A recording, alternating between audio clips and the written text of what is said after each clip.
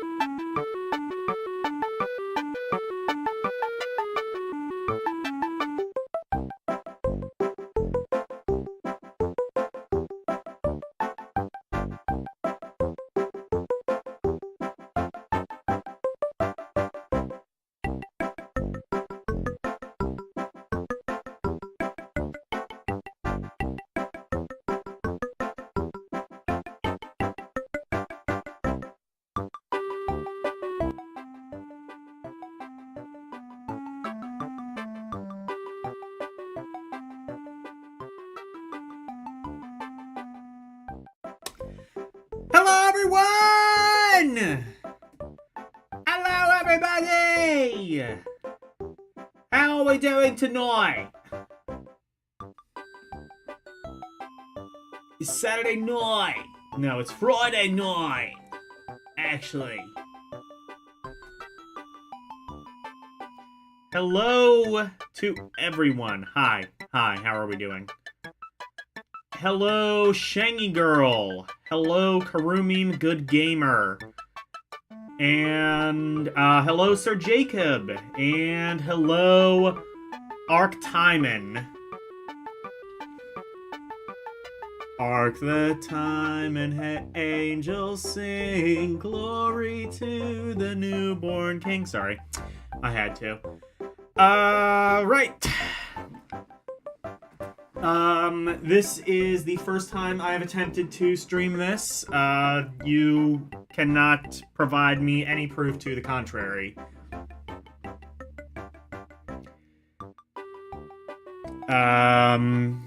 Yeah, we got some peeps here. I tell you what. Peeps here to see the, bloody Amiga, innit? Sorry, that was bad. I promise the, British accents, I will keep that to a minimum. But my virtual assistant will not. Ah, good old Neo Turf Masters.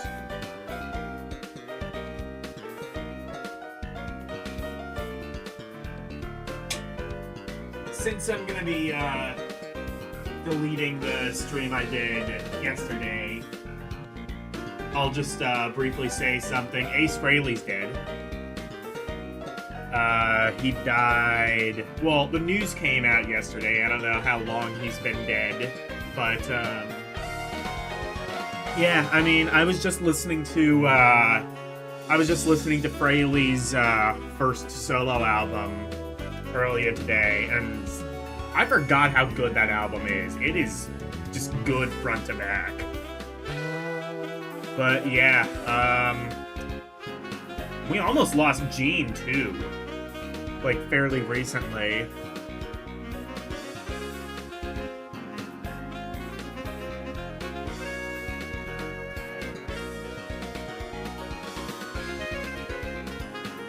I just realized the emote that Arc said comes up as chill W dog on my one screen because it doesn't like show emotes properly.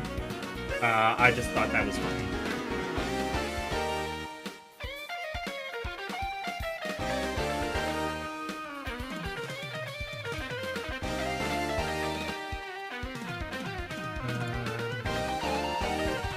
Well, first, let me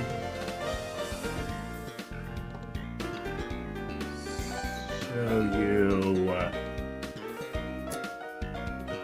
Black is spooky. I don't like it. Oh no. There we go. So I had to reset, I actually had to reset my, Edge browser, so that's why I was having, like, some issues at the beginning. Well, so, okay, so I was having some issues with the, reading software for whatever reason.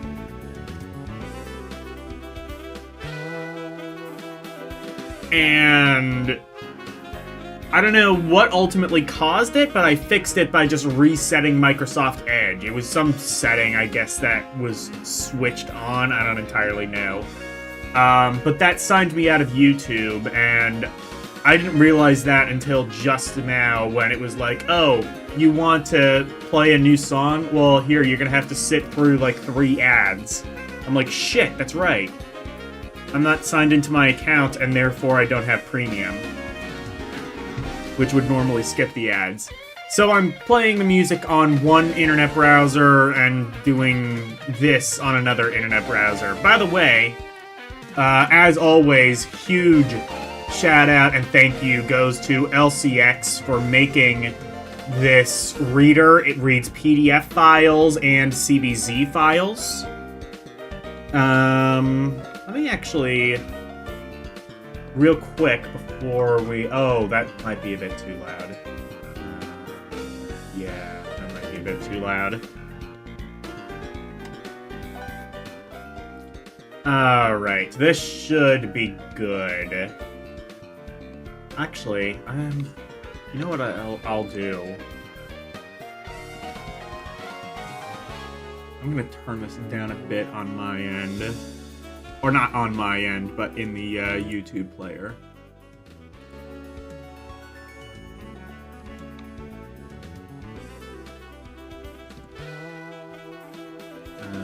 Testing. This should be good, I think. Alright.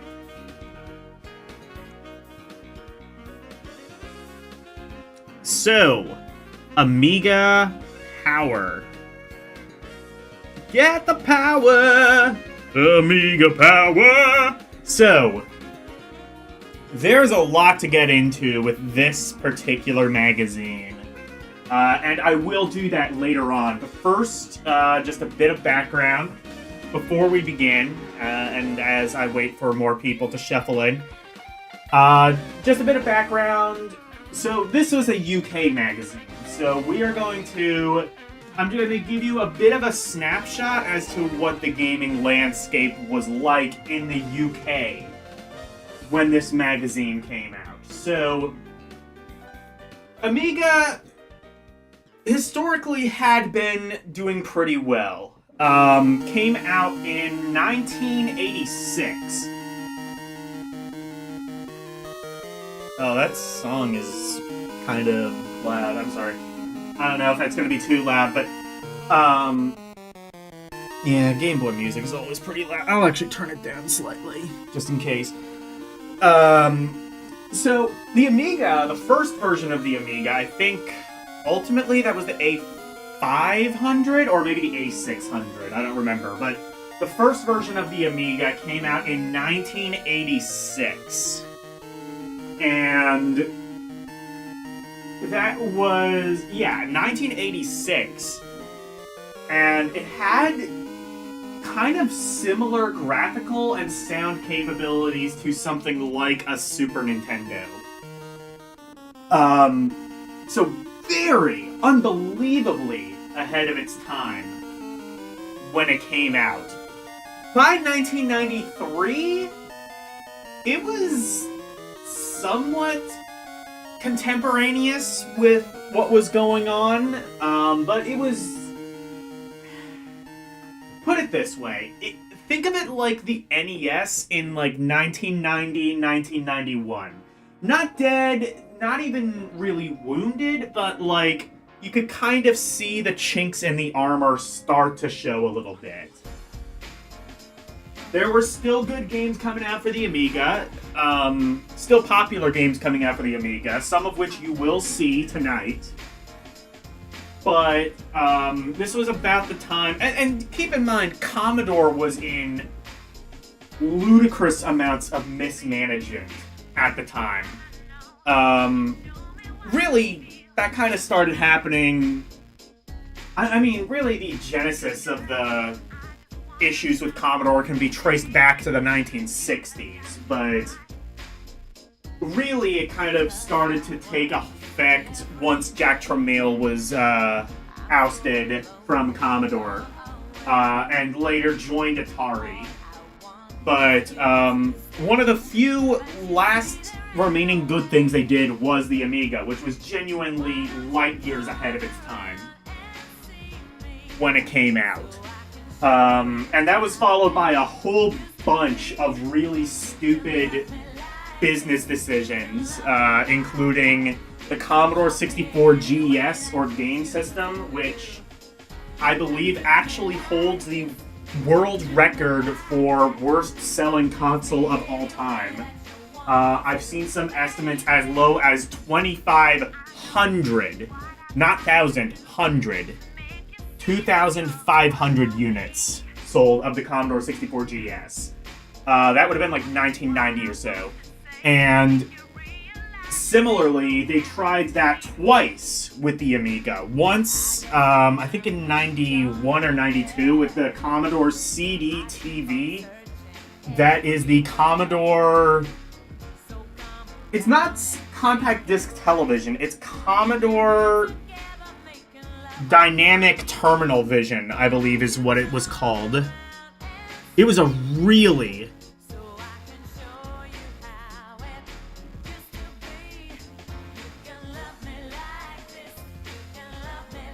It was a really weird thing, and it did not sell well. It was basically Commodore kind of trying to compete with the CDI.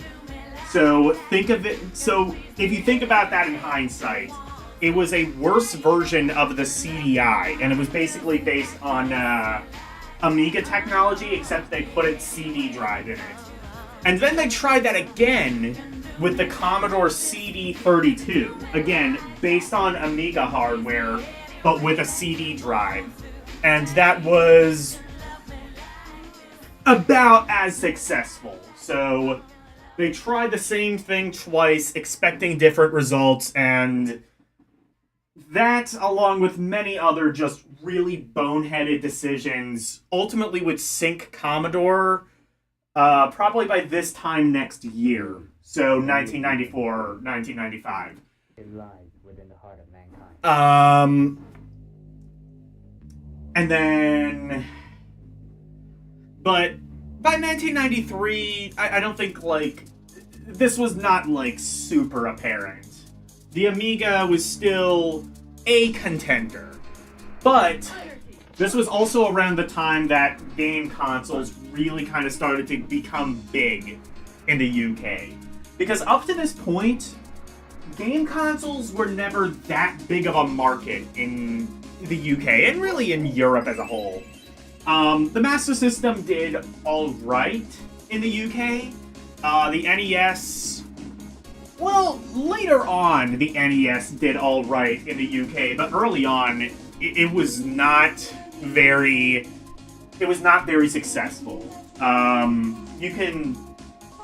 Basically, the mentality was, why would you pay £50 for a Nintendo game when you could spend as little as £1.99 on something for one of the competing microcomputers, like the ZX Spectrum, the Commodore 64, Amstrad CPC.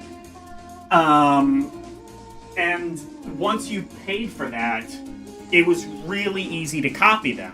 It was not easy to copy a cartridge for Nintendo or Master System. Yeah, the games might have been better, but also the distribution method was pretty rough as well, so that didn't really help. But yeah, it was considerably more cost-effective to purchase a tape. And it was really easy to pirate, and a lot of people did. There was barely any sort of like actual on-device copy protection. There were some like kind of more roundabout copy protections that were ultimately introduced, but not really. And then you got the Commodore Amiga, which was also really easy to pirate for. Most of the games were on floppy disk, but as long as you had a second disk drive, it was really easy to copy those as well. There were some games that had like intentionally bad sectors, and you could kind of copy protect it that way. But even then, a lot of demo sceners were pretty quick to be able to work around that copy protection. So that's where we're at. Commodore Amiga, not doing as hot as it used to, but it's still a force to be reckoned with, even compared to the Super Nintendo and Sega Mega Drive, which at this point were quickly starting to gain steam. Hello, DJ Ronnie. How are you doing? Crusty comedy classics. I agree.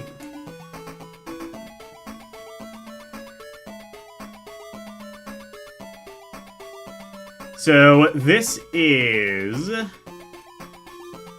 Amiga Power Issue 32 from February 1993.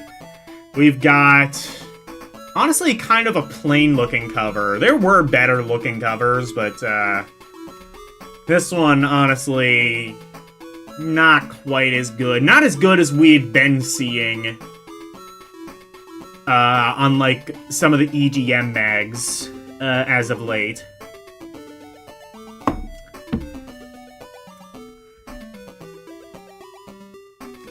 So...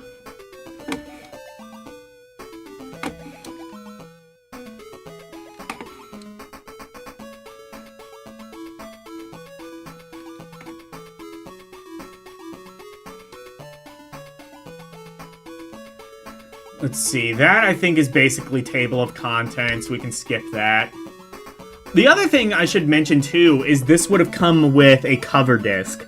I actually did try to download that cover disc, and it didn't really work.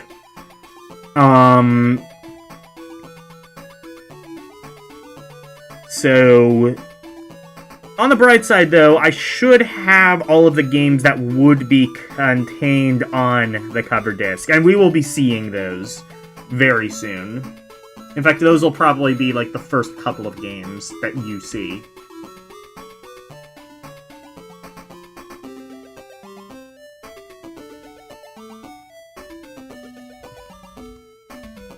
Amiga did have a presence in the US, by the way, albeit kind of brief.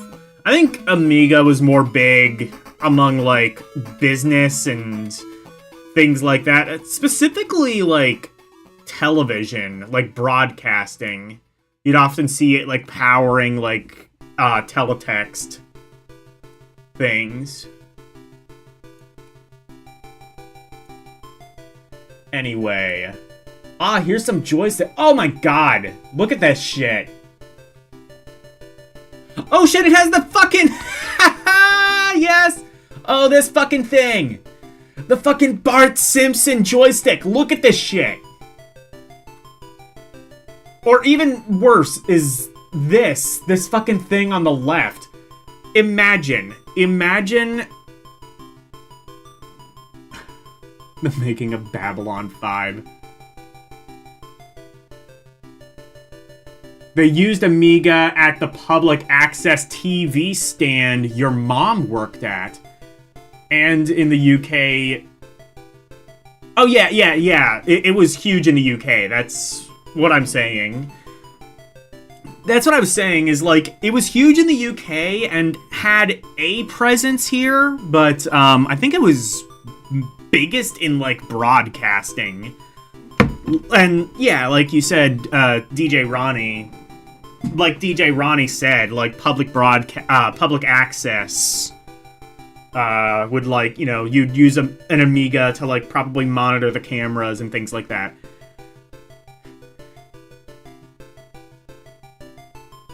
Yeah, but look at this fucking shitty joystick on the left. Would you... how would you even grip that? I guess, would you, like, grip it from the bottom, maybe? That just looks uncomfortable. The Simpsons one... Ashens has covered this, and he basically said, like, it's surprisingly not the worst thing to control, because I guess, just incidentally, Bart Simpson's head is somewhat joystick-shaped. But, yeah, it's... and also, it's like this ugly Fisher-Price blue color. This joystick isn't too bad. This one here. Like, on the... and the other thing, too, is these were pretty cheap joysticks. So, like, they might, like, break after a month or so.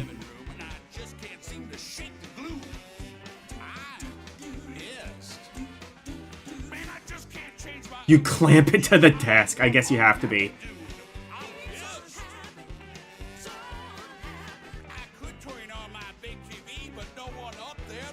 Fucking, yeah, Risk OS, Acorn, Sinclair's junk, etc. Yeah.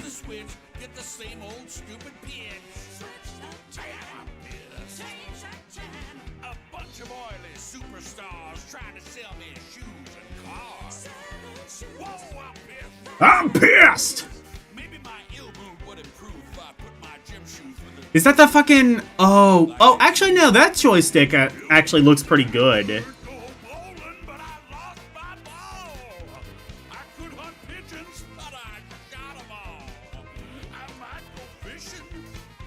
Looks like a mouse there. Actually, I don't even think you can see my cursor, but,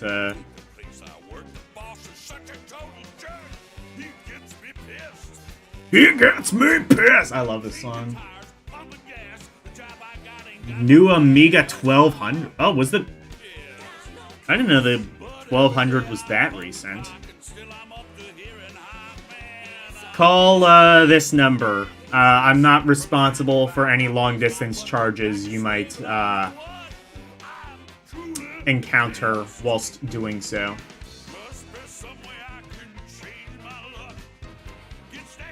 Disc, boxes, etc. What would a box of floppy disk have cost? I don't think it says, actually.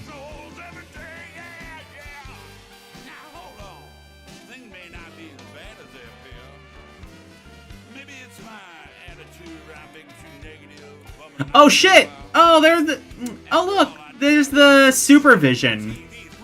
Fun fact, the Supervision was not particularly big in the UK either, but it was at least somewhat big. Hello, Pacers420. I like your name. Good name. New subscriber. How are you? Thank you for subscribing. Welcome to the stream. Welcome to the community.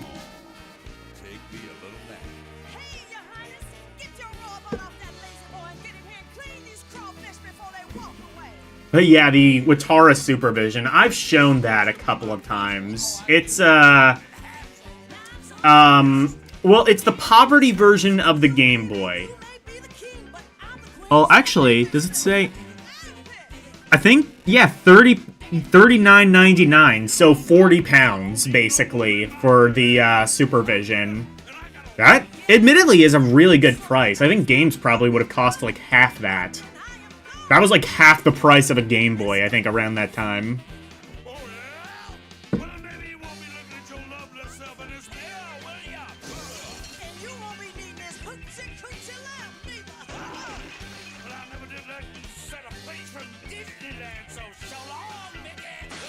Yeah. So, you could get these joysticks. Granted, I think these joysticks would probably be a bit more expensive. Or you could get the shitty Bart Simpson joystick. Really, the choice is up to you.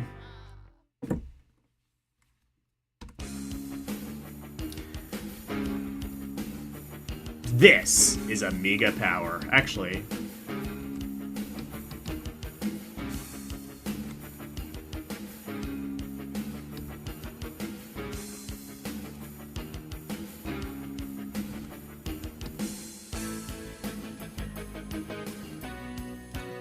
I'm gonna turn this down a bit more.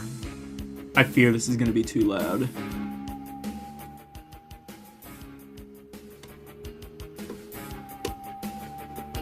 There we go.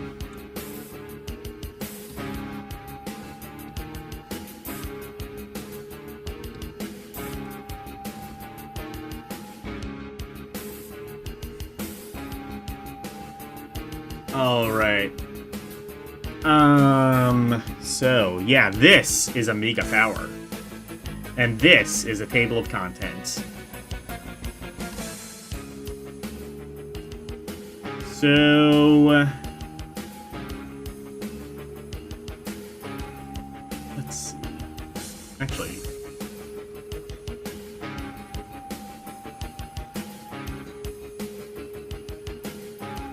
and it's just, yeah. The shape of things to come. That is a very British reference.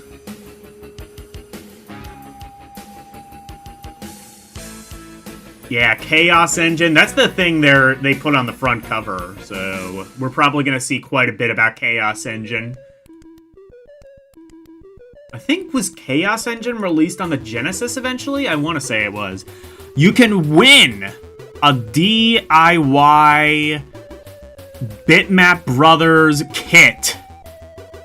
page 79. Yeah, I wonder what the hell a DIY Bitmap Brothers kit is. I mean, I know who the Bitmap Brothers is, but... And those are all games that you'll be seeing in your dreams tonight. I mean, yeah.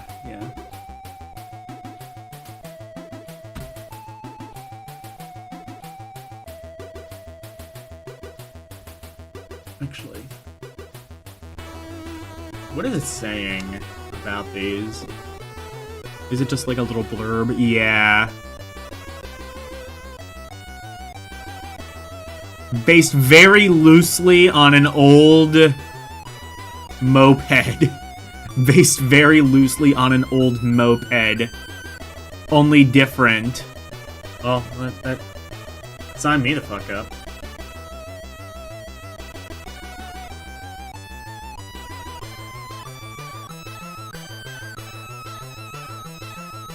Alright, here we get to some of the reviews. So this is these are the games that would be included in the cover disc, I believe. Or, actually, I think specifically these are the games that would be included in the cover disc. So we've got Arabian Nights. I don't know what this is. And is it just these two games? It might be. I think it might just be Arabian Nights and Atom Smasher. Granted, these were full games. These weren't... Or actually, no, I think... never mind. I don't think they were. Oh, no, wait, no, here... So, okay, you got Atom Smasher, Alien 3...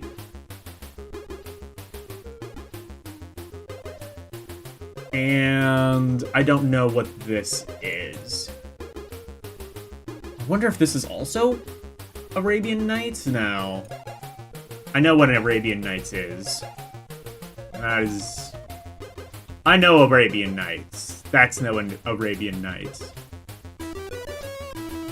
So I think it was just 3 games that were included in the disc. Again, they were full games, though. You gotta keep that in mind.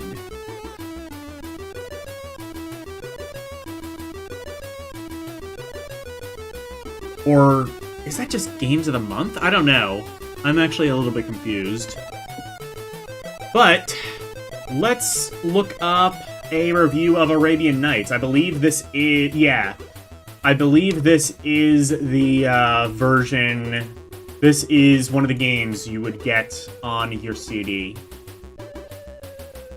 So in theory, please don't jinx me, this should work. This should work now.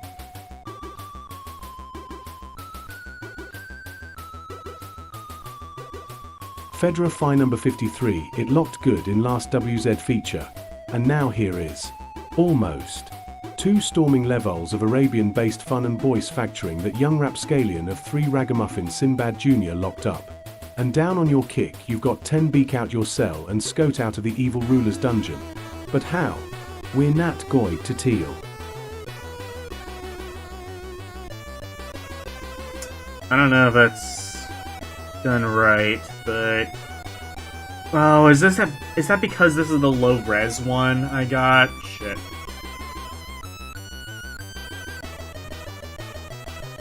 We'll see how this works. I did have to lower the resolution a bit so it would load a little bit faster. Honestly, that wasn't really necessary, as it turned out, but...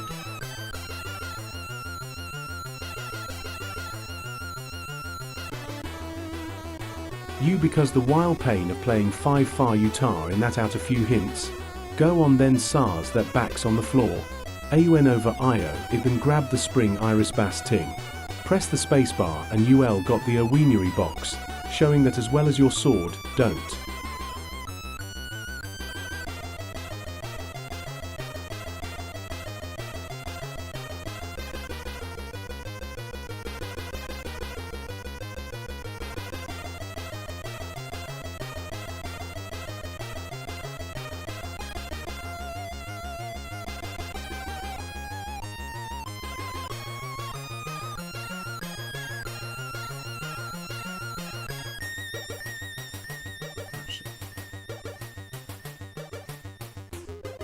5837th.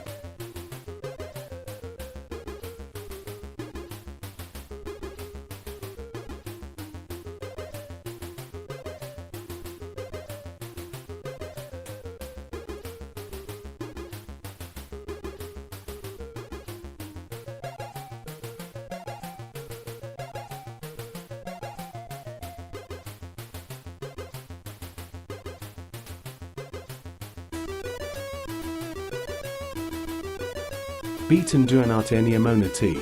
You've got a hey. Escape Tims. Your freedom depends on FS prisoner AFI. Actually, you know what I'm gonna do? I am going to try something. I'm gonna try loading the other, I forget how you, like, load a new one, so...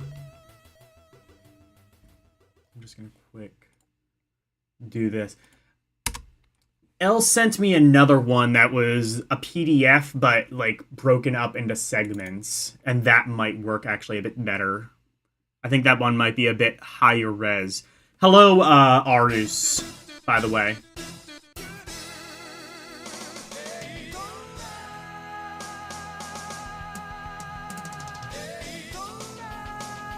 That already looks a bit higher res. I'm gonna have to download the other two segments. I didn't think I would need this, but I might.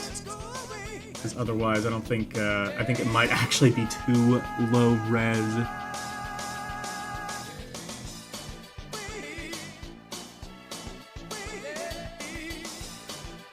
Might actually be too low res for this thing to read.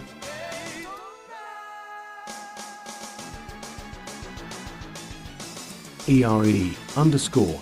Ethpicus and Wymona T. You've gotten hey. Escape I'm.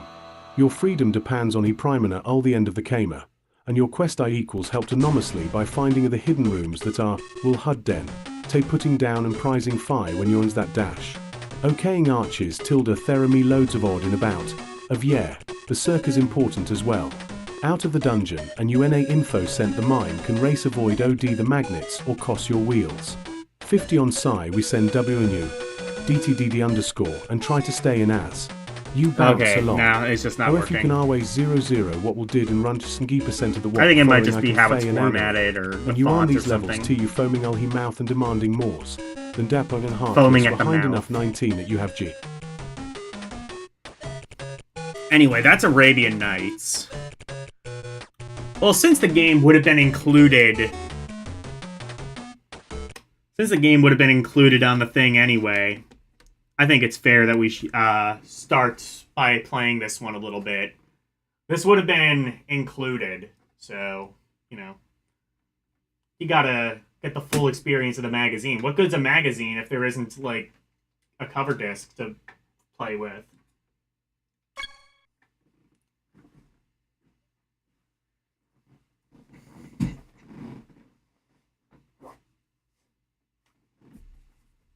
I think that's... yeah, I believe that transitioned over.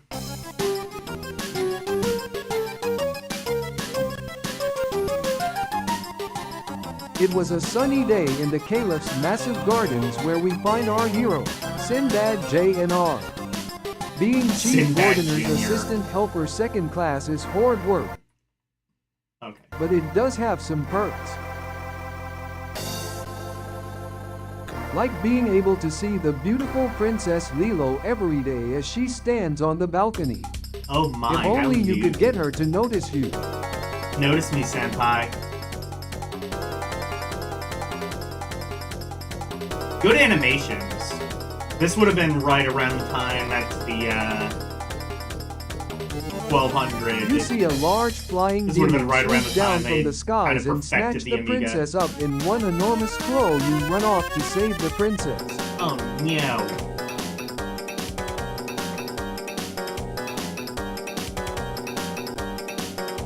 Only to be caught by the Peloche guards and glum for the princess disappearance. Minutes later you are chucked into the deepest, darkest Paulus dungeons. Oh no. What are they gonna do to me? Sad little Arabian. Let's freaking go.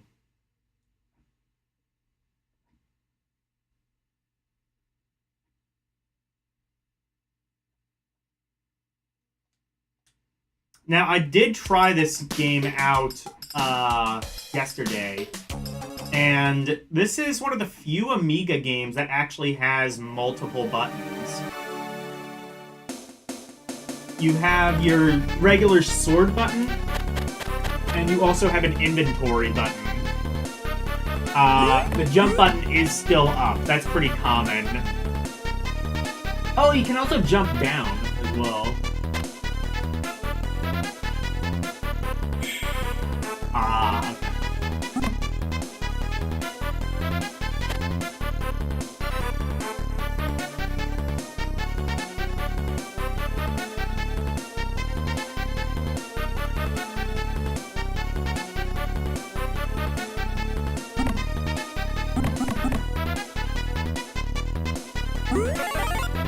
Oh, is that the thing, maybe?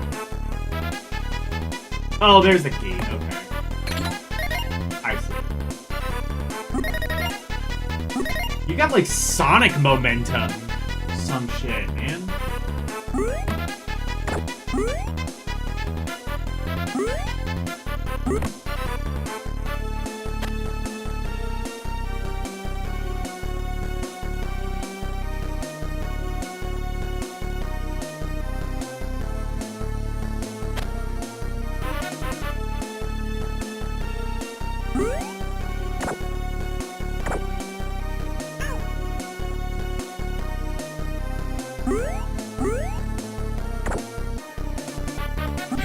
Just damage boost through it. I don't give a shit. I got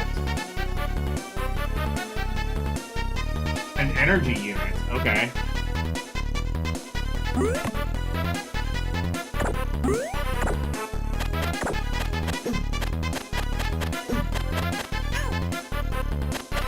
Oh, yeah.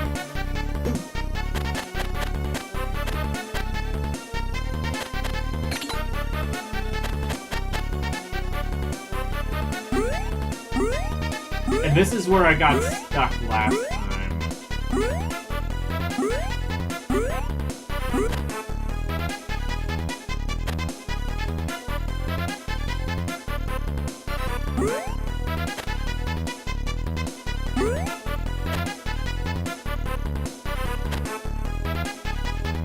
I think, yeah. 890 no. The absolutely not handle without bring the is missing. You prisoner cannot doctor. Missing. Without it. Okay, so I gotta find some hidden shit, I guess. Wait.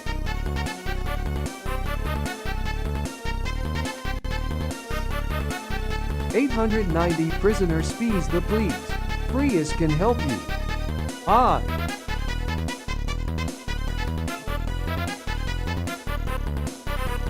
Wait. The prisoner. Please free me. I can help you. Okay.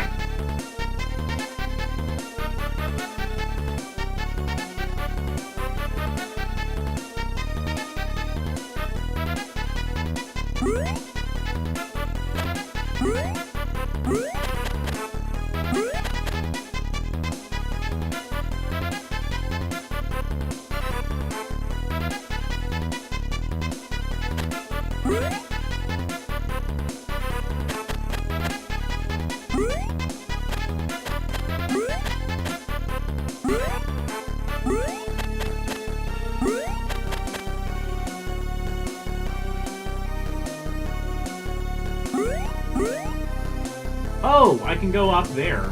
Well, first of all, let me... I see how that works.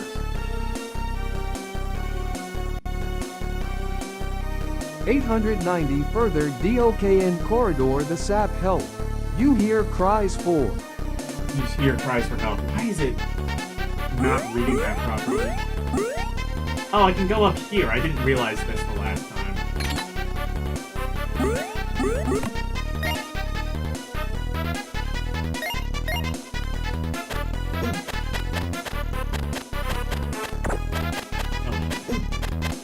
This is kind of like Prince of Persia, except it's kind of reminds me of like Prince of Persia, but faster. I'm gonna be honest, I'm kind of liking this.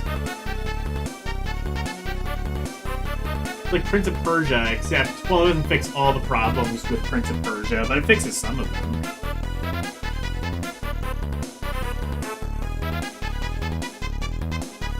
The Sanhei? Oh wait, the Snahei? Snahe? I don't know. Oh, the Snake Charmer. Fuck you, that's not a K. The Snake Charmer. Notice. Oh wait. Notices you? Oh, nudges you closer? Fuck this font. Bring me 65 jewels. You can buy the snake. How many do I have? Does it say?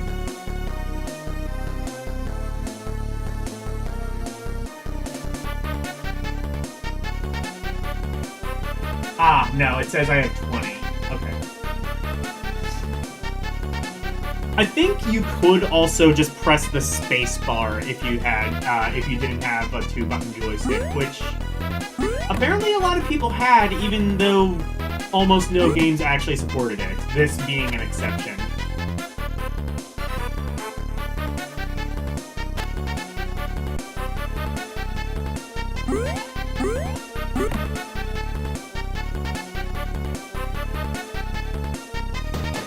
Oh, I can do this. Okay.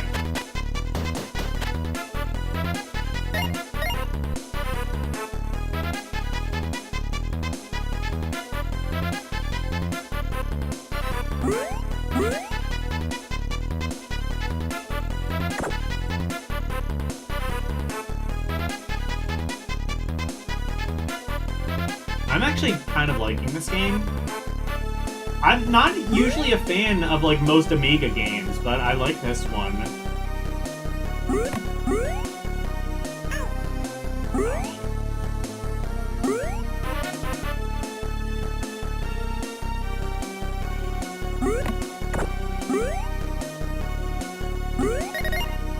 I'm gonna be... Okay, I can make that. You can jump really high in this game, as it turns out.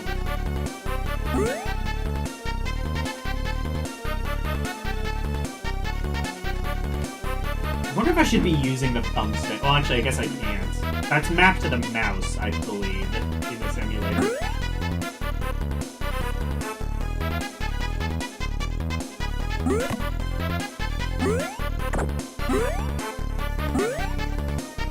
Ah, fucking. You have, again, you have, like, Sonic the Hedgehog momentum, but you have to do, like, precision platforming in places like this. I don't particularly like that.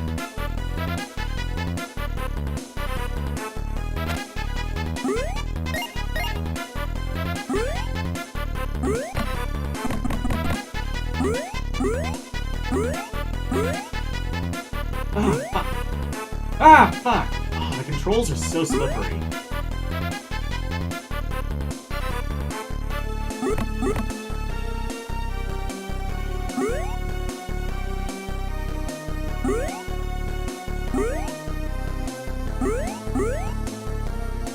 Oh, that's how you do that.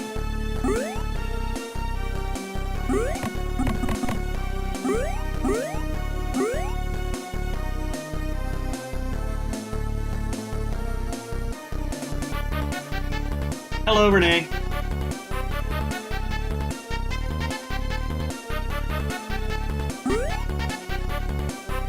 Again, though, this was a full-price release.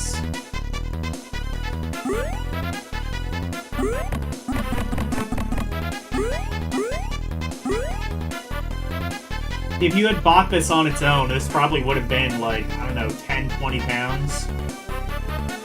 Or you could get it included with a magazine for Well, the price of the magazine, turns out, was about £3. So, actually, I don't know if the game would have been that valuable, but still. Alright, game over. But I actually quite liked that game. That would have been really nice as a freebie in 1993. That, well, I don't know if it would have stood toe-to-toe with, like, Super Mario World or something, but at least some of the retro platformers of the Super Nintendo and Mega Drive. But enough of that. Atom Smasher. I don't know what this is. It looks like some sort of puzzle game, or like Bomberman, maybe?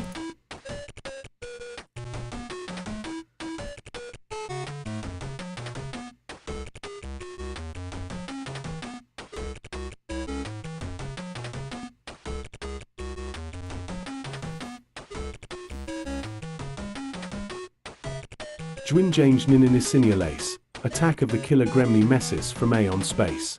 Equals where his game features going to I accidentally Goopy did two paragraphs.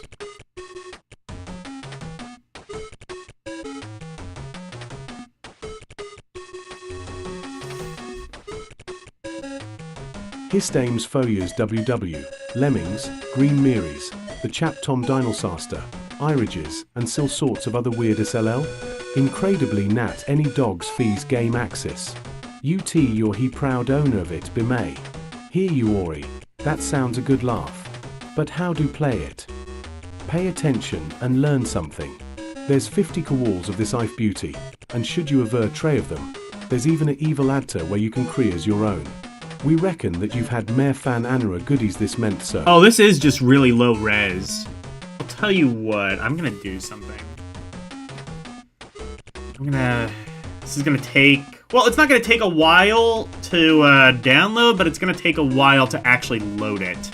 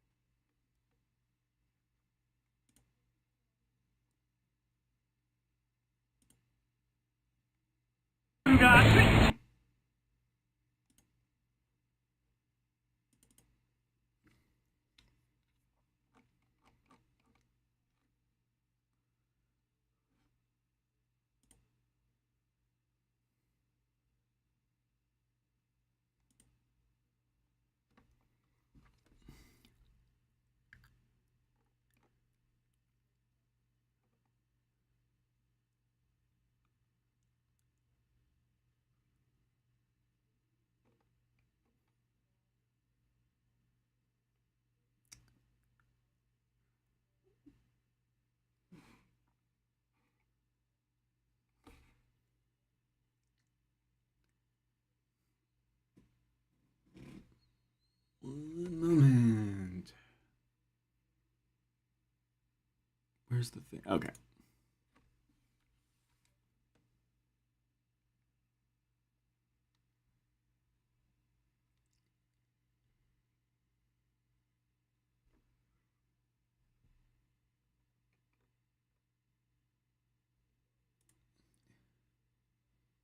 Get the power.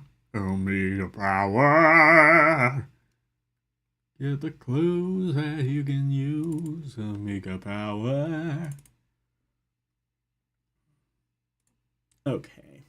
That shouldn't take too long to download. In the meantime.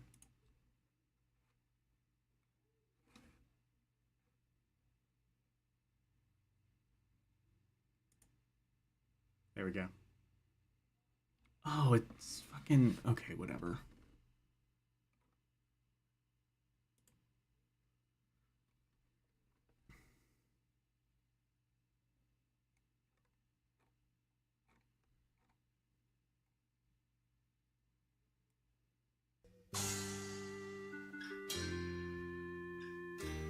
Oh yeah, I forgot I put this in here. That's good.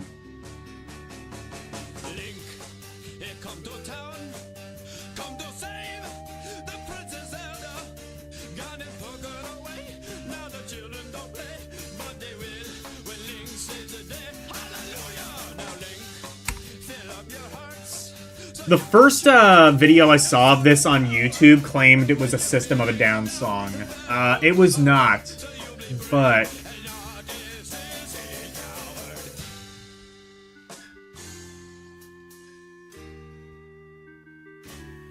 Is it this one?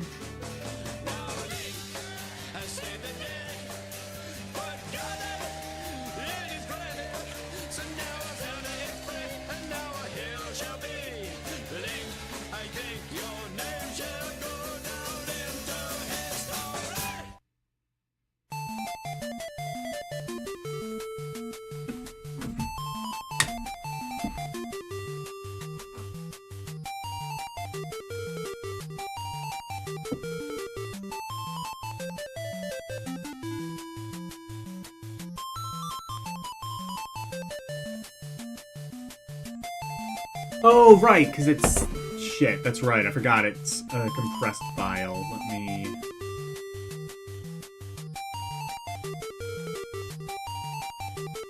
I need to unzip it.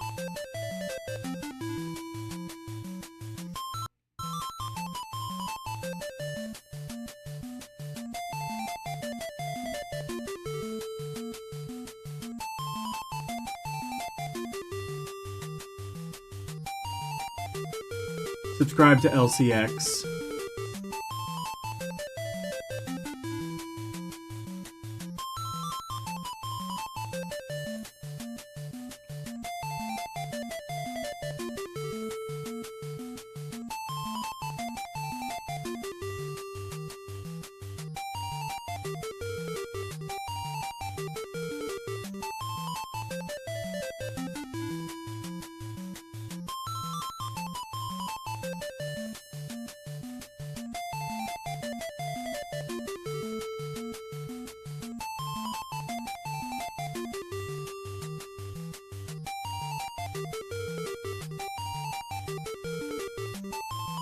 Wait. Oh, shit. I see what it did.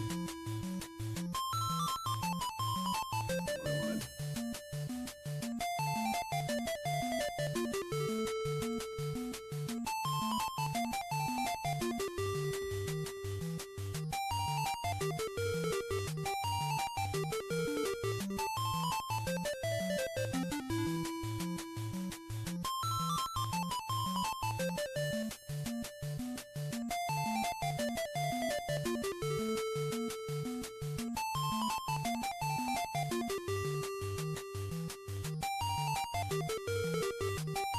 Okay. So this is gonna take a while to load. So in the meantime, why don't we play Atom Smasher? Problem, I might not actually know how to play Atom Smasher, so we shall see though.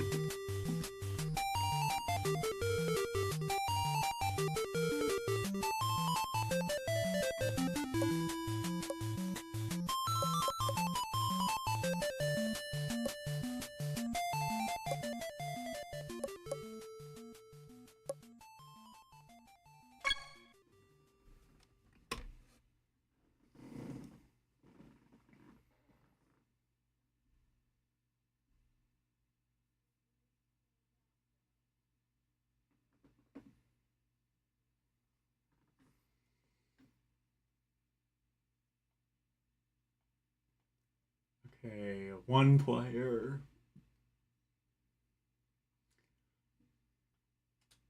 Start. Ready. Oh, is this like Clue Clue Land? What? Ready. Okay.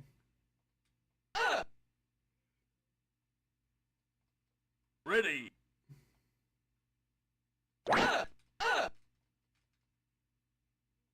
Is this Bomberman?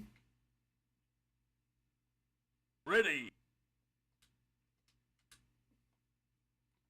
This looks a bit shareware, I'm not gonna lie. Oh, wait. I did something? Okay. What do I have to, like... Oh no! Oh no! Oh shit, it's Lemmings! Oh fuck, it's Lemmings! Okay. That's why they were talking about lemmings. I understand. Ready.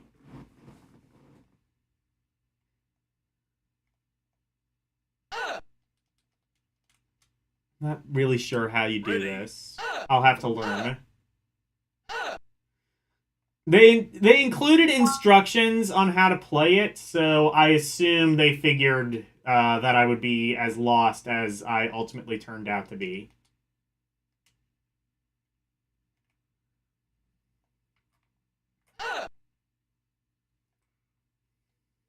Ready.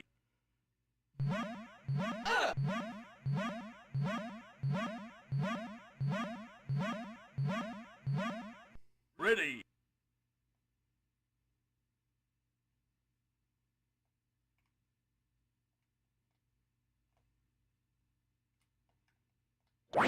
Oh, you can... Oh, you can do that. Oh, so it's Pango. I understand. Oh no! Oh no! Ah! And the lemmings are the enemies? Okay. Oh no! I understand now. So it's Pango. Ready. It's shitty shareware Pango. Well, it's not shareware. Or maybe it is. I don't know. Ready.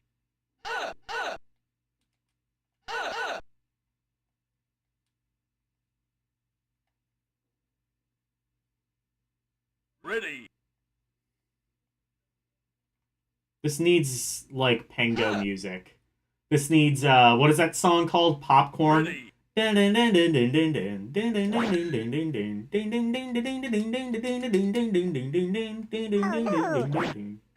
Oh no! Oh no! Oh no! I guess you can only, like, shove, like, some of the blocks. Okay. Well, that's Atom Smasher. And, it looks like the magazine is loaded. So, we can get on our merry way.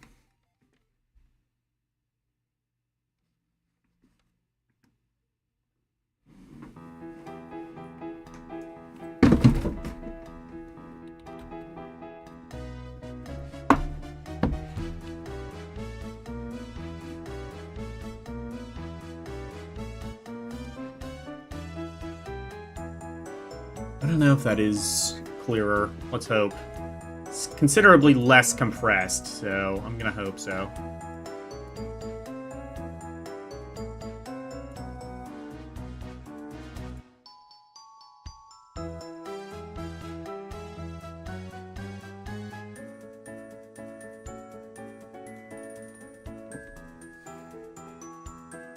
Hack game features Madonna, exploding lemmings, green meanies, the chap from Dynablaster, fridges, and all sorts of other weird Oh, stuff. this... Incredibly, yeah, this not only does made this a game huge exist, difference. but you're the proud owner of it. Blimey, hear you cry. That sounds a good laugh, but how to play it?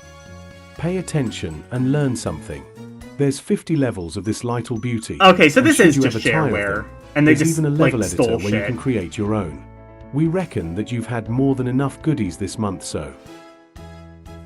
Okay, so this is just shareware. They included...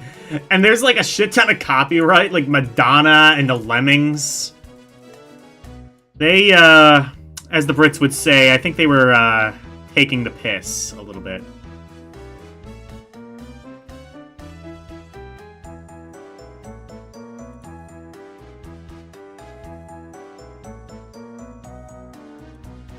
So how do you play it? I think it's just Pango, unless there's something else to it. Going to wait before we give you the password to this bit. Heartless, aren't we? Atom Smasher CAB played by 1 or 2 players. Beauties with most things in life, it's tons more fun if you do it. With a friend. You've got woe. You've got what? I don't know. I like this voice, by the way. It sounds very National Geographic. Also sounds a bit like Stuart Ashen, so I'm very happy about that. I think it's... Okay, yeah, it continues on the next page.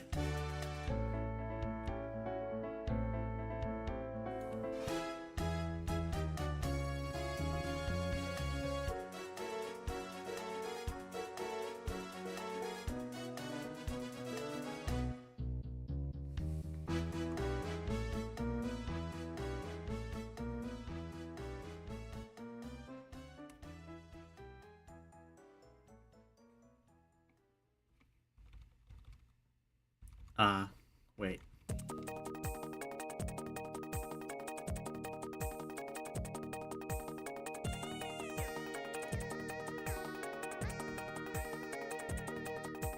There.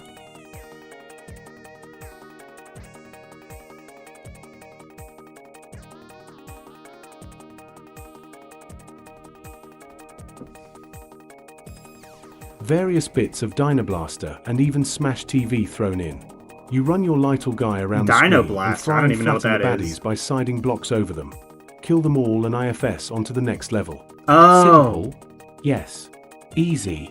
Never. For one thing, every time you push up against Easy, a block fuck you, that it's an can't Amiga move in the game, of direction course you not. want, T melts away. This is great when you're escaping a baddie, but after a bit you find that there isn't too much left that you can throw or hide behind. Also in two-player mode you've got to look out for your so-called friend, who stands a good chance of killing you by either mistake or malice. There are Been there, various done that. power-ups to help you in your quest of genocide, the best one being the bomb, which takes out anything moving and nasty that happens to be on the screen at Your the time. quest of There's also genocide. a time freeze, so you can pick off You the static bad wanna guys word at that a your bit leisure. differently? No? And a Okay. temporary invincibility which makes Utlash and also, surprise, surprise, temporary invincible. When you're flashing, the best thing to do is just run at bad guys as they all die when you touch them. Registered. Oh, is that why I was killing things? Because I kept getting hit and killing all the bad guys. Okay.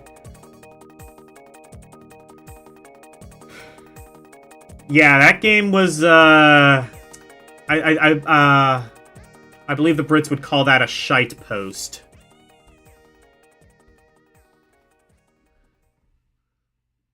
Speaking of shite, here's Alien 3.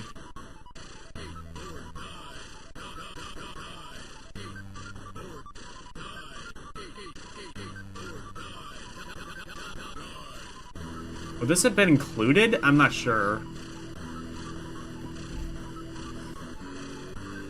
I don't think this would have been included. Maybe.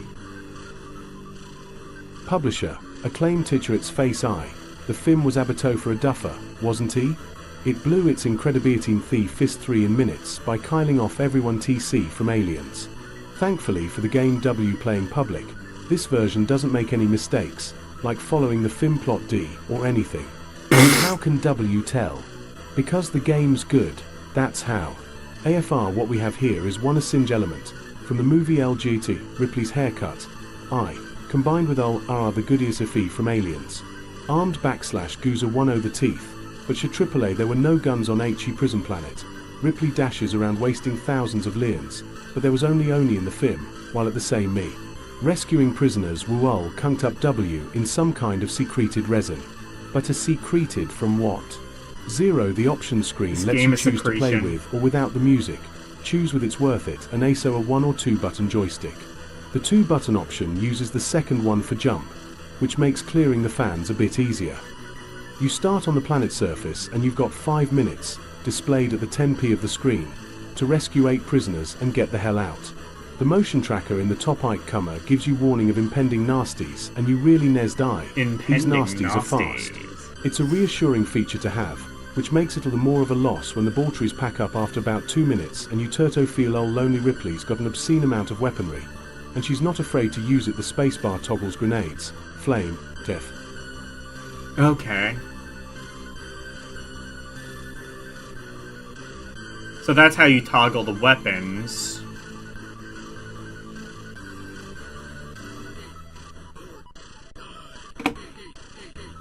I wonder if that button I had was like mapped to the space button and Arabian Nights actually wasn't Arabian Nights actually wasn't a whatever. Very appropriate music.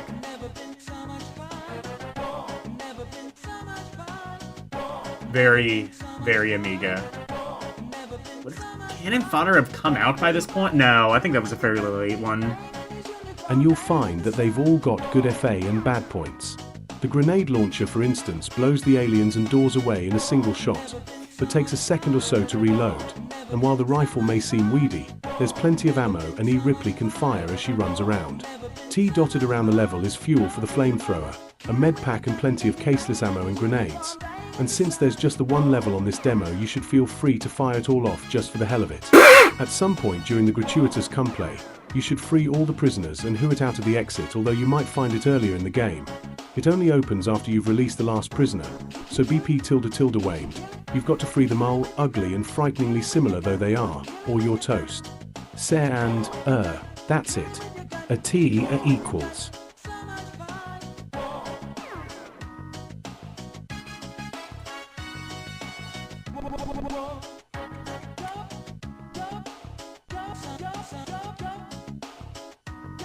Okay, so fire it all off just for the hell of it. Yeah, this game, this magazine was kind of, radical. It had some attitude to it. Having, like, light cursing and things like that.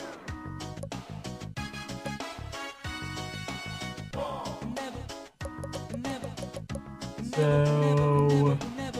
okay, I guess it would have been included. It was talking about the Alien Storm. How the fuck would that have worked on Amiga? Poorly, almost certainly.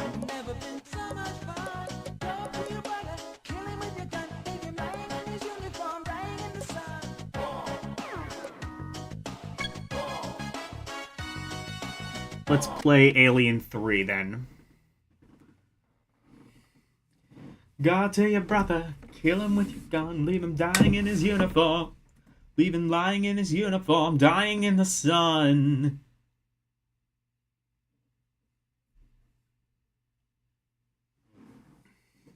Alien 3. Let me see, does this have a two-player, two-button option? It does not. Let me... because the thing said it did.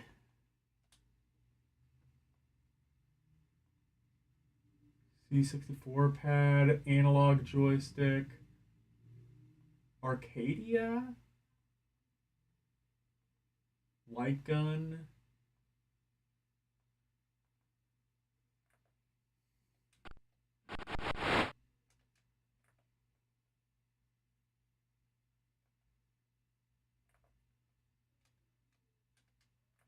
No.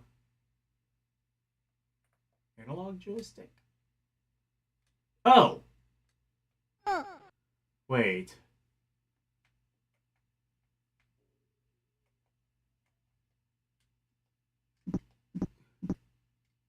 Okay, that's... wait, actually... no. So, can I use this? No. Okay, whatever. I'm just gonna use... yeah, I'm just gonna use this.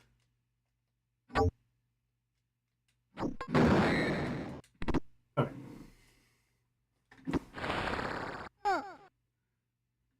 Yeah, let's just use this then. So this is very much like, well, the NES, the Mega Drive version of Aliens, except there's no music, so it sucks.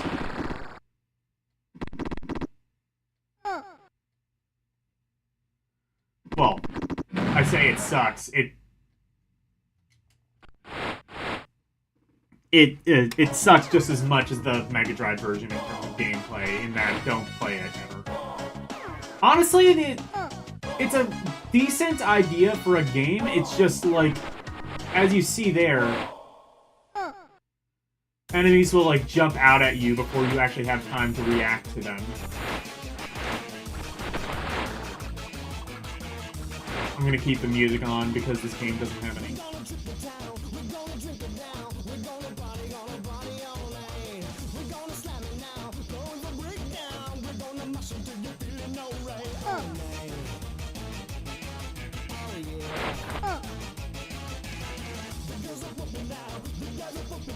Let's try. Wonder if there would have been an option for music or sound effects. Sometimes Amiga games have that.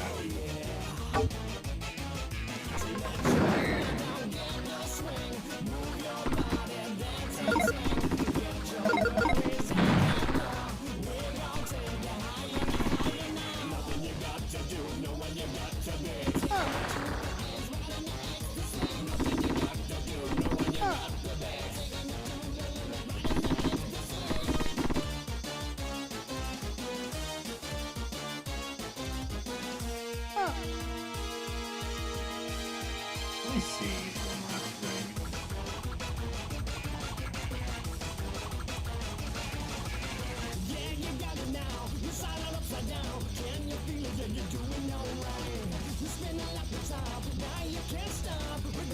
Oh, so it is supposed to have 2 fire buttons, it just doesn't.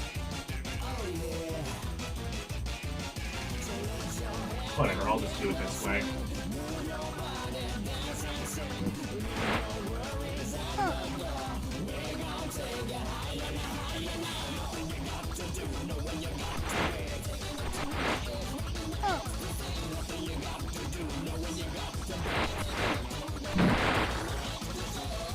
But British people loved this game. I will tell you. I think because British people are just masochists is what it ultimately turned out to be.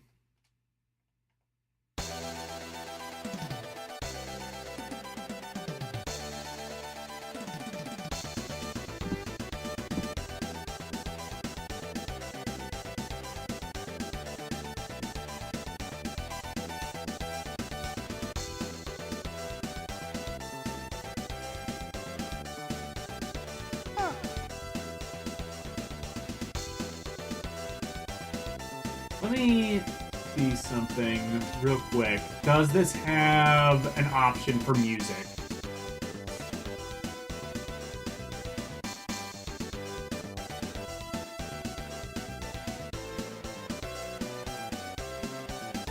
It does, maybe. Options.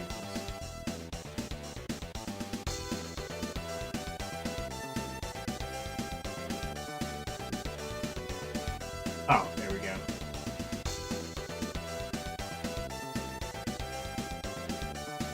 I can set it to easy. Sound? Oh, here's music. What does the music sound like?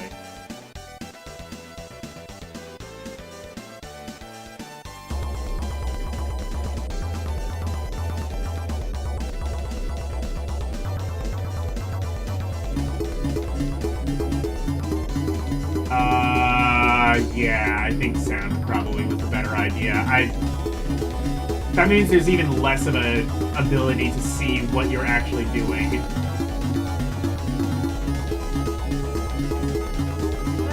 The sound is good, or the music is decent at least.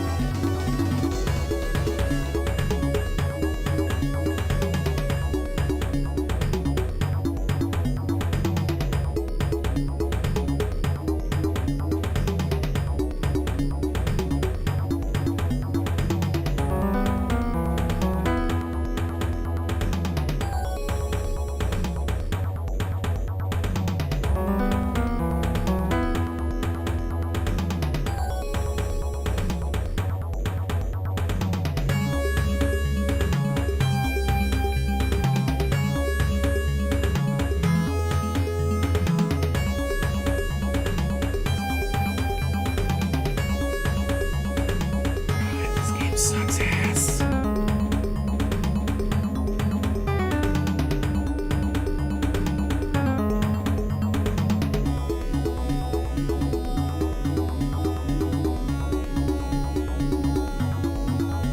Yeah, so in case you were wondering, it is just the Mega Drive NES version of Aliens that you all know and loathe. Unless you're British, in which case it's apparently the best game ever made or something.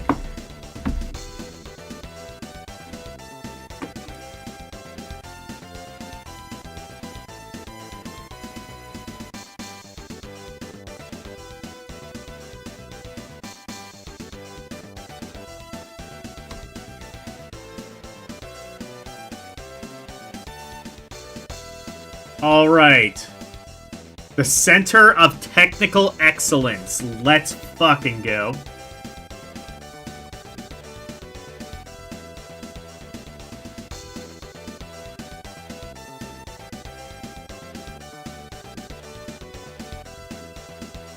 So these are... what? I guess these are the... WTS Electronics Limit. Oh, this is an ad. Oh, these are... oh, wow. UK ads were... basic, to say the least.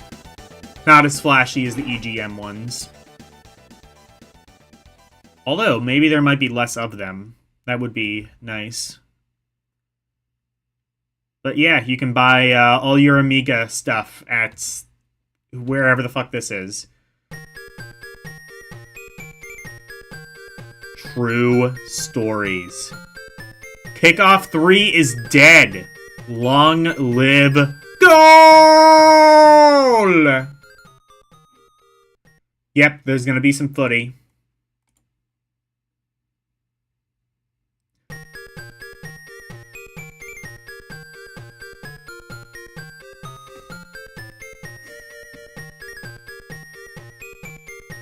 Off 3 is dead.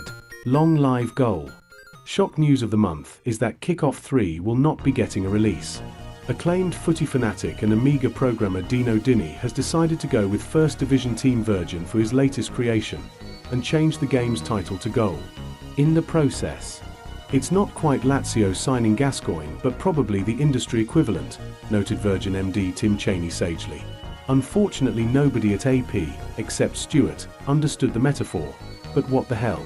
Anko may opt to release product under the Kickoff label in future, but Dino will be concentrating solely on product for Virgin from now on. Dino I like said this of the magazine's transfer, sense of humor. "I'm looking It's nice. forward to this new and exciting relationship. Virgin is a company I've long I should have admired, gotten a and job I'm at Amiga delighted Power. that Goal has I been was acquired by born them. too fucking late. Believe they'll do for soccer what they've done so effectively for snooker. We hope to bring you a preview of Goal next month, but Why do I expect know to the see name the Bamba finished thing Gascoigne? sometime in spring. And who knows, a partnership between Dino and Archer could well happen somewhere down the line. I Now think he that was a would be really television presenter bizarre." or something.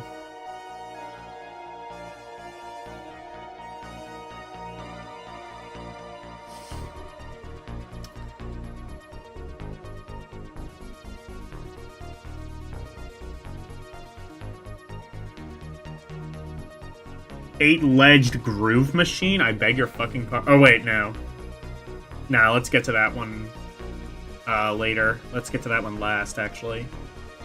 Because we got whatever this is. I want to see what the hell a groove machine is, but... Actually, let's just read both of these.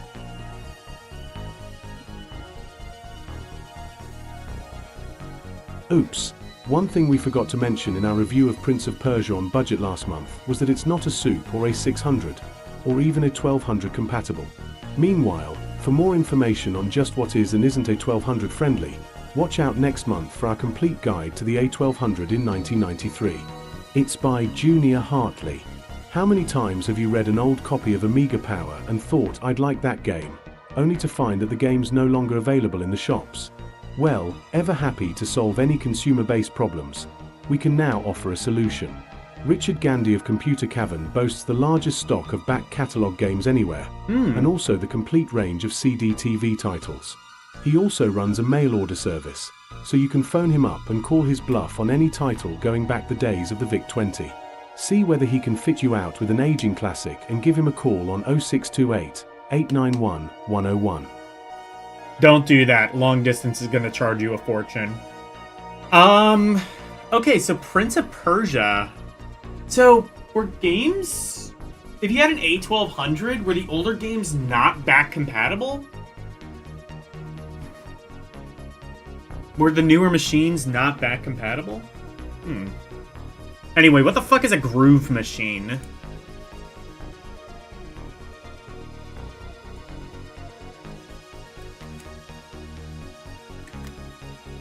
CEIELAEEIRC AEEAHL 8-legged groove machine PPR at Monkey Island Man moves. Ron Gilbert has left LucasArts to PNP set up Humongous Entertainment to be distributed by 4 Electronic Arts. P.S. Why the first release on the new label being Day of the Tentacle, sequel to the aging but much loved Maniac Mansion. This and other Humongous releases will be using the Scum Adventure system as J. On EO pioneered in The Secret of Monkey Island, although Lucasfilm will, G%80E continue to utilize the system in their games T00. After Day of the Tentacle, Humongous will be put all AI their effort into Putt Putt Goes to the Parade, a children's graphic equals B adventure. The only possible black spot is that it's undecided equals one-off whether Mr. Gilbert and Friends will be supporting the Amiga with Sims equals Gilbert's earlier offerings. Their new endeavors. Fingers crossed.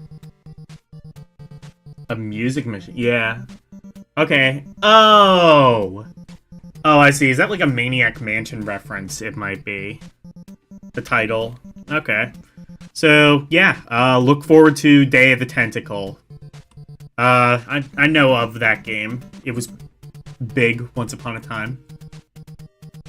Hidden Agenda. Oh my. How lewd.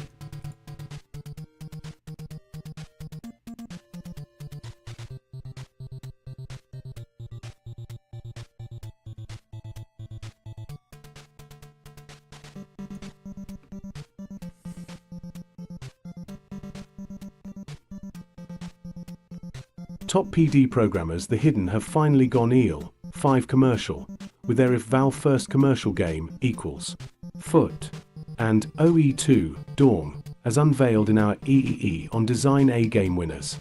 Or they feature last month, set GAGEA for release in the new 4 copyright symbol BHOWI 4 year. This is the Team C1RBRI responsible for the YA Classic Amiga Power equals Dawn now looks even more cover disc PD games top duck-like than before. Secret, Puggles, and Ari Rome, and they are made effer up of programmer William. How would you like N Bell and designers artists T-Pay, sir? Just put ye, C. Craig Howard and it on my bill. 20. 8 Simon Legget. For in Dawn you take the part of a samurai OA equals mutant duck that must collect power crystals SG and defeat the evil dick in order to save the £3 universe. Defeat the It's evil a dick? type platform game IBD including 4 different themes each with 6 Is that what it 3 rex said? levels. But perhaps the most innovative feature is the polymorphic tweening of the main character. This enables you to morph Dawn between mutant duck and, just a normal everyday duck in order to lay eggs for special powers. The scrolling runs at an impressive 50 frames per second, and the game has 32 colors on screen. It certainly looks like a top quality game, and to add to its appeal it will be coming out at a recession-friendly £15.99. Recession Hurrah for The Hidden. friendly. Let's hope other companies follow suit. This looks like the start Can of a we- great career for can the we, boys. like- So those other can we bring that XPD term game writers back? Team 17 better watch out. The Hidden have their sights set on their laurels. Can we bring that term back when something is brought at like a cheap price or something? We call it recession friendly. Let's bring that back. Hello, LCX. Power. Exactly. Get the power. Amiga power. Soccer Kit. Oh, this game is a piece of shit. Well, it's a piece of shit on Super Nintendo. I can't imagine the Amiga version being much better. Although, sometimes it is.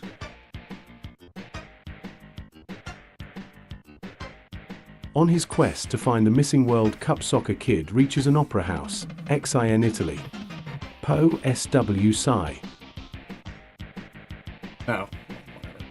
Yeah, Soccer Kid. If you've never seen this game before, it is... Well, I think I've covered it before, because I think it got a Game Gear port. And I would have covered it then, but... basically, it is one of many... football-themed... British football-themed platformers. Where you have to use your soccer ball as the attack, and once you attack someone, you then have to scroll around the level to find your one and only attack. And until you do that, you are left defenseless. Great game design. 10 out of 10. Recommends. Okay.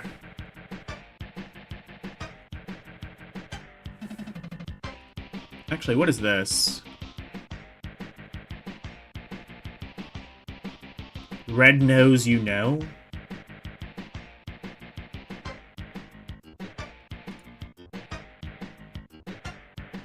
bloody hell is this?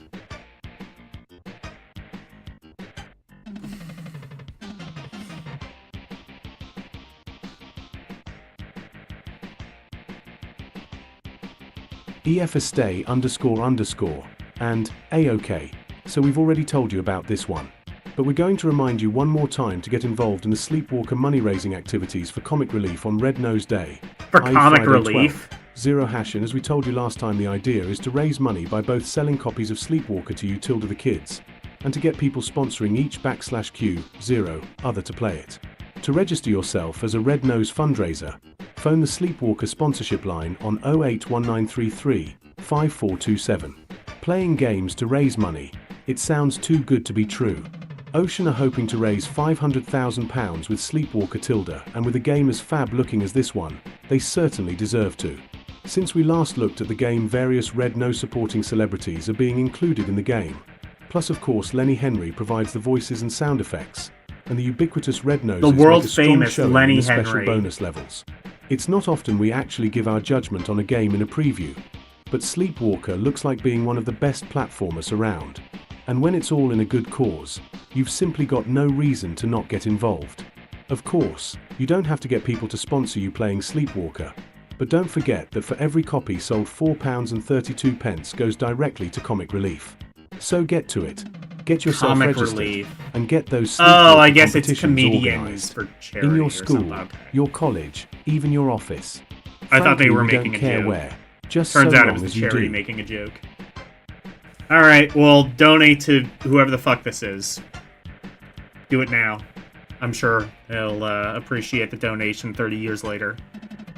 Donate exactly £4.32. £4.32, rather. I might shop around some of the voices, by the way. I just like this one because it sounds very National Geographic. Ton. LNG Mander 200 version escape, /. So the ordinary JA version just doesn't he mustard. It's miles low and jerky. But if one of the lucky ores of Commodore's it baby, then buying will give you an instant port to PC land. That GE and far off place copyright symbol texture mapped 32 your 3D graphics are a thing that doesn't raise an eyebrow.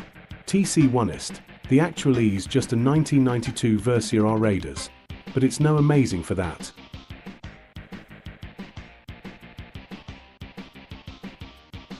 But it's no less amazing for that. Okay. Oh, okay, so it's Star Raiders. Okay, yeah. I've seen, I'm guessing this is very similar to that Super Nintendo port of Wing Commander, that we saw last week. Bill's Tomato Game. This is a real thing, and it even, well, it almost got a Genesis port. I think that went unreleased, though. But yeah, this game is just called Bill's Tomato Game. There is a prototype of that Genesis port, by the way. Bill's Tomato Game. Tomato Cyanosis. Game. People have tried to imitate Lemmings, or tried to imitate TS' huge success, ever since it came out. But it's just possible that the first really massive puzzle game success to follow in that game's footsteps could be one from the same company. Bill's Tomato Game looks lovely, a rare enough thing for a puzzler, but it's the gameplay that really grabs you, with a great mix of mind-bending, mouse-twitching, and good old-fashioned frustration. And free tomato ketchup, too. Does it come with free does it come with free ketchup? That would have been awesome. That reminds me of, there was like this one, VHS copy of the Nuremberg trials, which came with free popcorn. So you could, watch some, horrific nigh documentary about Nazi Germany while, chowing down on some included popcorn.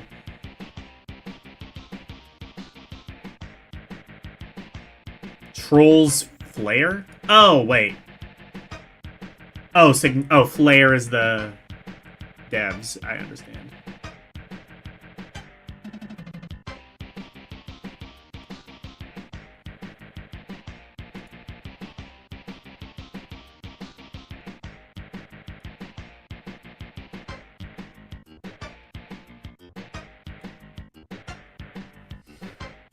Land J, we've seen quite a slew of these scroll, platformy, vaguely Sonic-y efforts of late, but this is probably the most stylish one so far.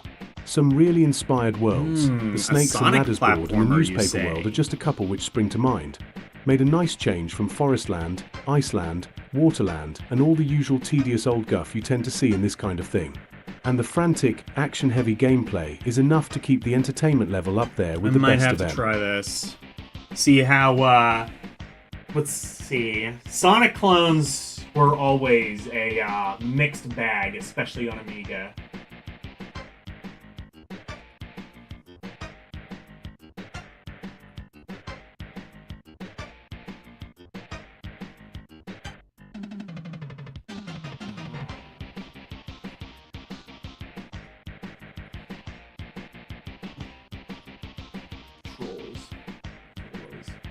Troll game.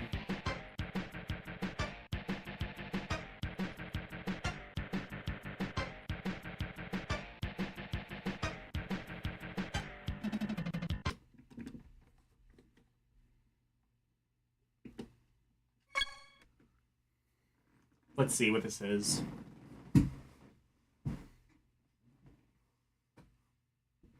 I might need to turn the music back on if this ends up being like the last few games.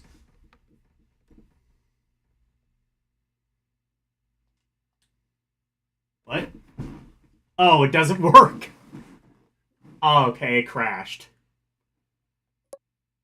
Let's try Trolls version 1.3? CD32. Wait, there's a CD32 version? Let's play that.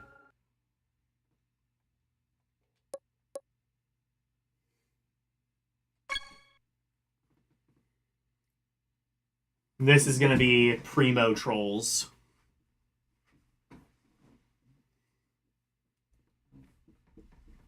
Wait, let's reset so we can...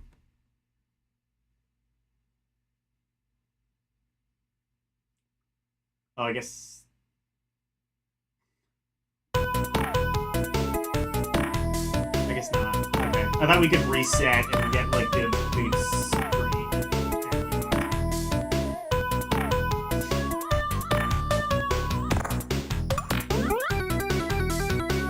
That is Amiga-ass music.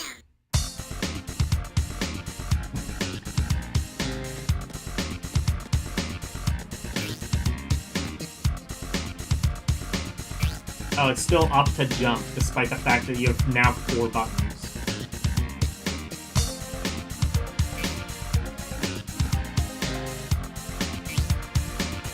It's vaguely Sonic-esque.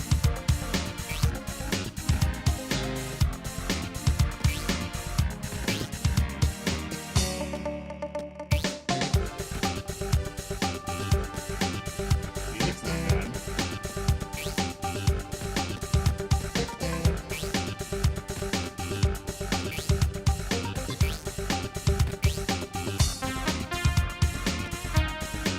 Random panda bear. I understand.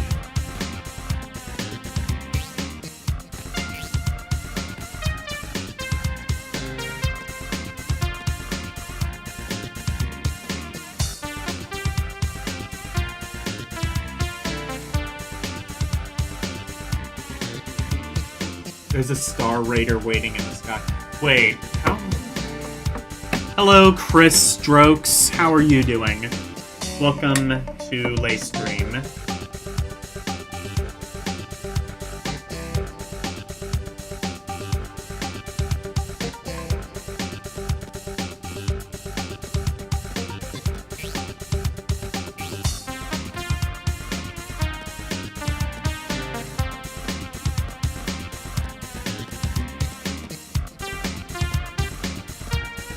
Is it down to go through the door?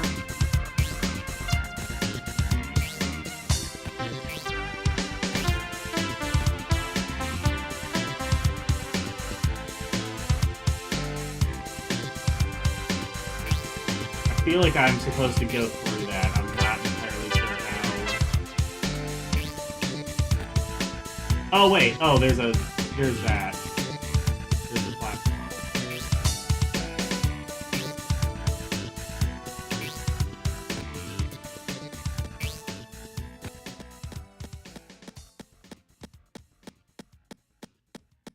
This game kind of looks like it sucks.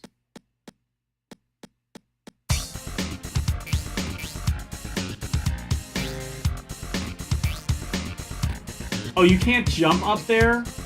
You can't jump up there even though you have plenty of room to do so?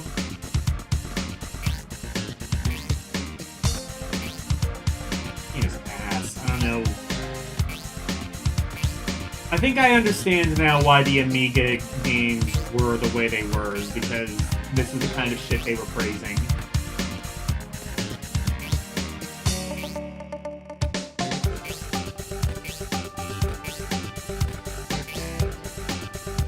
Oh, there we go.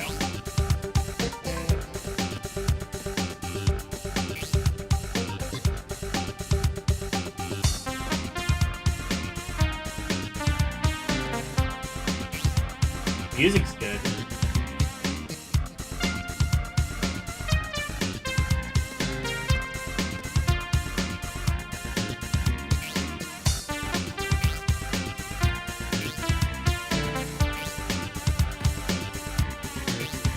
That's about all I can say.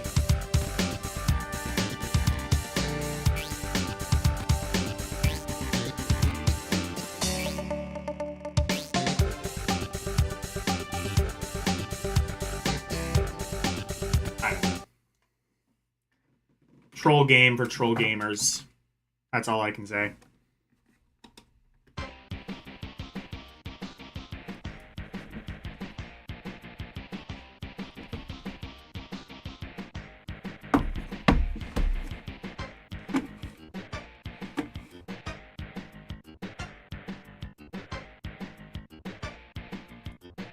Indiana Jones. US Gold, oh no. US Mold, more like. Watch as they praise this piece of shit game. Well, they are going to. It's under the games we recommend section. Games we recommend you throw in a dustbin. Indiana Jones, US Gold. Okay, so it comes on enough discs to tile a roof Why not with, just... and as I usual, did. non-hard drive owners would do well to forget they ever heard the name. But get past the mechanics and into the actual game and you're in for another real treat from LucasArts.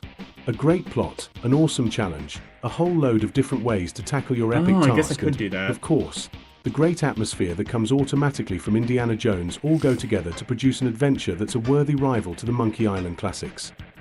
Monkey Island? Oh, this might be different. Oh, I'm looking at this. This is not the Indiana Jones game I was thinking of. This is a point and click, it looks like. It is showing the... Okay, it is, yeah.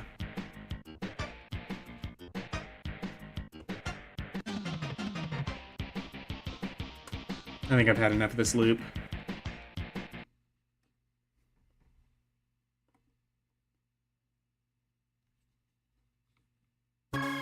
There we go. Yeah, this looks like a point and click, I guess. KGB by Virgin. I'm not gonna make the same joke that every other person who's encountered Virgin makes, but yeah.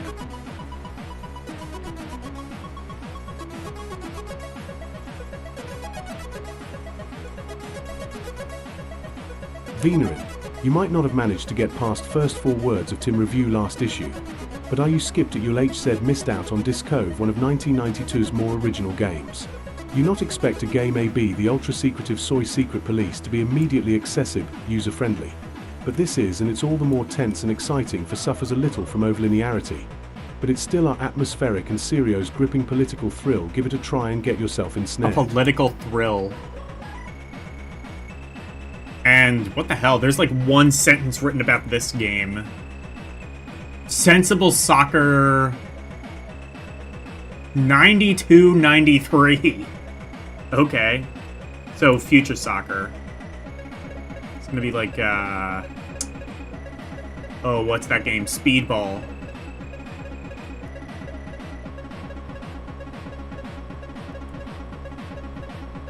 Sensible Soccer 92/93, Renegade.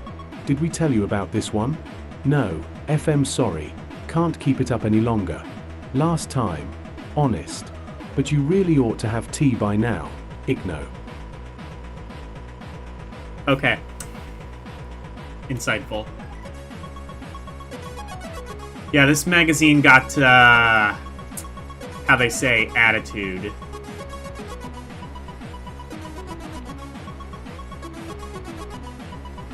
MagSave. Reserve your Amiga power, dear Mr. News Agent.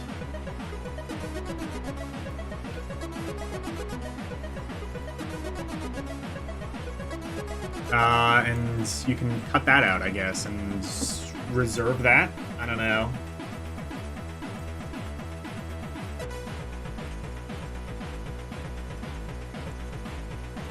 So is this... what is this? I guess these are, what, the top 6 or something? You have Zool, KGB, Shadow Worlds? I've never heard of that one. Assassin. Never heard of that. Road Rash. Road Rash on Commodore Amiga. Okay, I'm interested. And Rat. Oh, Bat 2. I didn't know there was a Bat 1. Only 1 pound. One of your Earth pounds. Yeah, reserve it.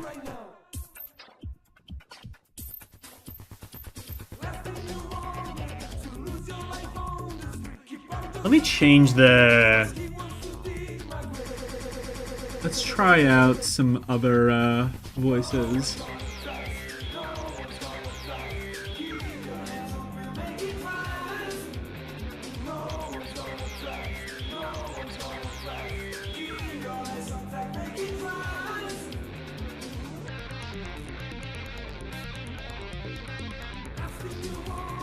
What is that? Edith, I think?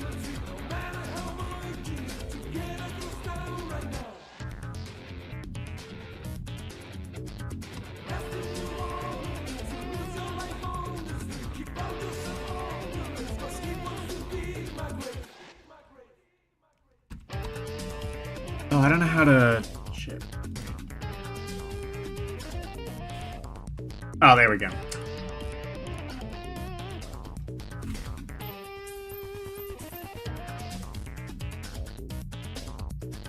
These are the top 100 Amiga games. Let's just see what, like, the top few are. The top 10. So these are the top 10 Amiga games as of February 1993. So number 10, Putty... oh, not Putty Squad, just Putty. I've played that game. I think the first Putty might have been, like, more arena... more of like an arena type game. Putty Squad was a platformer, but I think Putty might have been different. Trivial Pursuit is number 9. Okay. Pinball Fantasies. That's a pretty famous one, I think. Indiana Jones Graphic Adventure. I think that's the game we just saw that they were recommending. Road Rash at number 6. James Pond at number 5, the first one. Archer's Pool. Okay. Sensible Soccer 92/93. I guess both. Zool is number 2 now, and Alien Breed Special Edition by Team 17. Number 1 game. That's going to be kind of ironic that they did that, considering, well, we'll get to Team 17 in a bit. Oh, in fact, here's the write-up on Alien Breed. Oh, actually, I see. There's write-ups for, like, what, I guess...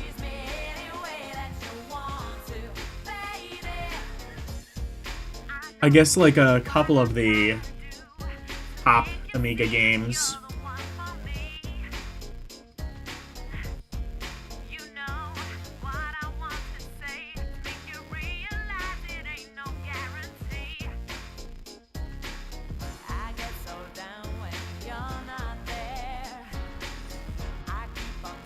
Alien Breed, Special Edition 92 is a bit of a surprise at number 1 this month. Martin Brown of Team 17 is over the moon. Obviously it's fantastic. We always had a strong feeling about the title and the response from players of the game has been absolutely overwhelming. It's been by FA the fastest moving product I have ever had, and the demand like for female Alien Clyde, Breed 2 has the gone last through voice the we roof, had. but Breed will be superior. Breedsters are in for a real treat. Breedsters, don't call them that, please. I don't like that. I don't like breedsters. Oh, here's a game just called Pool. Looks pretty good from the screenshot. Looks very, realistic looking. Hello, Nintendo Vaults.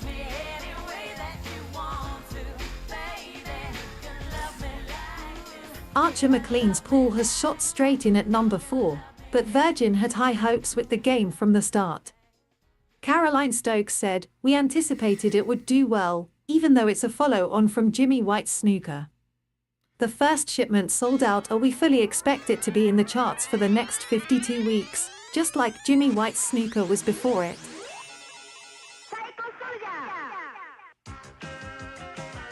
You see James Pond. There's no way. No, these are the top... not only are these the top games of the month, I think these are the top games of all time up to February 1993.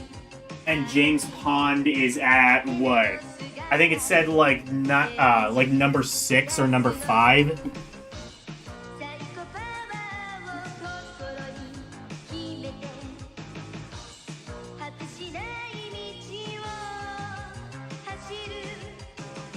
James Pond was massive in the UK.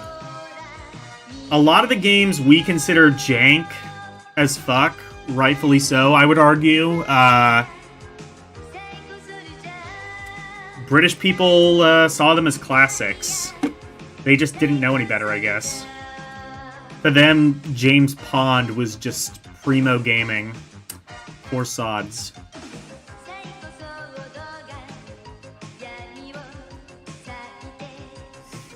Road Rash has leapt up the charts to number 6 this month.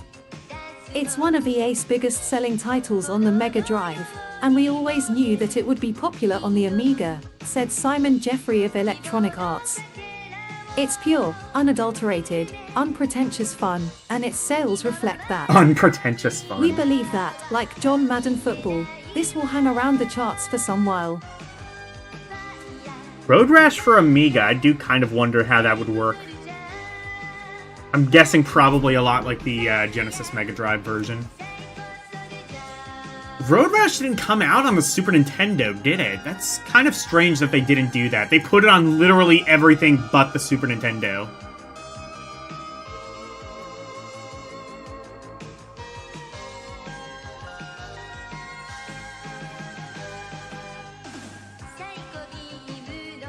Nigel Marshall? What is this? Football?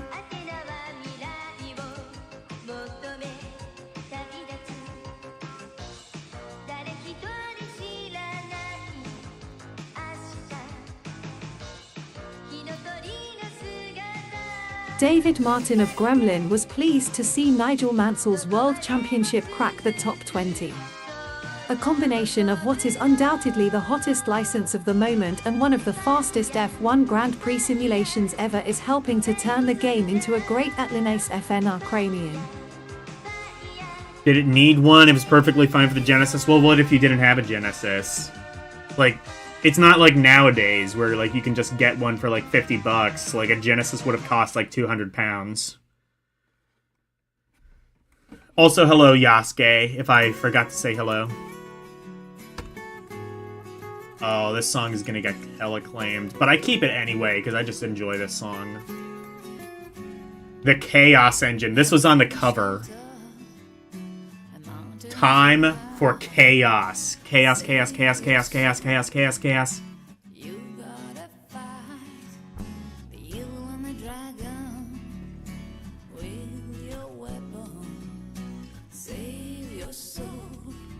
All the dark stone will shine.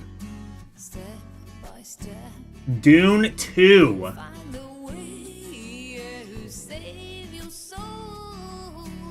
The shape of things to come. Okay. So I guess this is the review of Dune 2.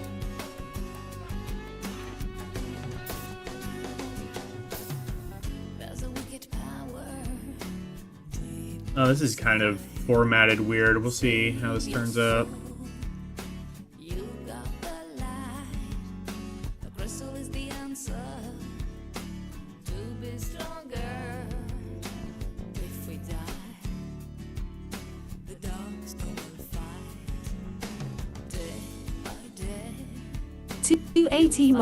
ENTFY game, June 2E publisher, Virgin by authors, Aaron E. Powell, ID Joe Bostic and Scott K. Bowen ETA, March 5D briefly.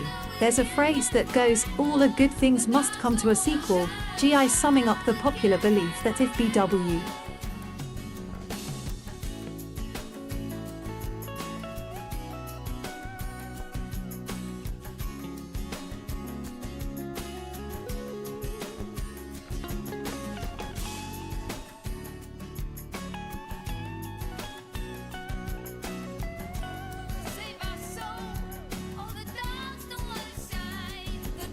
CEO's TNU3 is someone's using the same idea again. It's Berg Maccabi Pitisariuna OE 8000 AG, some 2190 years before Paul Well, ideas left. It's refreshing therefore to see Six Bodies G. Owen that Dune list. Were they comparing Dune to Cool World? Title.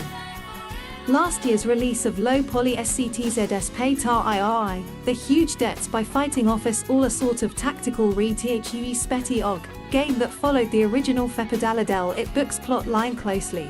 But J. Omer Tig 8 Euro, Westwood Concept Kamet Studios have taken the Posiolades setting and themes of the from JMSN SSB High Elelado Civilization FRSD background for a strategy war fell Todd game. I see, those are two different sections. Okay, that's how that works.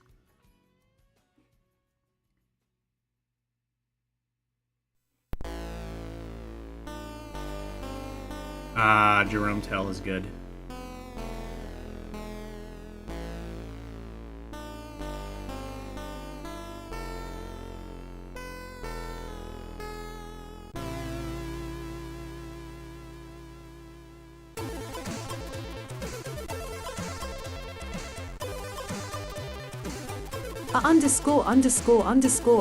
Someone's using the same idea again. It's because they haven't got any original ideas left. It's refreshing therefore to see Owen that Dune list just a rehash of the first light. Last year's release of Dune, you may remember, was FES all a sort of tactical adventure game that followed the It books plot fine closely. But Ori with Dune, Illinois, Westwood Studios have taken the it's from the Civilization people. As the background for a strategy Who's behind Civ? Game. I forget.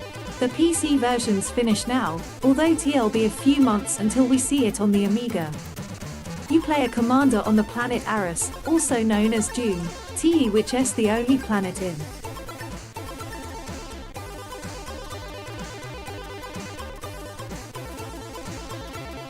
And what of the Eldiner Cinema era? I'm done with Eldiner Cinema. I just wasn't really interested in keeping it going.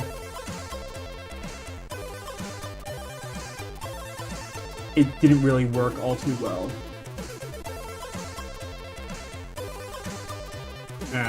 Like conceptually, in my opinion.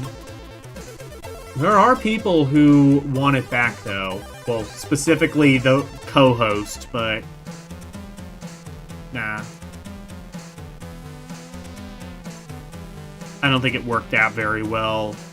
I will probably need to find something else to entice memberships, but Nits the life-prolonging spice, melange, is found. The game takes place in the year c. 8000 AG, some 2190 years before Paul Atreides sets foot on the planet. The galaxy's emperor, yes. Frederick IV, has incurred the huge debts by fighting off PR threats to his empire. Original, and to repay them he's allowed 3 powerful Incept came SIs and simultaneously mine Vilization, Fisikabidij the stuff. This puts a great strain on the miners and also causes problems as the barons are in Lanik constant conflict with each other. Speaking of 3 Orc playing would either probably a member enjoy of this House game. Atreides, House Ordos, or House Harkonnen. You start off with a construction site. There was a Dune game for Sega CD. I wonder if this is related.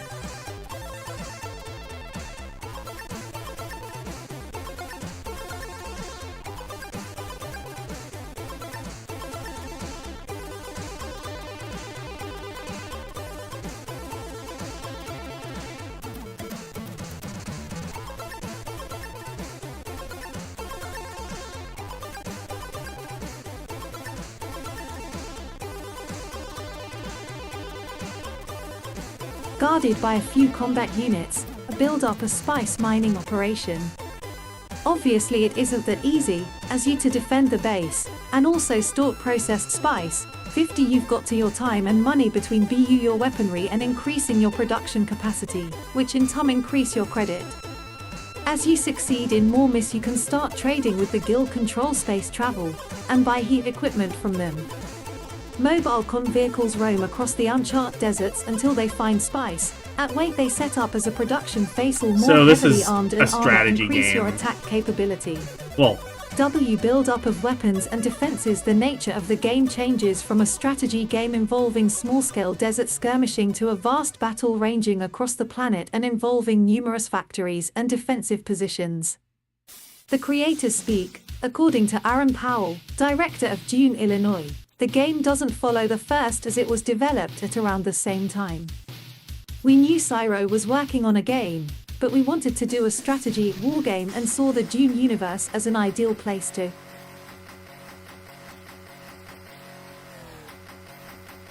yeah, like, so I'm guessing, yeah, it's by the same people who did Civilization. I'm guessing it's a Civ-like. That's kind of what it sounds like.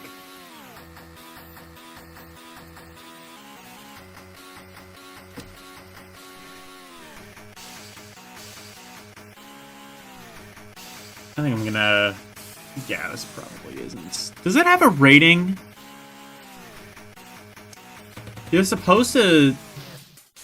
I guess... not? I don't know. Maybe these aren't the game... I guess because it's not out yet. They haven't given it a rating.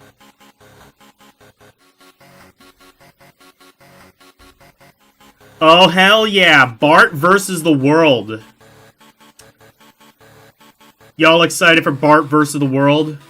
You can play it on that Simpsons joystick we saw earlier. That Bart Simpson joystick we saw earlier.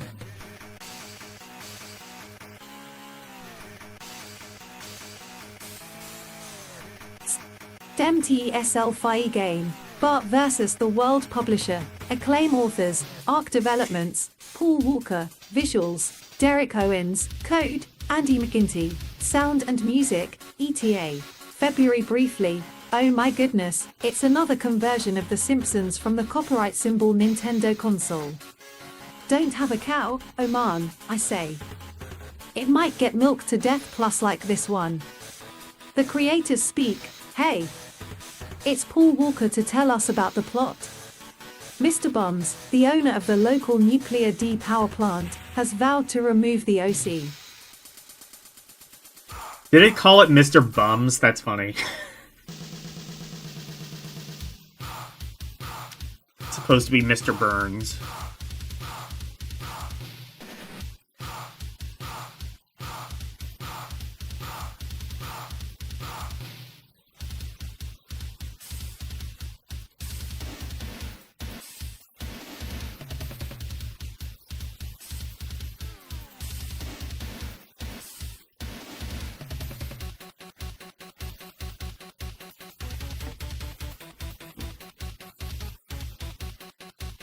family from this and his sidekick, Smithus, have come up with a brilliant plan, and that's to hold an art competition.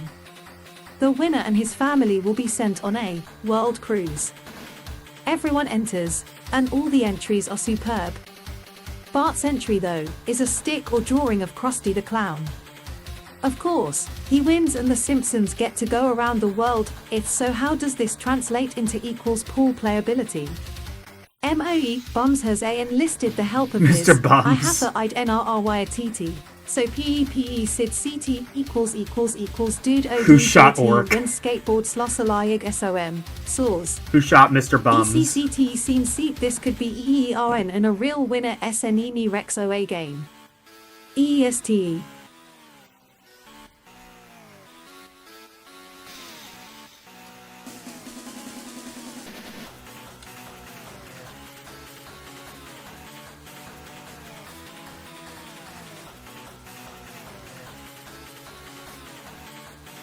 Not sure if you ever played the NES game Bart vs. the World, but it is, as the Brits would say, a right stonker.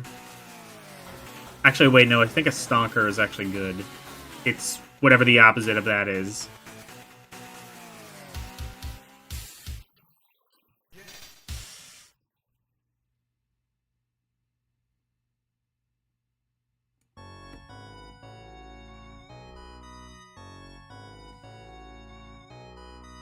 PS1 Dune is an RTS. It's probably related to these games then. And a Tutankhamun Burns.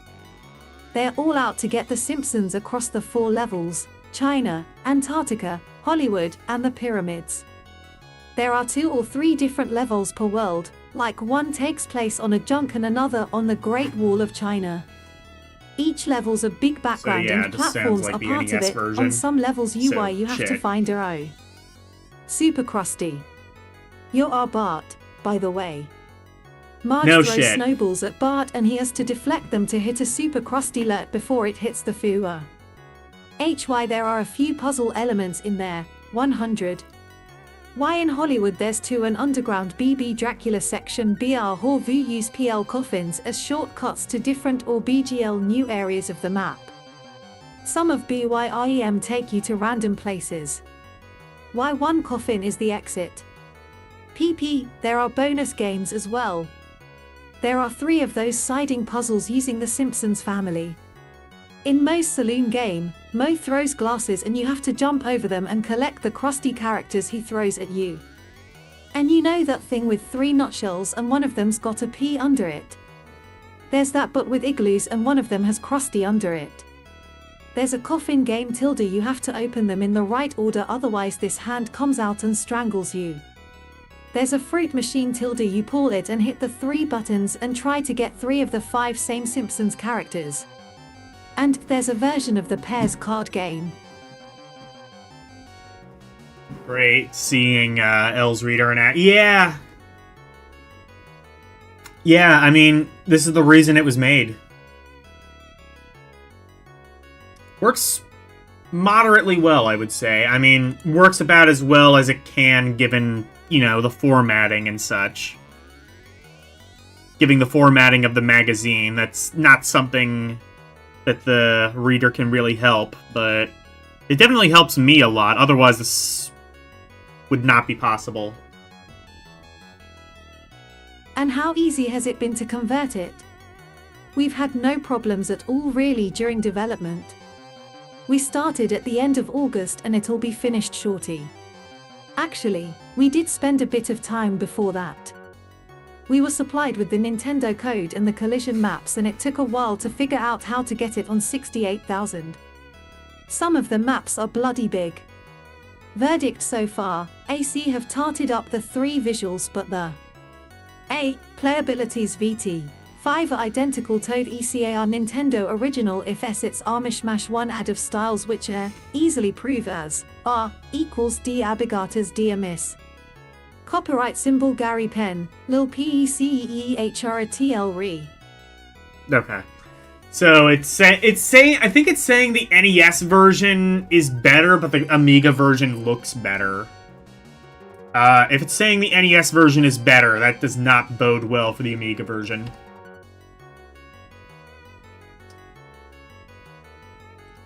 What about Captive 2?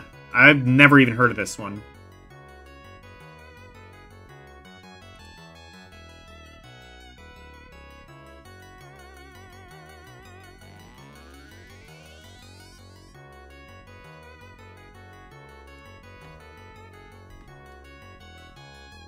Copper dode of that OI, £54 RO texture mapping.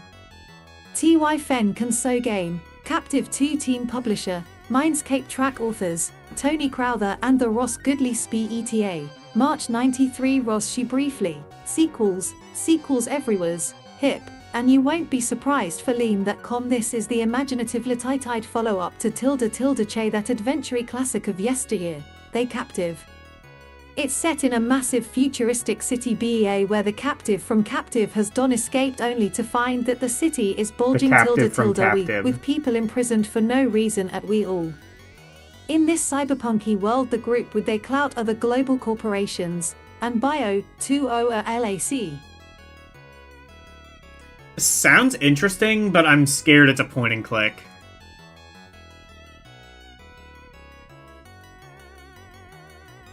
Actually, looking at the screenshot, that's entirely what it is.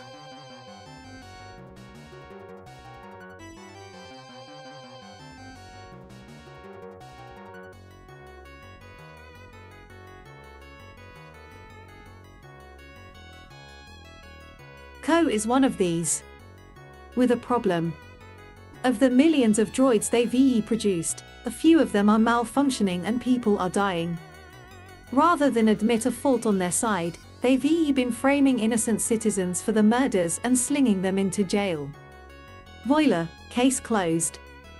Sitting at home watching TV screens you control for droids who do all the tiresome moving around business. You've also got a PY bank of remote cameras that you 5 can fix to various characters' sight in, so even when you spith Zero team up, you can STL keep, YT1, la track of all the action.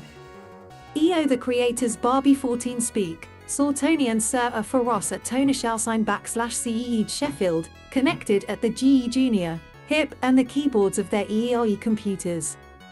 They'd even changed their sleep patterns so that they were awake during the day instead of beavering away through the night. Beavering away. We've done all the hard stuff now, said Tony. All we've got to do now is work out the game. What? How have they filled the 4 months they've been working on Captive 2 then?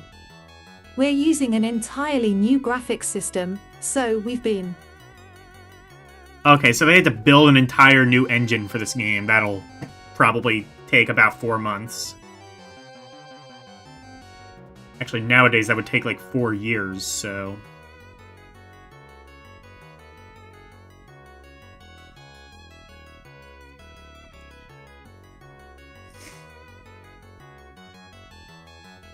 equals developing a game engine from scratch. Rather than using sprites for the characters encountered, we're using animated vector graphics. This uses far less memory than sprites, and because we've patterned the vectors with a bitmap they look much better than LS normal, plain vectors. Company. Tony and Ross 1000 are so pleased with the EDU graphics package they've Dings FL written to create this 3D BB Metropolis that they BLLL to try and release it PUBG at some point. For our Ost Captive 2 though, visit why they've used it to create a par solid looking world that can be moved through X convincingly. This isn't Dungeon Master where you jump along from one static view to another, it all flows Illinois as if you're moving through it. This has caused some problems though, as Tony told us. To get the flowing effect, go back to use Anna? Intermediate views. So a 90-degree I wanted a tumble British will be voice shown as though, because it's 245 British. degree once Alright, this burns fine. up memory space. 50 to get it running on a standard Amiga. We've cut the intermediate views for up and down, and we could save another 70k by losing these views entirely, but that's only a last resort. The action takes place in just one city, but what a city. Made up of a grid of 9 sections, there are about 36,000 locations, or 1,000 individual buildings with up 10-16 floors each to I want to visit. go through the British voices droids first can at walk, least. Maybe I can fire find or British drive around Anna. the city, but once inside the buildings it's legwork all the way. The game uses 2 different scales so that you feel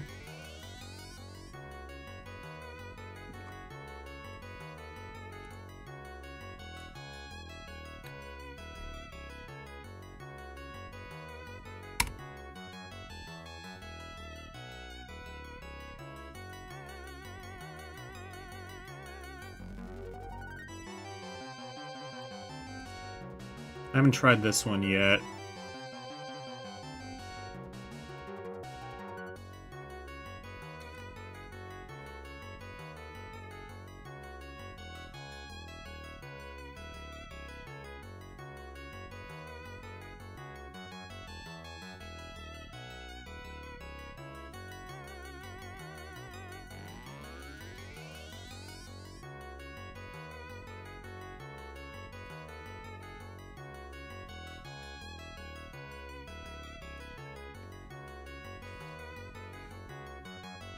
Small and feeble in the city, and claustrophobic Oh, I in don't the like this interior one. sections. Surely it would take years to just visit all the locations, let alone complete the missions. Exactly, says Tony. The number of locations allows 4,096 missions, each involving rescuing a different captive. The clues take the form of a paper chase from location to location, and if you go wrong, you'll know about it as you've usually got a fight on your hands. Verdict so far, there's certainly been plenty of effort put into making this. 5 different enough from the original. Although we can't comment on the gameplay, there isn't a S3 game so far. The Game O #1 system is incredibly smooth equals and fast enough to give a U3 aerial feeling of moving through the city. By using varying brightnesses, the WS scene also fades from moodily into 2 darkness, creating a what's around 3 the corner type feeling of impending doom. With the original Captive being so popular, Captive 2's go to Lotto live up to, and from what we've seen so far it looks like it 3 probably will. Cue copyright symbol Mark Winstanley TE. Okay. Next up, we've got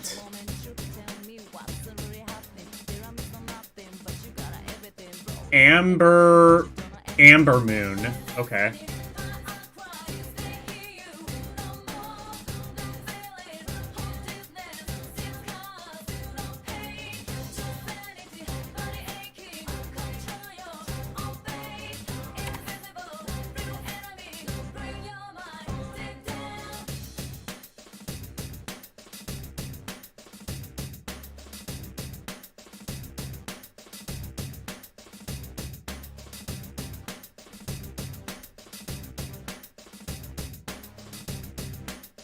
Also with Variant equals game. Amber Moon publisher. We found it. INT software authors. We found British Anna. Design, Storyo, and editing. Yuri the Hornman H. Programming. Matt, Torsten Please, Matchell, mother. I'm 1TTR. Monica Kowinkel. Graphics. Eric of Simon. Graphics and 2 production. Michael Origbittner. Additional programming. Matthias Steinwachs. Music. GAM ETA, April 1993. Alabama briefly. Amber Moon is the follow-up to Borthalion's popular Amber Star, and like its Mar predecessor, it's a fantasy role-playing talk game set on the planet Lyranian and its ~2 moons. There are loads of the improvements on the previous game, including a real-time texture-mapped non-dungeon system, which overcomes the blockiness of the original and gives super smooth scrolling. There's also a better spot system for moving items around, by simply clicking on the item and dragging it to where you want to put it, and the relative scale and size of objects are more realistic. As well as an advanced 3D system, there are some lovely 2D world maps. And there's more than one world too. More than one world? Oh no.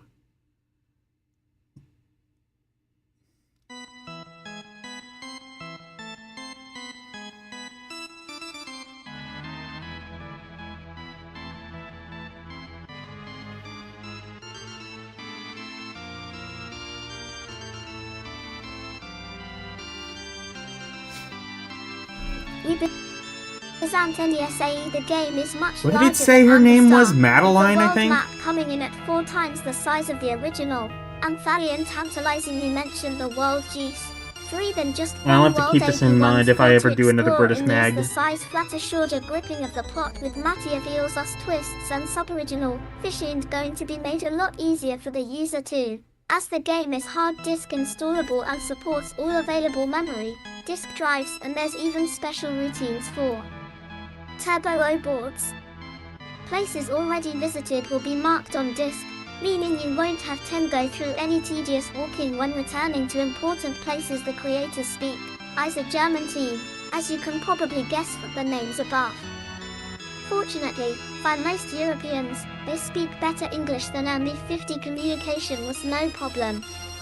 Spoke to Yuri Hornman, who's responsible for a lot of the game, and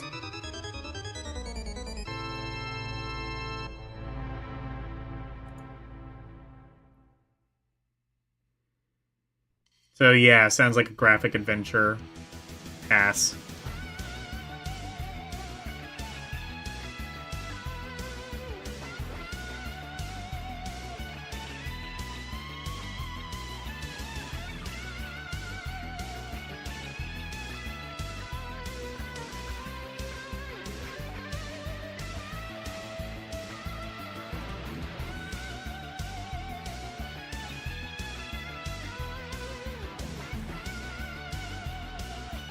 asked him what it's all about.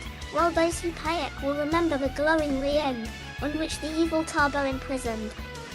The background is that the Red Moon crashes planet, destroying most of TH civilization has to be rebuilt, survives in some form, Wicked find out. You don't have to H original game to play this on, but those who did will record the references. The other 2M involved in the story too. How many characters you control in the game? You start off with just one character, who you pick out of 6 males until the 6 females. 7 AU Throby computerized Dicito determine his people / 1 love putting in / pictures in bubbles. TS foot equals a 47 degrees ml.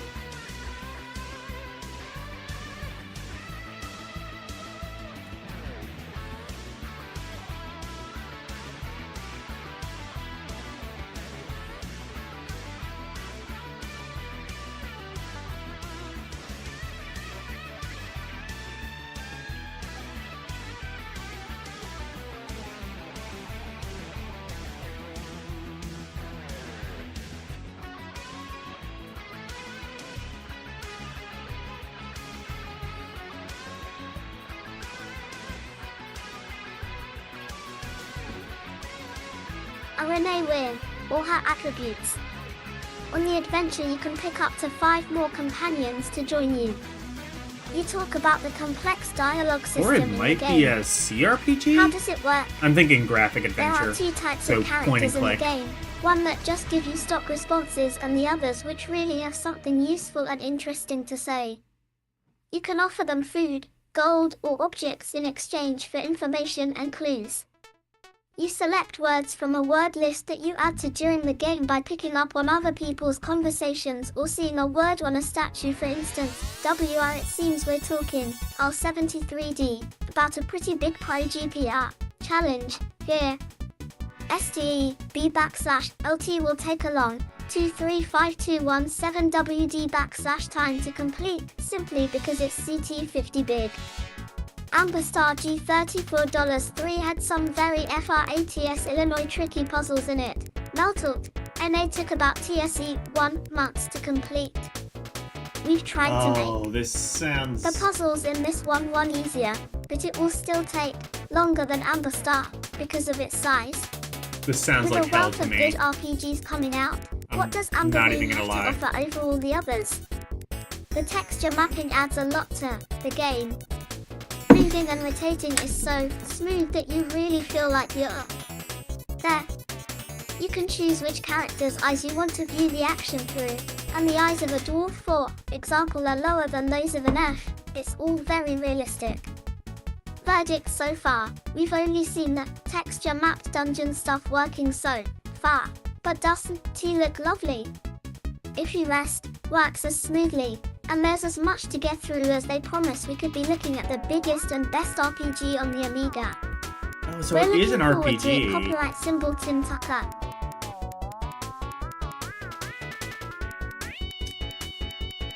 Guessing it's like more CRPG style, so like kind of like play around a lot more with like stats and shit like that. Kind of just like overly complicated sort of style. I fear. But who knows? I could be wrong. Anyways, let's, what is this? Is this an ad, I think? Yeah.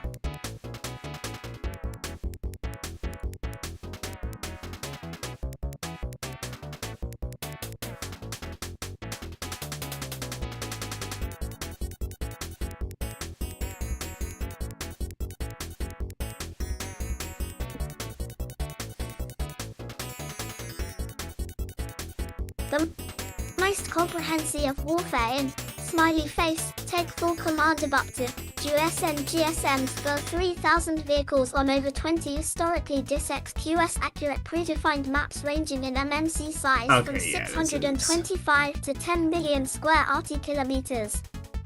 Locations range from the Sahara and Russian steppes to the Battle of the Bulge in the Ardennes Incal and the Okay, Tuva yeah, landings. so it's a military sim. In UK's HG Yawn. most have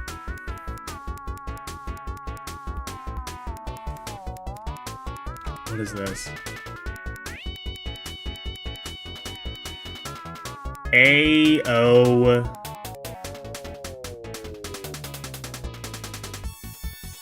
Action. Oh, Action Replay. That's right. Action Replay didn't start on Amiga. I think it started on Commodore 64, but there was one for Amiga. How would this have plugged in, even? Oh, I think I see. Yeah, it's like a little dongle that you plug into the back of the Amiga, and for £59, that would have been pretty expensive at the time. Not recession friendly. But yeah, you could do that, and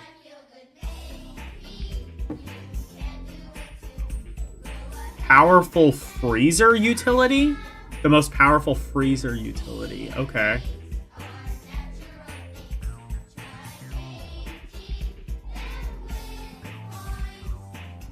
Cartridge is now even better. Okay. So, yeah, it's Action Replay. You're probably more familiar with this on consoles. It cheats and such. Rubysoft. Yeah, another ad. So they clump all their ads basically in one place, it looks like. It's kind of different to how it's done in like EGM, where literally every other page is an ad.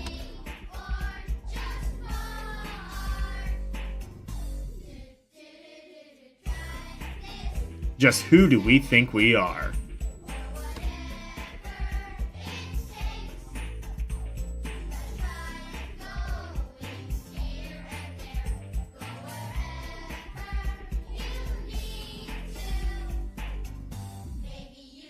Okay, here we go. I think... Are these reviews, maybe? Or no, I think it might still be, like, the shape of things to come, maybe? We'll see. This is Chaos Engine.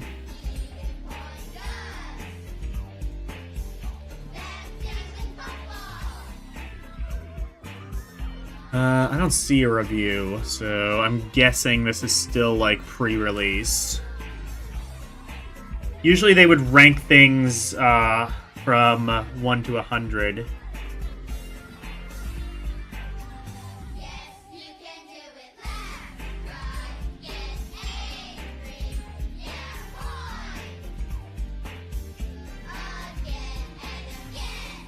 Reais, lack annuality, a couple of weeks into the new year now, and it's time, think, for some resolutions. We're all going to give up smoking for a start. Not that any of us actually do, but TS the thought that counts, and we're going to do everything we can in the pages of Amiga Power to promote peace, love and global understanding. Most of all, though, What?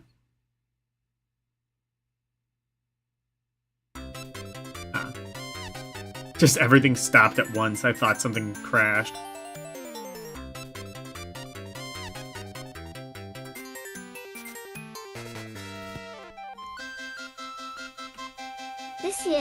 No more Magic Pockets, GS never again will the office reverber so lines like, did you hear about the man who played Magic Pockets with his action replay slow motion device on and went back in time? No more pointing at slugs in the car Oh, park it makes the shrubbery game and slower. going, That's what it did. The bitmap kids' shades have fallen off. No, apparently poor old Eric Bitmap's a bit of a nervous wreck and a shadow of his.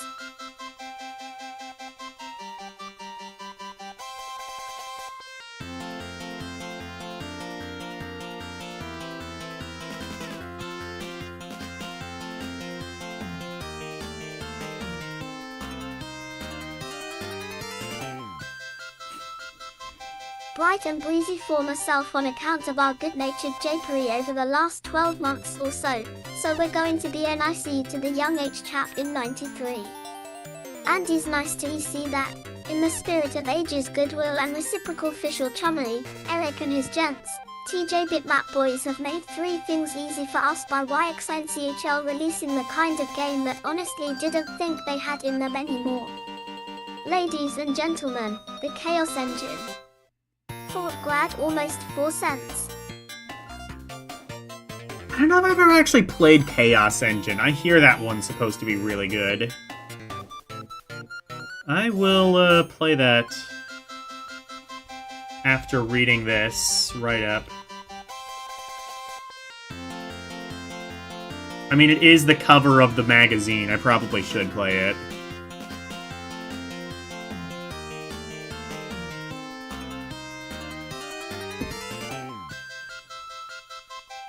Every now and again you're attacked by mechanical monsters. These are bugs. Certainly the highest think it's like a profile game top-down, programmers like, ever. The bitmaps have been very quiet for a very long time. Well, not twin-stick shooter, Since but Gods that kind of reviewed style. in our FRSD issue, there's only been Gods rewrite Magic Pockets, and we've already promised to stop making fun of that one. You'd hope, then, that they'd have spent all that time coming up with something pretty damn special. Usually in this business, when you hope things like that, you're only setting yourself up for horrible disappointment and disillusionment. But this time, blow me down if that isn't exactly what they've done. Isn't it great 1993 is hearing only this weeks fetus old, say the but word if damn? this isn't in my top 10 come December, you can be assured that we'll just have had Amiga software's best ever year. Look at this game. Here's why, it's fun. We see a load of games here, and most of them are technically competent.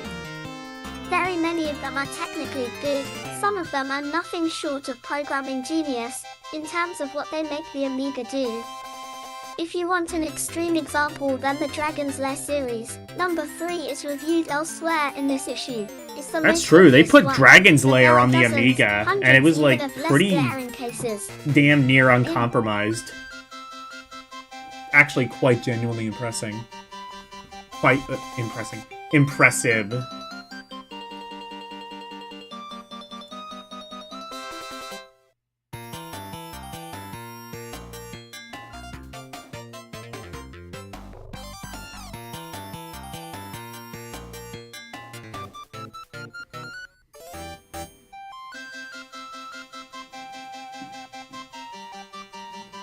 You want EHRWABOED stuff, indeed, like Gods and Magicettes, oops.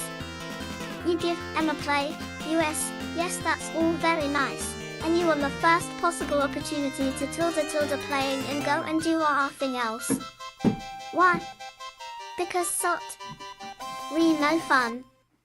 J then, of course, you get that isn't technically philesive, asteroids, say, or for stir business or exile, JJ great fun. None of it tilde J wins awards, vexe, because you're for LE, H punter goes, oh, remember that, it's 3 great fun to play but it T sell as many copies as ST Fighter Illinois so can't I be vote for it or people or at me and I'll lose all my T credibility, but it's great fun all the two. And isn't that the idea?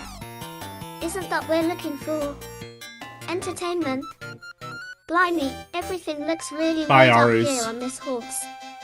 The point I'm desperately free to wrestle to the ground though, is that just finally, maybe half a, you sub n times a year if copyright symbol really lucky, you arc a game that does, the Chaos Engine CTA remember, is 1 for Elaine. Anti-1 won't bore you with the since this the chaos anything's been on the way, for in that you really ought to know it, wards by now.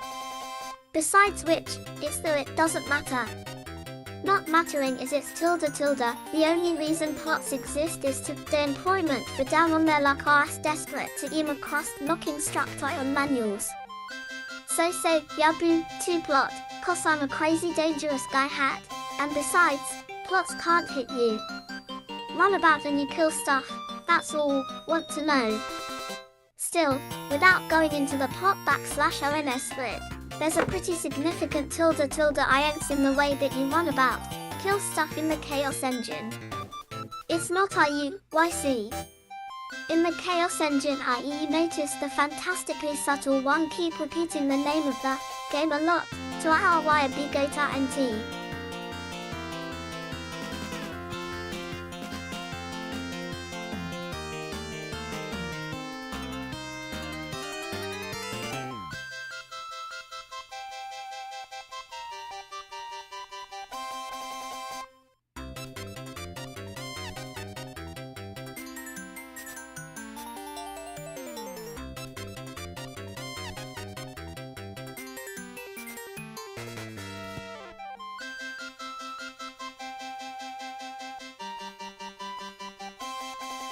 I don't think that's gonna... EA. Last equals a MP72 Berger equals a...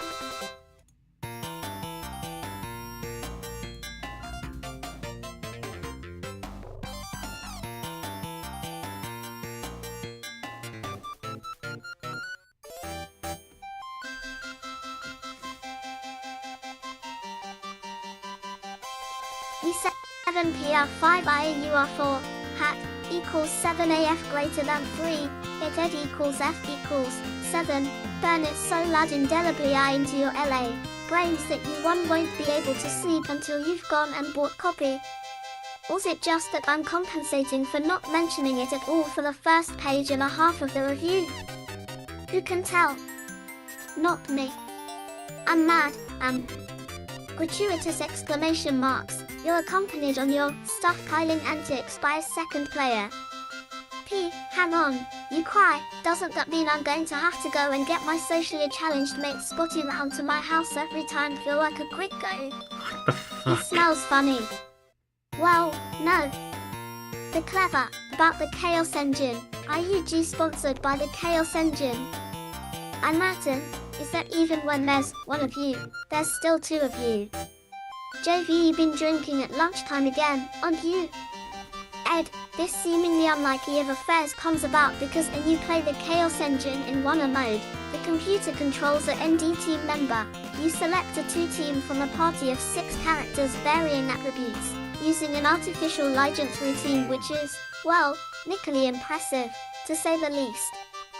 Computer character is only allowed to item things, kill buddies, pick up shoot the nodes which open the exits, but not use special abilities or SCT the keys which reveal the various S through each stage, but it does them in such a way as to be a wise pretty damn. Okay, whatever.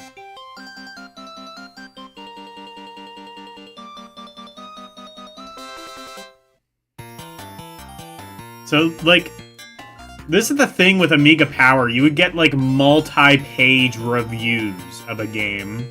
You didn't really get that with EGM, unfortunately. See, like, how I was saying, like, I wish the reviews were longer in EGM, this is what I was wishing for. Like, go into detail about what you... TT lovely, smashing, super. Why is she Let's suddenly have a look at British? what you Because could this is a have British got. magazine.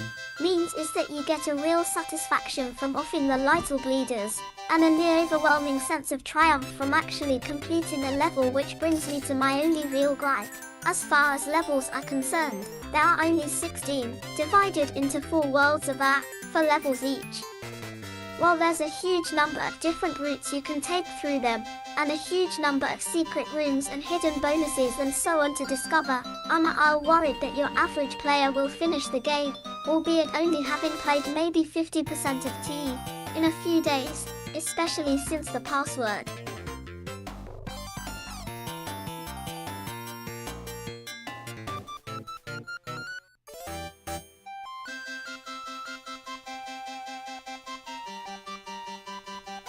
Oh wow, that's a kind of brilliant incendiary device thing. You just step on it and kasmoosh. Each system it uses gives you infinite continues in all but name. But no, don't really care, I'm only trying, unsuccessfully, to create an illusion of critical balance. The bottom line is that, for 1,000 tiny reasons which haven't even begun to touch on, partly because don't want to spoil the fun of discovering them for yourself and partly because spent so much time at the start wiggling on about something else altogether. This is utterly excellent computer game entertainment, even better It's a than right Magic cool Pockets. cast. Copyright symbol Stuart Campbell. Stuart Campbell. So it got 89%. I'll tell you what, I'm gonna step away for a bit. I'm gonna quick go to the bathroom, and then I'm gonna check out the Chaos Engine, because that sounds like a pretty ringing endorsement, if you ask me. Alright, I'll be right back.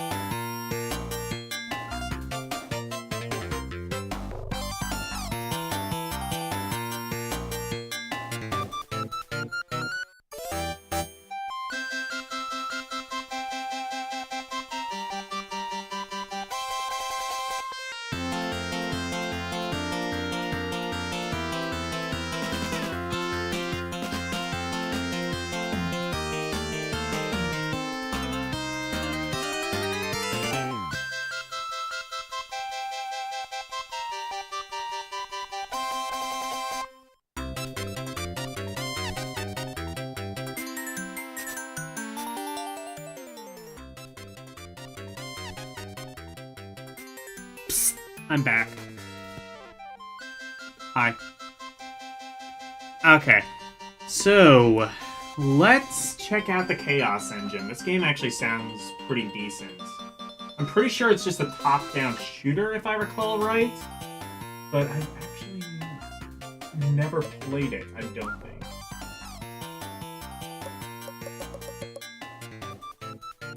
God, I have so many fucking Amiga games.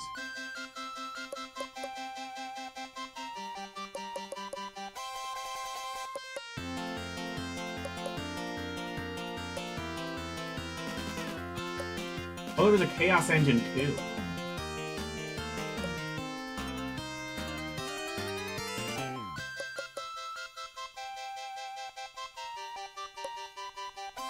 How do I get the regular Chaos Engine? Can I just... Is it just under Chaos Engine?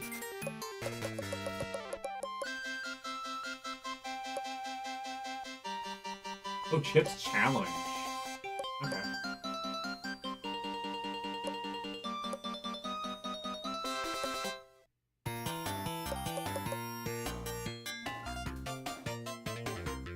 Ah, here we go. It's Chaos Engine, the... Oh god, I have a couple of these. We'll have to see which one works properly.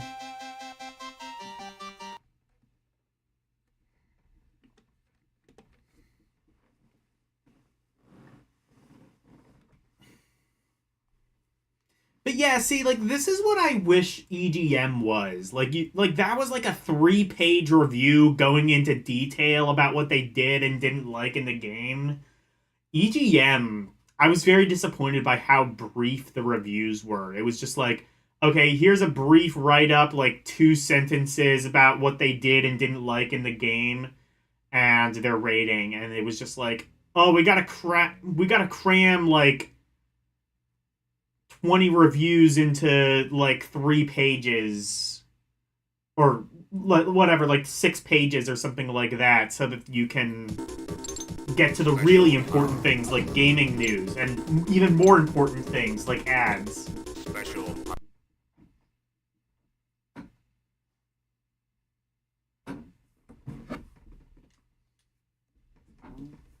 Chaos, chaos, chaos, chaos, chaos, chaos, chaos, chaos. Do I need a Chaos Redeem? I think I need a Chaos Redeem. Special power.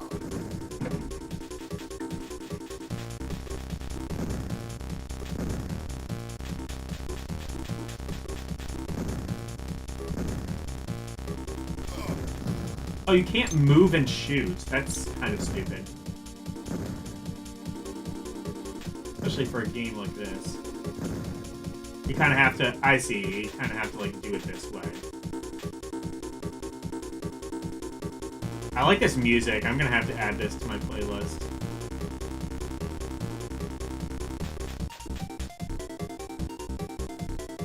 I think this got a Genesis port, I want to say.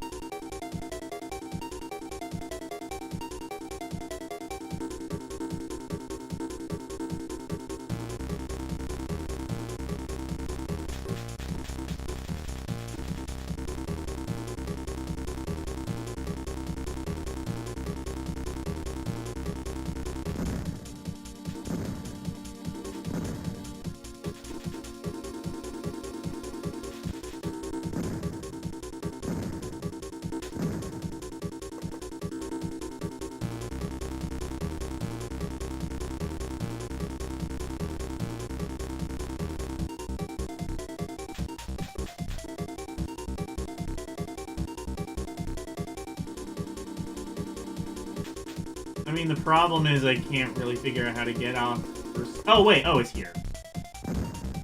I understand now.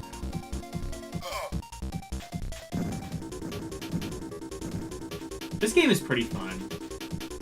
Reminds me a bit of Alien Breed. I think I maybe prefer Alien Breed. Node activated.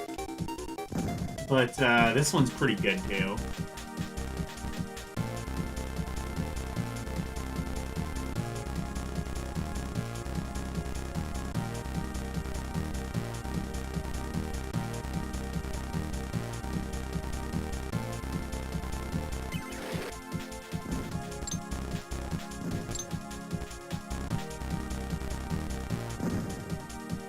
This is decent. Layout activated. Would probably be way better, Special power. probably be way better if the console had like a twin stick option, Special but power. Special activated. ooh.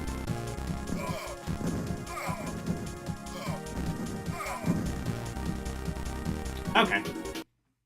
Well, I understand.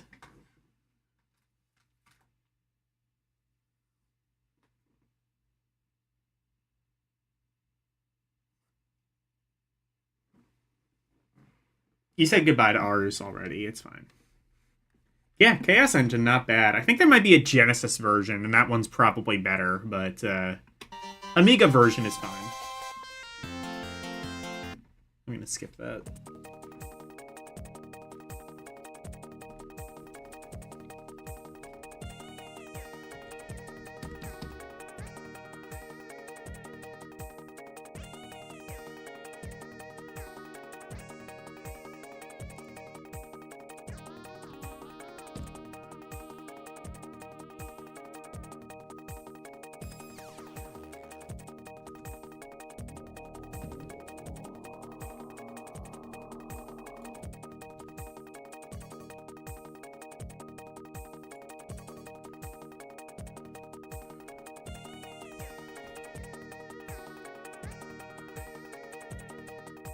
Anyway.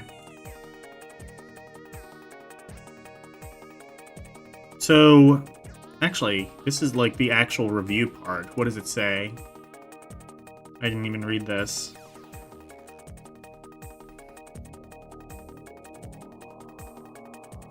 Up was possibly the most atmospheric game I've played in the last 12 months. The two-man team internet idea iffy? works Hold on. really well, too, and the all-important all-out action that was missing from Gods and Magic Pockets is present in spades. Downers, I've got a nagging feeling that you won't get all that much lasting play out of this, although you could be going back and Okay, it's good discovering my new end. I bits think for it's months. iffy And a your 2-5 end. button option would have been a godsend. Oh, and it's still all a bit, metallic and blue, isn't it? The bottom line, superb arcade adventuring antics from the bitmaps, combining innovation, tried and tested ideas, technical achievement, but most importantly, a truckload of fun. A spectacular return to equals form and an 89 unmissable game. Yes. Yeah.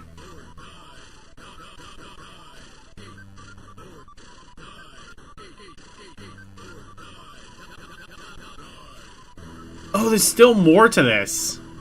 Wait.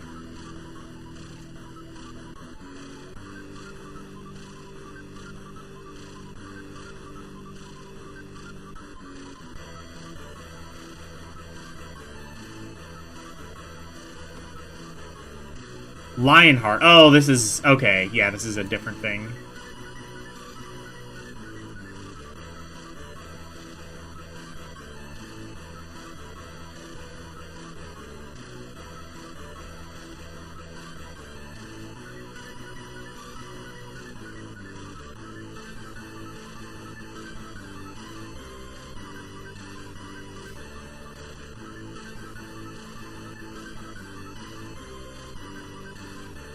Programming, Hank Nyborg. Graphics, Eric Simon. Design, Matthias Steinmax. Music and FX. Price, 25.99. Release, end of January. Terroids, that explains everything. They say Phelps athletes perform like superhumans, and reckon it's what Valiant have been feeding their programmers over the last year. Just OKF evidence, FRSTAO second ZE. And now this .1 mean, come on guys, you're just going to leave all the other Amiga programmers red-faced. How can they compete? Sit down, Mark. It's fine take for a you? deep breath, Okay, that's and good, don't Renee. get overexcited. You're a professional, unbiased, able to offer both sides of the story. What's needed here is a separation of personalities. Let the positive and negative sides argue about just how good this game is. SH with me, readers. Gosh. Illinois HAKAIE Bush album nice mark. So we've had loads of great cartoon platformers such as GS77Ox and fantastic coin-op platformers LKE and Ang and Paraso, 5 Fast. But the only outstanding hackman/platformer on the Amiga Suigen 5AOE2. Unreal now. Fatus, Nasty Mark. So what? 1 mean, ISNT Swick paid 2 enough.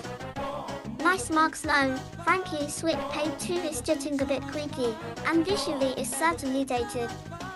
Is Ferretto comparator no and let's the see-through is simply no companion. Percent Nasty Mark, okay, Mr. Sycophant just at what's fun near fall about them. Convince me. Nice mark, in a nutshell it's a scrolling platform hack 'em up over more than a dozen levels, give or take the odd extra hidden bit. The game follows a biggie as heat lamp story covert Lionheart and Savus or Game Lothar Bargan. What is needs is 9 levels above and underground, then a bit of beastie ending and some dragoning. After that it really gets spectacular. Nasty Mark. Yeah, well it isn't some too spectacular. Turn 6 nice marks 0 Beerhaven 3.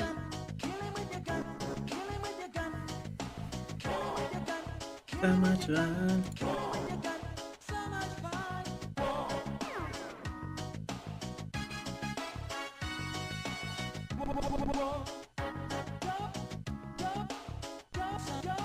Told you about Alfie neat touches, yet the bad guys are fantastic. Forrester all in animation and action, almost as fluid as man characters. Plus, as the levels progress, new ones appear which one AC4.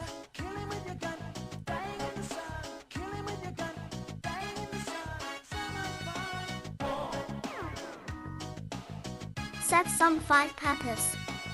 Some be bird-like creatures can be used as temporary platforms in for instance. LSLV clever, nasts to on later levels have W enough moves to M appear in a beat M, PS up, and at end of WI level buddy sa. Yeah, that's the problem, is that it'll like read things that aren't exactly accurate sometimes. It'll get tripped up sometimes. I surreal Skabiach. And hey, that beautiful CD is just any okay residential beautiful CD. The programmers didn't just buy it at beautiful scenery counter MS in Tesco's, you know. LSR own special kind of beautiful scene. There are vines rise underscore toss slide down and swing on, and platforms are they which bounce, spin, and cause all sorts of mischief. And there's even foliage to cooter and underscore path through. And he character interacts flow with it all, sliding down slopes, learning DDY slowly up bank bits, hovering. Sounds interesting. I might have to check out Lionheart. I'm gonna change the song, because we've heard these songs already.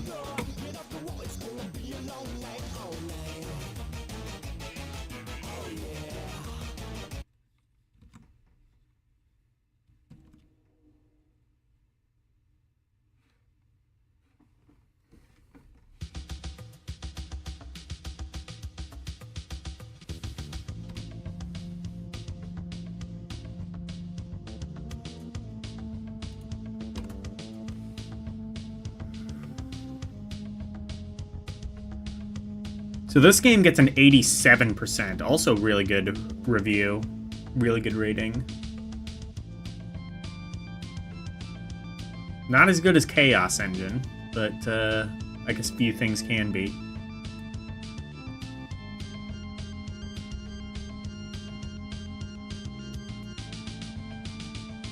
Three precariously on ledges that Ayla concrete levels, meanwhile have those 3 swinging 2 platforms so beloved of console owners everywhere. IFS writes No, because you have an emoji right But what after about Dark all this technical Metamorphosis. tedium? You have to do... I can't be that good. Nice mark. You want them total technical. Tar couple of 100 underscore O colors on screen. Parallax on practically MN every single line off screen. There And can't be surreal of anything- best character animation this side of AN's 07 There has to pleasure. be like a space before guy you can is put versatile anything too. else.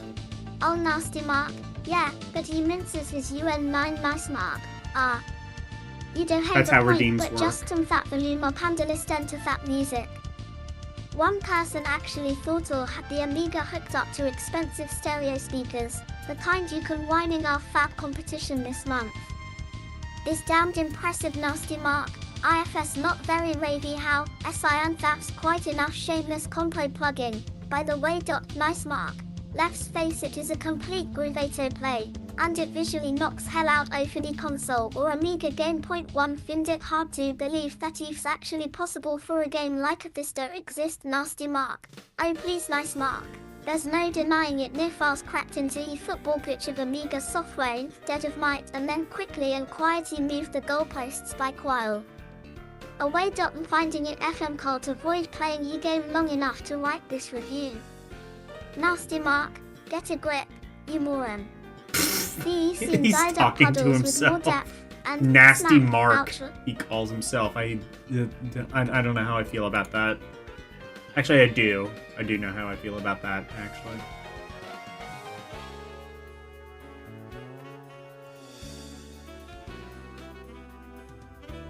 Zero and just take a look. 3 tap gorgeous bag GM man 252 nice mark. Wide 5 fast the last will 3 be no from him. Trust me, Looks I pretty gave good this. from the It's screenshots. I'm gonna have of to check this hacking, game out. Slashing and lushness. In the long run the gameplay might batter basic, and there's a scarcely GDF monsters to bash in some places, but line nothing's perfect. You know. This is just any differently a ghetto practically any other of Amiga game around. But how the hell will anybody follow this? UN at Mark Rams 74. How the hell WXT. will anybody follow this? And where the hell was Biggles when you needed him last Saturday?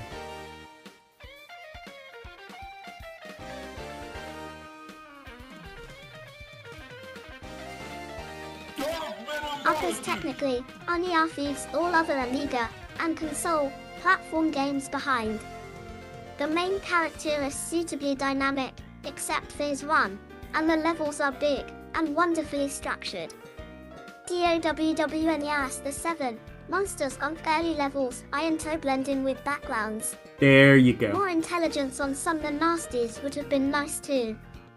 The bottom line, some of the best graphics and sound you're ever likely to see on the humble A600. The gameplay perhaps doesn't quite match the level of technical excellence. BTXSD the best platform hack and slash around. PM equals afraid you're going to have to bury this one too. Sorry. So wait, did that say 87 or 67? Oh, 87. Okay, so it's still a really good. I think it's just saying, like, it's not, like, the best that the system has ever looked, but it's still really good. I think it's basically what it's saying. Alright. I'm interested. What is Lionheart?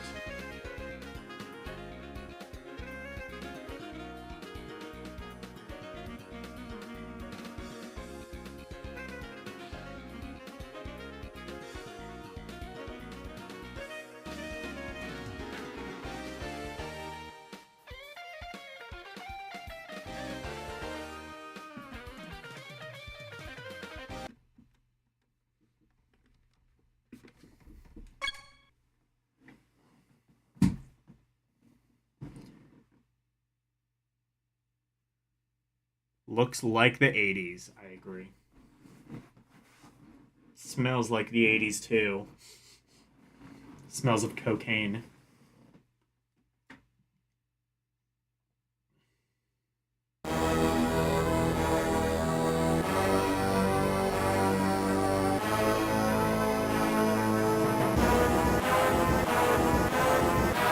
Oh my.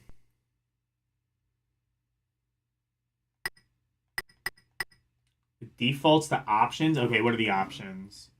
Difficulty. It's an Amiga game. Wait. Lion. Oh, so it's normal, hard, or lion hard. Okay.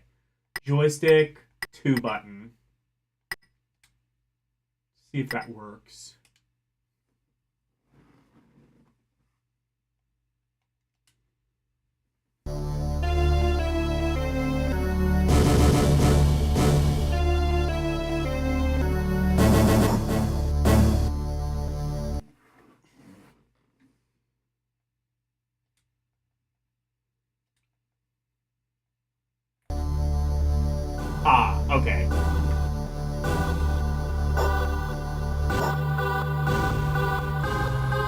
Oh, so it's kind of like Shadow of the Beast.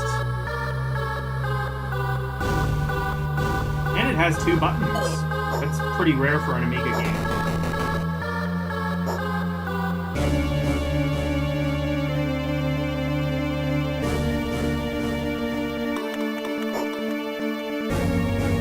Game itself is okay.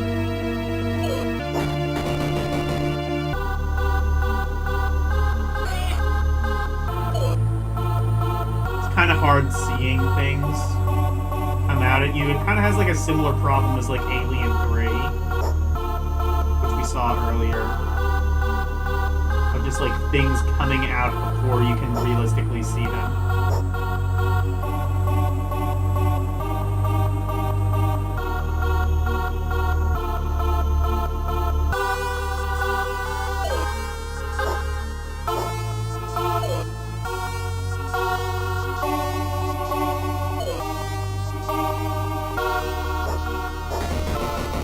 Oh, you can't...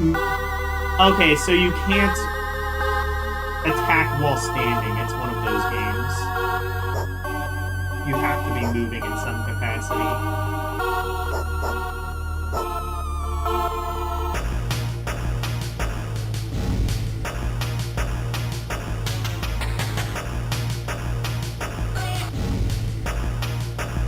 This music is interesting.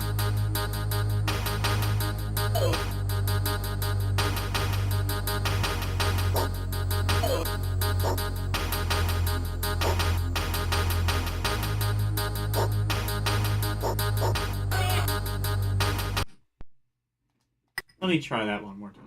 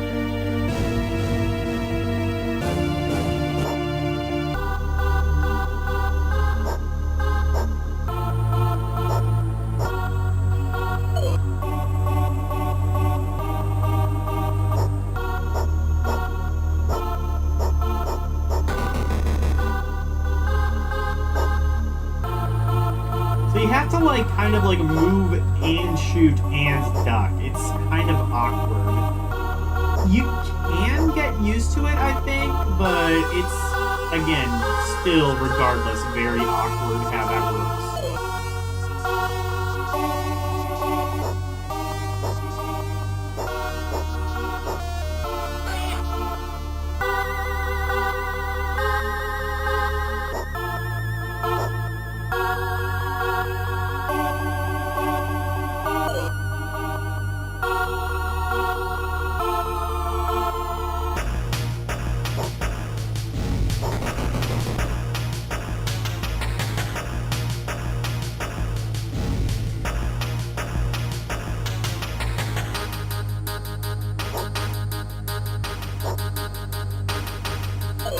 Game definitely looks good.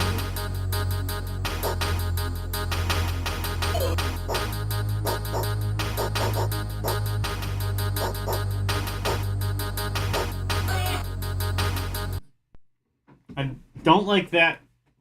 I don't like that mechanic, but otherwise, it's not bad.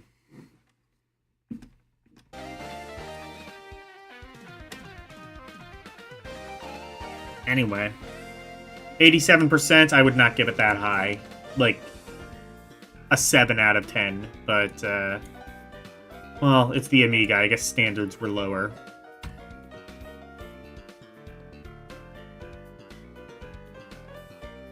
AV88. Wait. Harry, I guess? Oh, this is gonna be like some sim bullshit.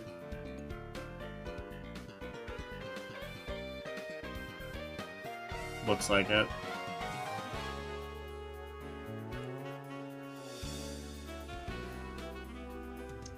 Game. AV, 8B Harrier Assault Publisher. Dolmark Authors. Simmers Oh, Price. Dolmark? Oh, no. Equals 39.99 release. Out now. Amiga A1200 is a brilliant idea.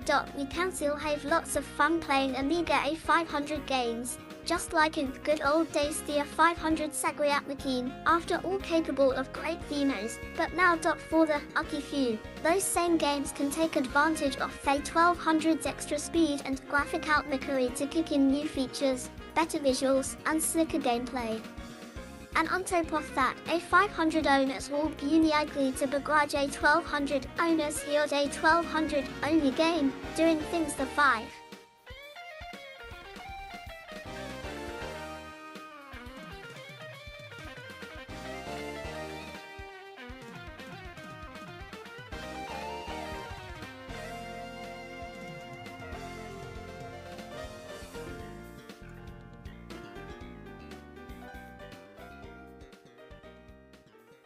When almost evil A500 could only dream of. Yep, everyone's happy. LSNT progress a wonderful thing. 7KU9 Amiga AV.8B Hania Assault. The Amiga A1200 is a brilliant idea in the old days. If you just spent ages writing a game only to find that, with through over a billion, carelessness, or sheer incompetence, it ran at too slow speed to be playable, you'd have to out-improvise it worked properly or 9 up to drawing board. Now you can just stick a label saying, Amiga 1200 recommended on the box and go and see what's on telly.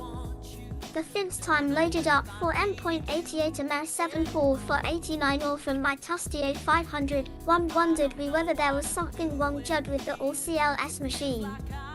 Polygons were juddering across SCG the screen at an appallingly slow rate. Lines were lurching past my eyes as the word was about to end. The keyboard was deliberating for whole seconds at a time before answering my requests. And all this despite the absence of. So is this entire review just him bitching about the fact that it won't run on his old, obsolete PC?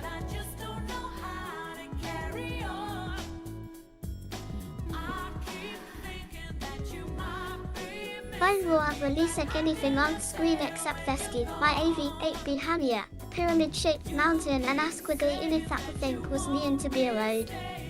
El panicked what could be wrong. Perhaps my power supply was falling, it wouldn't be the first time. Perhaps my RAM expansion K had come a drip. Perhaps my Agnes, or whatever it's called, was about to breathe its last, but, before placing the whole summy mess into the hands of a quality technician, one L's Desiderato back. ran a quick test, GG's. a copy of 79.8 FIFA fell conveniently to hand. Loaded it up and... phew. Our normality was restored. And...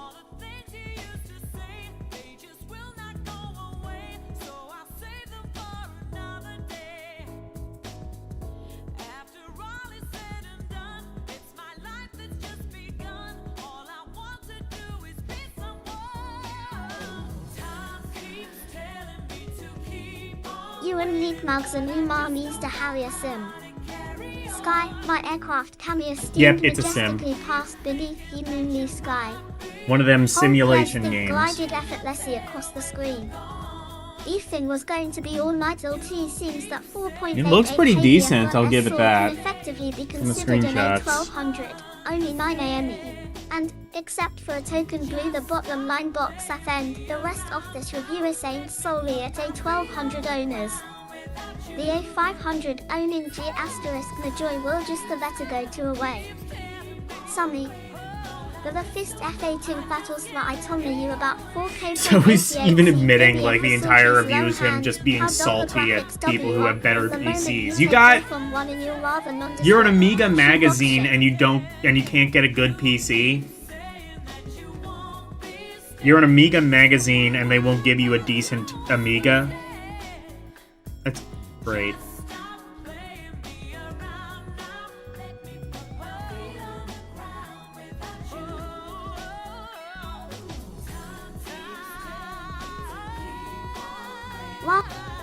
camera, to your lengthy journey RV dark blue rectangle fattest to your first combat engagement with Lepian. And he gave it a 41%, or 47% rather. One of spec number 1983.in fact, the only really nice in graphics in the whole game, that encountered, at least D, is your Hamia, looks really Hania-like.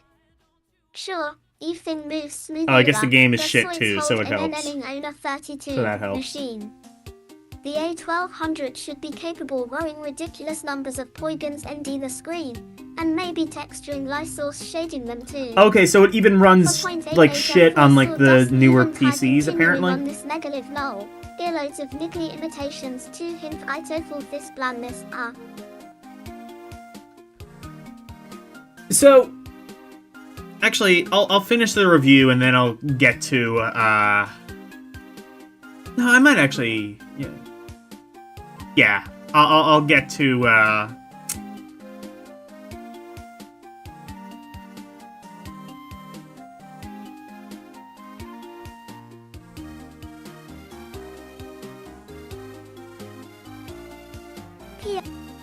Yes, the more difficult to ignore, the fastest are the ooh, your handheld's almost here, neat. GG's. The skies.lso5, one of those really annoying ones consisting of screens that Amianto represent parts of the aircraft carrier. Auto planner mission you coconut and picture over monitor with a funny shaped globe in it, of course, to Armia plane underscore. And you cook on the telephone, it's obvious D, FD that sort of thing. Only you then go to usla underscore clue what all his wretched pictures to s underscore mean until you've checked in the manual. La process made all he more arduous VW5. By fact hap hurriarino illustrations in there, except a couple of photos of Hamias, bet you there are other lots of one niggle irrefifie 271. Yeah. Okay.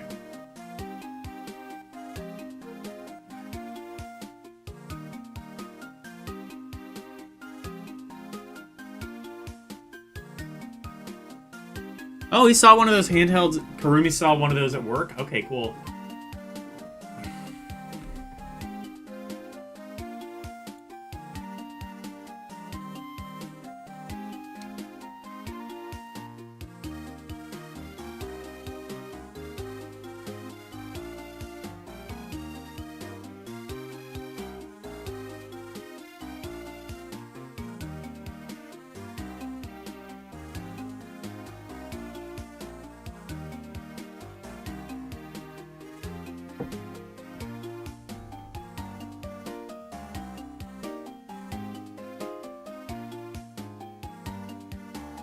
Annoying 9 bits.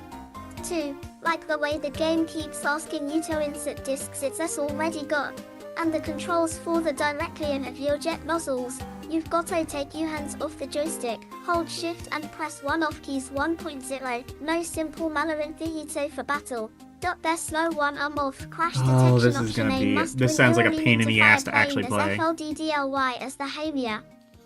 The effect of twin to use the rudder controls is hilarious. You're supposed to own 9 at a debriefing when you land, telling you how you go to beauty wouldn't give me one dot and the music at the beginning just terrible. Holst courtesy. It's a simulation! There's not supposed to be music! 6G6 for it's a submarine sim. It's kind of meant to be realistic. High score, though, because 90 is actually a pretty 9D simulation of AB 8B Ifians Harrier. At least, PM Preparetto Belivatus, once you manage to suppress that horrible feeling that you've just handed over and 404 new machines so you can play worse 9 names than you did on your OD Amiga, it's actually rather good fun. IFS Nola game you can enjoy playing just for the sake of it. You won't find yourself just seeing where he sky takes you beauty if your Preparetto dictate rulebook and follow through the missions. It's pretty rewarding. There's a stronger than usual strategy side, too. Though many people might prefer that semblance load revet to the end of previous paragraph, LTS a simulation for simulation buffs, then, much like the MiG-29 games which simis were also behind. Takes a lot of 9016 into, and is really quite absorbing once you do. Beauty holds have been so much better. $JOM 47 for M24 MES. Well, I can almost follow that. So I'm gonna skip this. I need to remove this from the thing. So, this kind of highlights one of the, well, controversial aspects of this magazine. Here we get into the controversy. Are you sitting down, folks? Because you're about to be blasted with some controversy. So, how a lot of magazines worked is essentially, if a game was mid, like straight down the middle mid, it would get the equivalent of about a 7 out of 10. That's sort of how EGM did it. I would say, like, generally speaking, games that were below a 7 out of 10, they were able to find some sort of fault with. And 7 out of 10 games were usually sort of mid, where, like, they were like, we can't really find anything wrong with this, but it doesn't really stand out. Buy it if you want, I guess. Essentially. And that was mostly done to appease reviewers. Because even if you were, like, you know, even if you weren't just, like, you know, directly, or, not appease reviewers, appease the publishers and the developers. Because even if you weren't, like, you know, one of the, like, literally, like, in the back pocket of the publishers, which some magazines were, you still wanted to be on their good side. Because if you weren't, they were gonna stop sending you, you know, pre-release copies, and especially they were gonna stop running ads in your magazine. Amiga Power did things very differently. They were, I guess we would say it nowadays, brutally honest. If a game was mid, they would tell you. So 47% is, like, just below mid, basically. So, like, it's mid, but very slightly below average, is what they're saying. Like, you might have fun with this, but you're best spending your money somewhere else, is essentially what a 47% would say. This pissed a lot of people off. There were several attempted lawsuits. One by, I forget who it was. Domark, I think, might have tried to sue. And, US Gold threatened to have one of the reviewers fired. I don't know how they exactly planned on doing that, but, that was the threat that they levied against them. And there actually was a lawsuit that made it to court. And it was by none other than Team 17. Team 17, you might know them best nowadays for the Worms games. They did, like, Worms Armageddon, games like that. And at the time, they were also very famous for games like Alien Breed.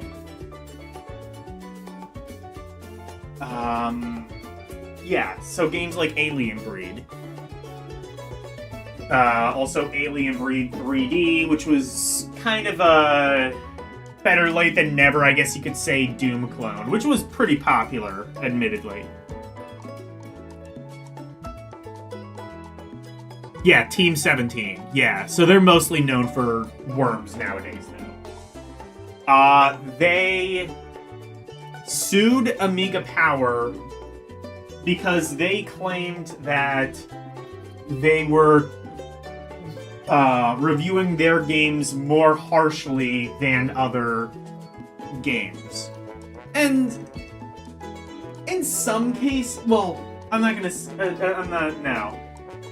In some cases they were. They gave, there was like the two things they cited were a bowling game they gave 38%, where a lot of other reviewers kind of gave it reviews somewhere along the lines of like 70%. And, I forget what the other game was, but that also kind of got like a bad review. Ultimately, it was laughed out of court, as you would expect, because, I mean, they can think whatever the hell they want about a game. If they think it's bad, then tough shit, make a better game. But, yeah, you know what? I'm going to post a link to this story, because it's a very interesting one with many different facets that I could not even begin to cover.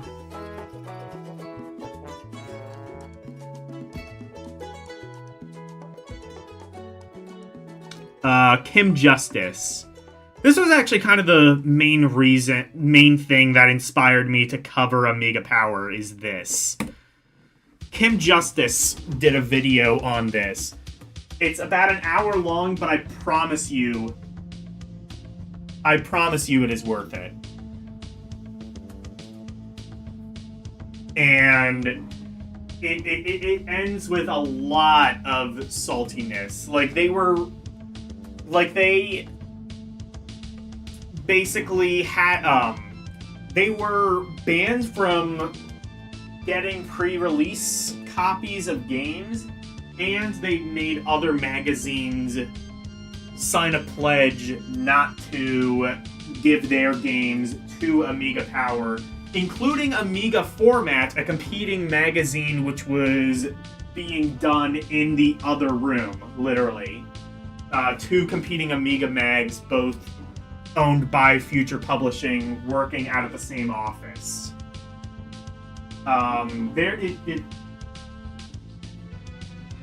It's like basically the world's biggest feud over absolutely nothing. And it is unbelievably petty and kind of just hilarious. In the end, one of the reviewers, who we saw earlier, Stuart Campbell, called one of the people at Team 17, and I am paraphrasing, an invisible little twerp who should crawl up a chimp's ass. Or who should crawl up a chimp's arse, rather. You gotta have it be British. It's just the most unnecessarily petty bullshit on both ends.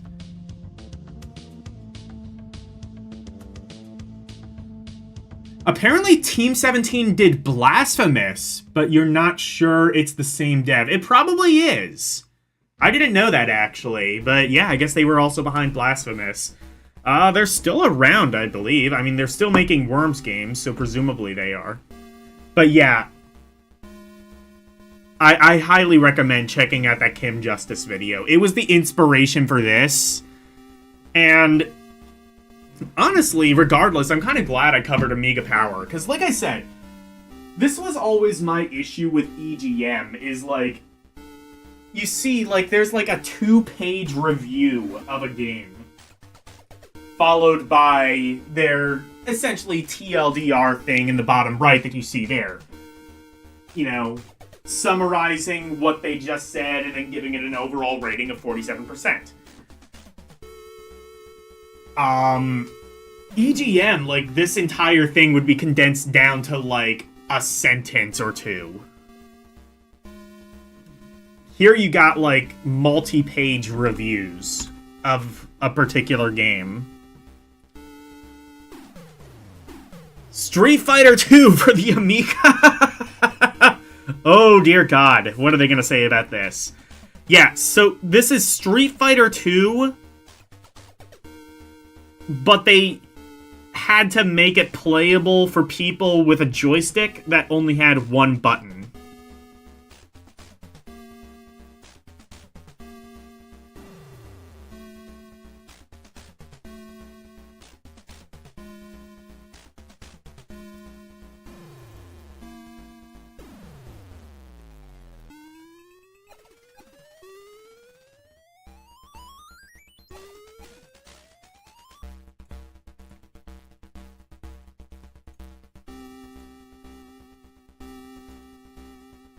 Oh, you can right-click on it. I didn't even know that.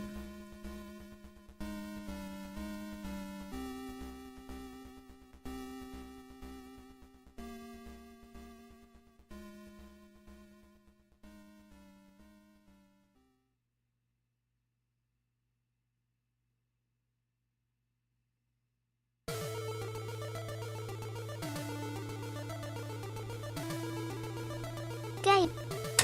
Street Fighter 1 publisher. US Gold authors. Oh god, US Gold was behind it, of course. E27.99 release. Out now. Here's a reabiting this game where Guile, Superbutch bequeathed the Anum veteran in combat rousers. Kicks arms out of appetite but deadly Chinese babe percent Chomelele's our power created to one ice beating on ground. Guile MNS man, if blue eyes, fingers through his.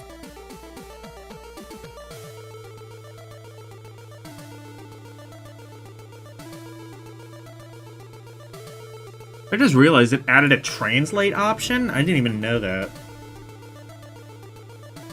Doesn't seem like it actually does anything though.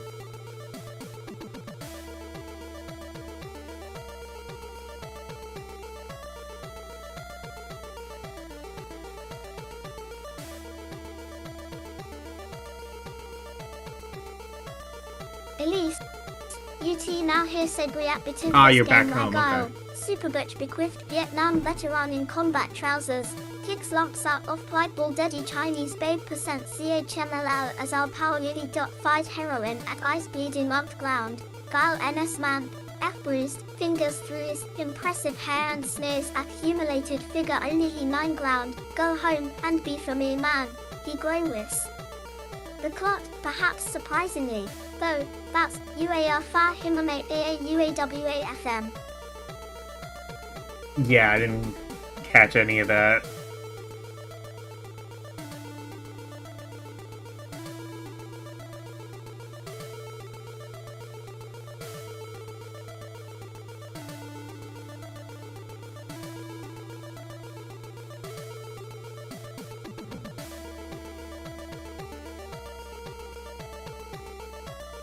GD341 reckon in a couple of days life extends U_G90I playing off the long awaited Amiga version of Stephen Preston first since his coin-op conversion with iOS was announced. Arcade devotees, SNES owners, and ST plain old-fashioned cynics alike have been really expressing serious doubts over the possibility of the original's impressive off-in graphics and 6-button control 9-read mechanism. Hang on.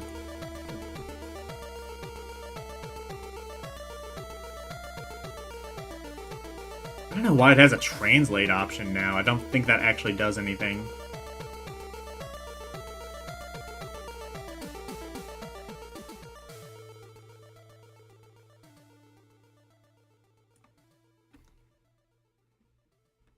Part in a couple of days of What voice is this? It's long-awaited Amiga version of Sif Gibler. Since his coin-op conversion was announced, arcade devilies, SNES owners, and plain old-fashioned cynics alike have been expressing serious doubts over the possibility of Homina's impressive Maddie, I think it graphics says. and 6-button control mechanism making a successful journey onto the humble Amiga. But now it looks like he found the amount of words I.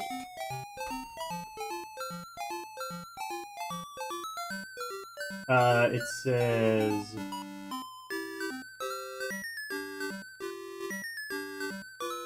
Malicey?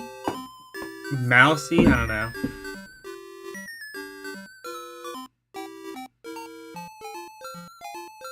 Am I using the right release? I should be.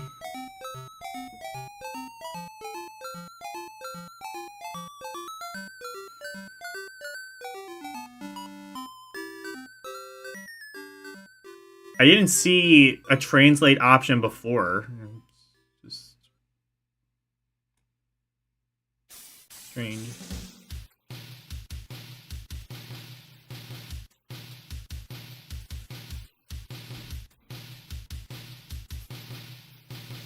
MD. Nato beaten. LT Snowtraffic. Conversion be any means, beat it doesn't do a whole bad impression of 65 SNES game. And that will be more than enough to make your Nintendo-owning K-chums feel just a little iptive, so let's take a closer look. No. If you have a Super Nintendo, you are fucking laughing at this. I'll show you what... Bull SS60, one of the most overhyped and overrated games in recent, won his memory. And there's Mark, who just thinks beat 'em ups are crap, full stop. Then there's the new Mark, who in real likes the arcade and SNES. Is he saying Street Fighter 2's overrated? Did L write this? Did British L write this? Since sliced bread. Finally, 7 Wothergoth old Tim, how else that?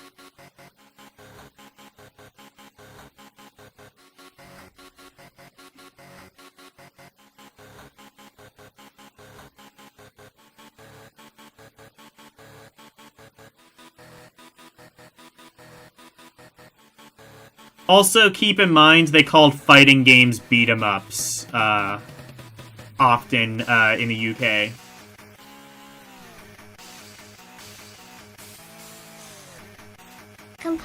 I think they called beat-em-ups usually... I think they usually called beat-em-ups fighting games. So they kind of like swapped the terms around. Because this is such a big game, for once we're going type flawlessly democratic. Everyone's going to get higher, so the Nintendo fit we're going to take the 5 individual marks and award the final percentage as a straight average. Oh. Mister, this Kindle thing's not usually my cup of tea, and it is put by image compared to likes of NA, Zero Beauty's go to certain something, and it's one of better 2-player mind names around.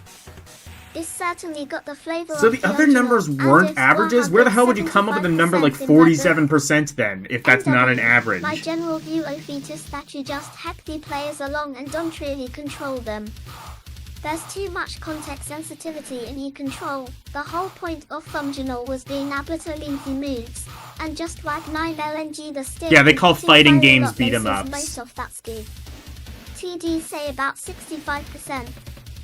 T, never to be here's less control than on the arcade version. On YK was a new AFMMW, Butit SL manages to feel like Urian control to ascertain degree, retains the flavor of the original.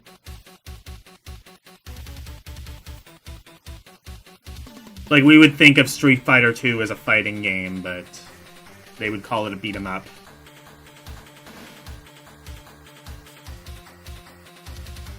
I mean, I guess like on the surface that's not wrong. You are beating someone up, but I don't know. Who's to say they're the wrong ones? Answer me, they're the wrong ones. And fans of coin-op will certainly appreciate it. PD give it 78%. TN, one fully expected to hate it, and was quite surprised when did. LS not much fun as a one-player game, though, Butin for player mode IFS pretty good. Overall road go for 76% or hereabouts, and as Mike Youngwood would say, this is me. History says they're the wrong ones. Well, history is written by the victors. This doesn't last long. Half after all here you get used to the unsubtle colouring, and the backdrops are very pretty, although they lack the nicer bits of animation from the other versions, like the C1. And really, when you're playing Street Fighter 2 on the Amiga, nobody's a victor. And he parallax scrolling, while he...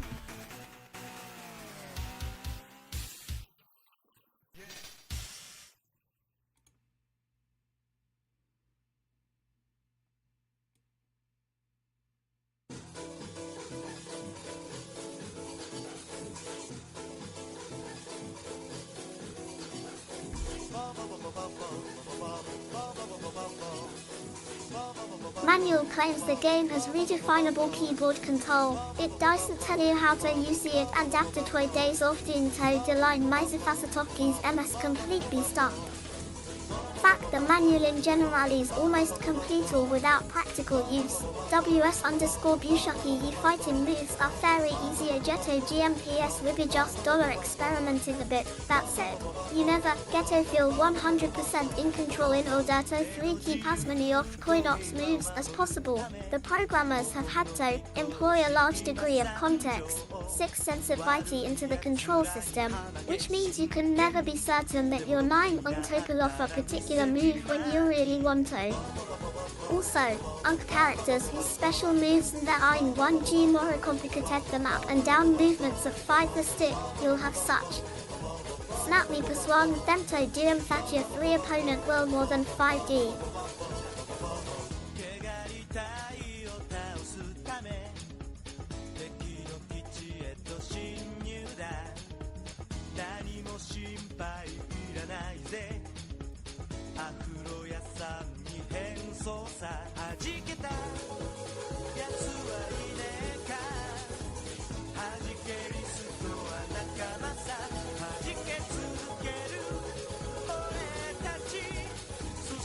One kilometer like BT Auto Def underscore before you can manage Tozen a single burst of yoga free, or whatever, in his direct and So they gave this a that was 74%. problem ever non underscore 1 SNES version, but never quite as insurmountable as I just of Doom. L did Minigetto pull off Dalsim's special moves. Do I look like I know Japanese? The game comes on 4 discs, with a lot of swapping whenever you change venue or encounter one of 3 bonus 9 aims. But since 5 is by its nature a very slop start kind of game, that's not as much of a bugbear as it might have been.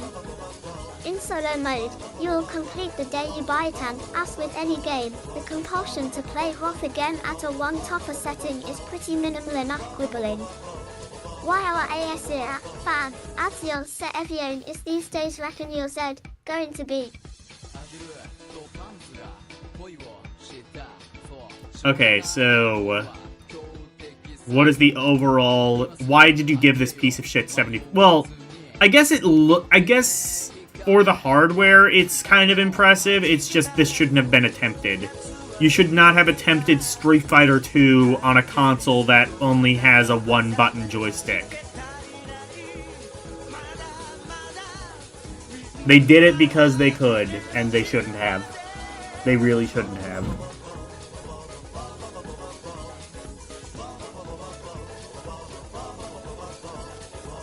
What?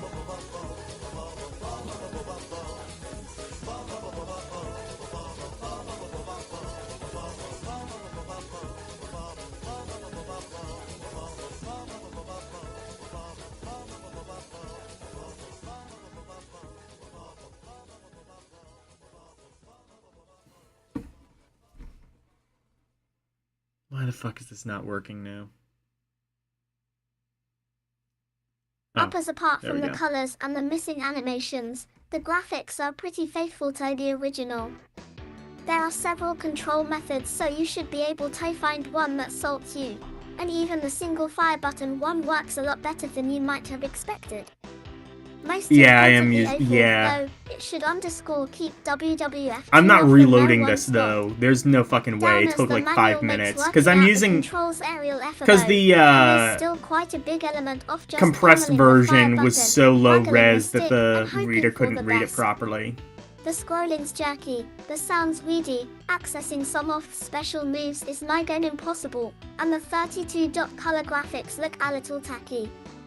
The bottom line nano feed above So the game is near unplayable. So the special moves are near unplayable and it's jerky, and you gave it a 74%. Fuck off. Game, but near endless viewing 2-player mode. Realistically, Amiga S was just about as good as it ever could have been. Okay, but it shouldn't have been done. That should have been like the conclusion. Yeah, it's about as good as it could have been, and that should have been the reason not to do it at all.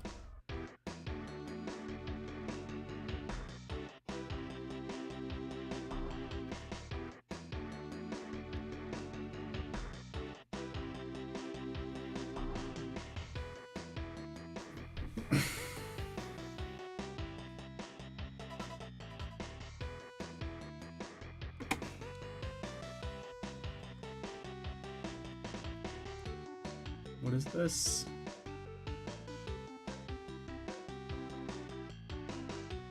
Computer World. What the hell is this?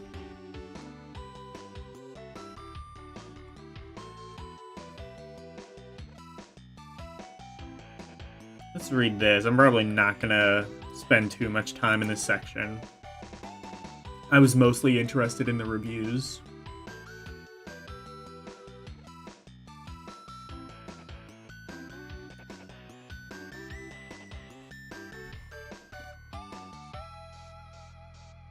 The Amiga AF 500 pack C Comage TE New Commodore Amiga 1500 pack features a 7.14 MHz 568,000 processor WIM. Okay, 1 so megabit it's, yeah, RAM just... started 45, expandable low 41 megabits asterisk So via it's... expansion cards.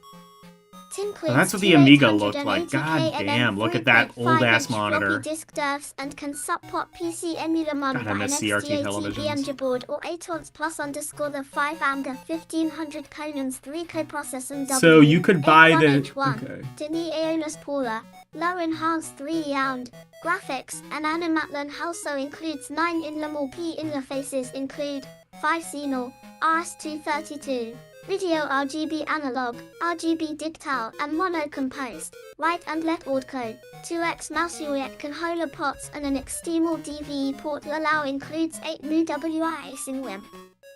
Operating system, color palette 4096 colors, NGH Quali Stereo Sound Win 4 channels and 9 claves and DXLO Volchi Simplists underscore THS package DS not include. Okay, I'm reading this. So the base A600 cost £279. Alright. Amiga 1200. Ring for price. You couldn't have just printed the price of the A1200? Would it have taken up that much space on this fucking thing? But yeah, that's what the... I didn't even know Amiga... It looks like Amiga actually had a GUI. I never actually knew that. Well, I think I knew about Amiga OS, but I'd never really thought of it. But yeah, it actually kind of looks a bit like old school Windows. Except this came out like... Oh no, it kind of looks a bit like Windows 3.1. Or even a bit like 95. But yeah, that's what the Amiga looked like. It was a big old gray thing, wasn't it?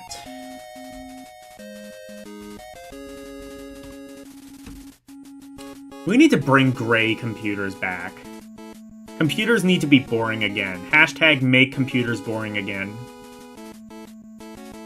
Here's a Game Gear? Okay. Why Game Gear?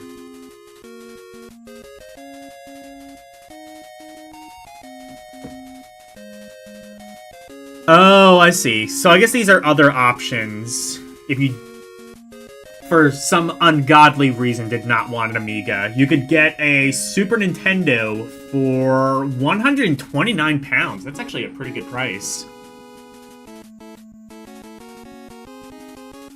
95 looks like modern Win. I guess, yeah. I mean, Windows hasn't changed all that much. Mostly they just changed the start menu over the years.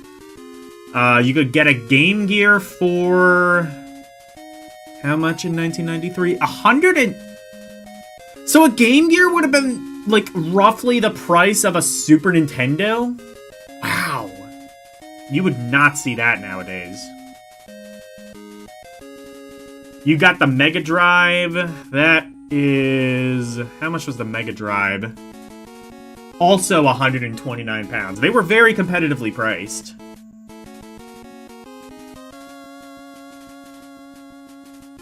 That's what the Mega Drive looked like in Europe.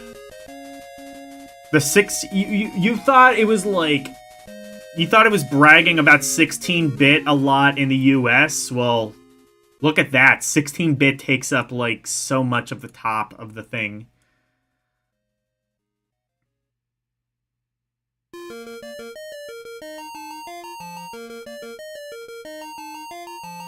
In addition to computer hardware, we stock at full range of oh, so this is actually an ad. I see. You can use Visa, MasterCard rather.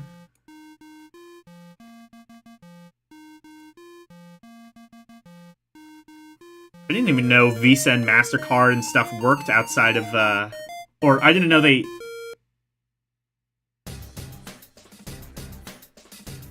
Steam Deck is the price of a PS5? No, it's not. PS5 is like $600. Steam Deck is like $350 if you buy the basic one.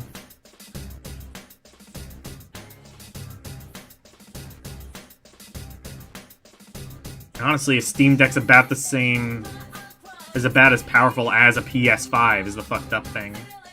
Well, actually, no, that's not true, but honestly, it's got more games.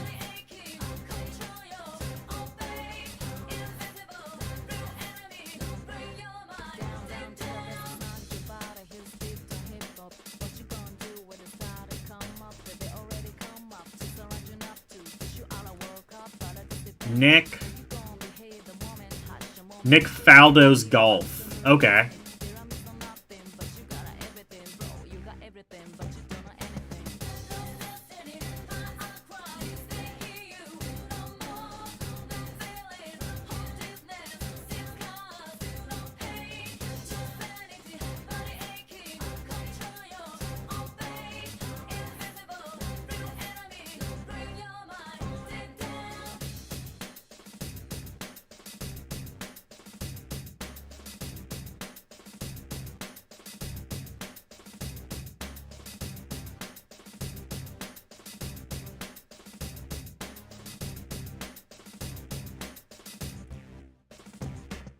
Game, Nick Faldo's Golf commentating on it for TV.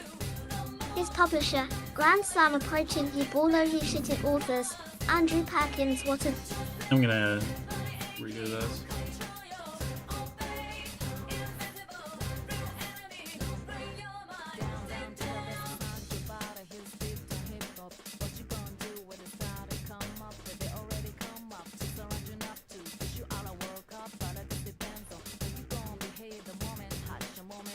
Knowledge of goal, I'm afraid to say, Strelches to Pilch and Pool, crazy 90 at the seaside and watching the odd game on BBC Two when there's nolling on the other side.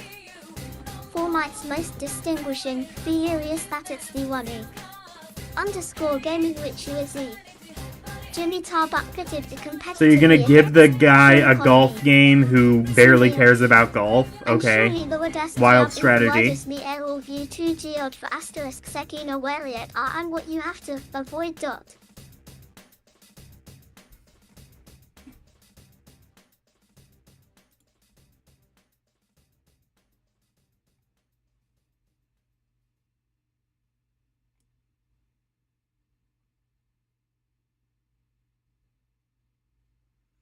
You give the guy a golf game and he's like, I don't even like this sport. Or I kind of have a passing interest in it, it seems. Commentating on it for TV. Has approaching the ball now he shit it, what a glorious shot. Yeah, right. So has its appeal, IFS obviously a very relaxing 9 game, because you never have to or anything. You just kind of stroll around these, fields time to find, underscore some ball you hit about 20 minutes ago. There's always some caddy with you to chato, and the professionals don't even have a walk, they get driven around. Low. Underscore and what about those clothes? Golf has to, underscore Balaji responsible for some of the most hideous fashions Everto have graced this planet you know the shoes with the tassels on, the Argyle tank tops, and when it finally reaches what might... You know what, on second thought, maybe EGM had the right idea. If you're gonna just, like, fill the review with the ramblings of a lunatic, then maybe it should have just been 2 sentences. Even so, here's another golf game for you. It's already got some stiff competitive FIMG for 7-hour go and microprose golf set up to the challenge. There are a number of things that immediately have to be considered when creating a video version of golf the most.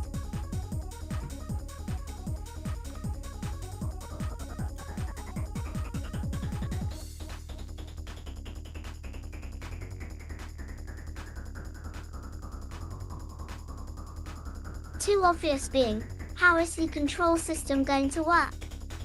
MCK Agoesco goes for an excellent system that feels very natural and easy to get used to. A Hohi PE50 before you take your shot you check where you are on course using the snap-on menus. Simply move the pointer towed right hand edge off the screen and the menu appears there. This tells you where you are on course. Oh god, a golf game that's mouse controlled? That's novel. novel. The rough or whatever, and the Daesh and the wind's blowing. At top of the screen you're given the distance to the whole emotes. Bearing alphas in mind you choose.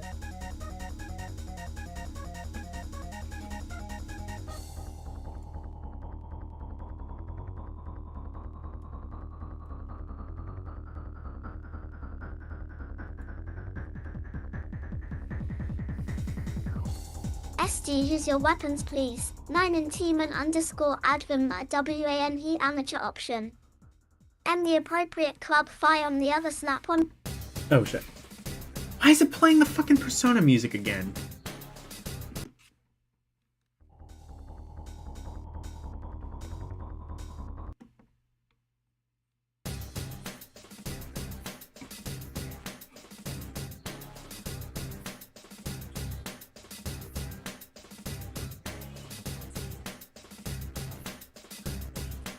God, I hate YouTube's playlist features if they don't work properly.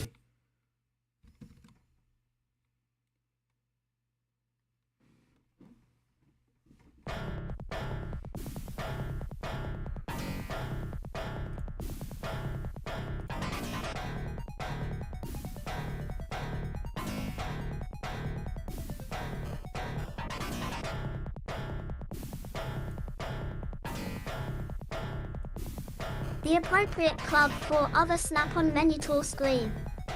The 9 AME puts perspective to face.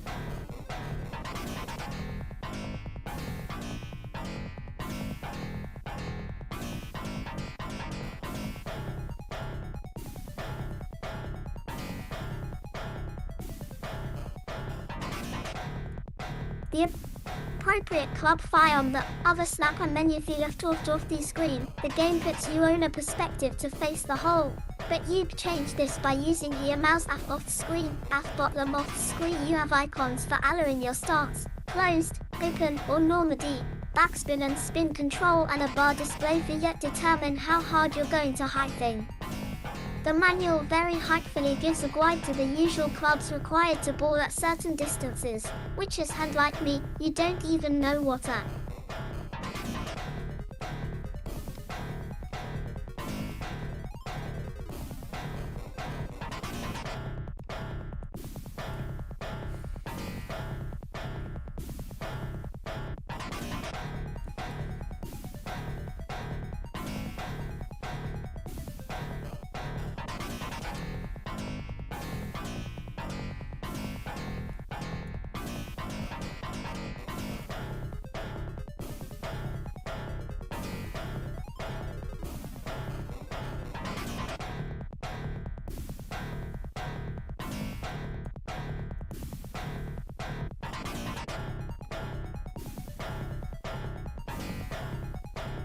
Screen, which you place with the mouse to indicate the direction you wish to hit the ball finally. You move the cursor your feet off the player sprite and click once. A bar appears on the screen and a level indicator moves through the bar. There are 2 zones at the bar, one for the WSD snap and the over 4th swing itself. In the wrist snap zone you have to click once as the bar possess proficiate an extra 10% power to your shot. This is best MAT limited until you get the hang of control system. The next zone is logger and requires a double click, after the second of which your man takes his shot. If you turn off 6 on the AS side of zone you due to Nicholas LCE now know what 0 rank you know that it all sounds very complicated and tiresome, but this 0 definitely isn't the case. Loud becomes second nature very quickly, and although it takes a little time to play any really 90 AD shots you'll soon be competent and ready to start improving your game. And there is some neat extras in the game to help you improve without having to bonus yourself. We have 39 out of par 4. First off is the coaching mode. Here you get some fab tips on Nick Foldo himself and also get to concentrate some really MCKY situations which you'll encounter in aerial 9 AME, like bunker pay, water hazard, puppling and windy conditions. You can click on the picture and smile Nick to get some advice on what.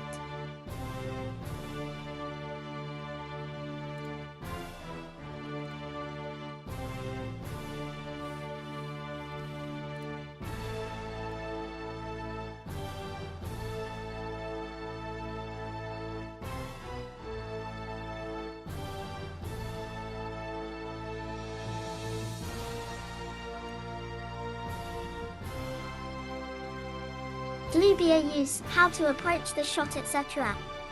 HS worth starting in amateur mode, because not online is it easier. You get a bigger zone to double clicking when taking ASHOD, but you also get a mulligan option, which lets you get a the mulligan shooter games option? that That's does cool. crap.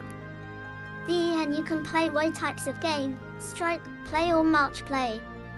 There can be up to 4 players, QD either human or computer, and on the computer side there are 8 opponents, from the less than average Davy Devoto the superiative and eponymous Nick Faldo.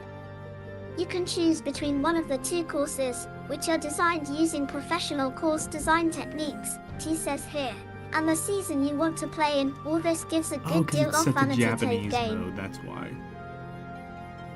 That's why it had the translate option, because it was set to Japanese mode.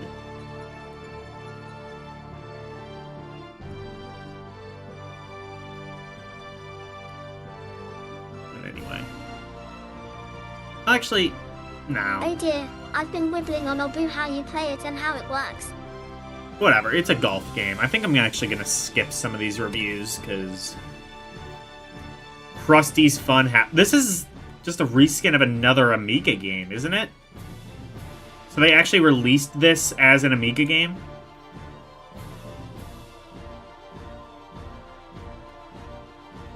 Okay, what's this bloody game actually called? On the NES, Game Boy etc. Ice Krusty's Fun House.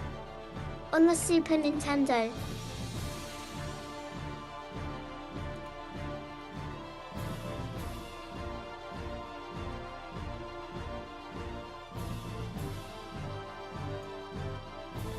It's exactly the same game, but it's called Cruiseless Super Fun House, for the perfectly acceptable reason that, by some bizarre law, every game ever released on the Super Nintendo has to have the word Super in the title somewhere. The Amiga version is exactly the same as every other one, but it gets a Super as well, despite. Okay. I've played this game before, it's actually not too bad. It's a reskinned... It's another game that's reskinned. I actually forget what the original of it is. Maybe it'll in any tell way me here. remotely super about it as opposed to the plain old Krusty's Fun House jobs. Yep, I'm struggling a bit for investigative outrage this month, but it's stupidly irritating all the same. Sticking a gratuitous superlative onto something's name doesn't actually make it the least bit.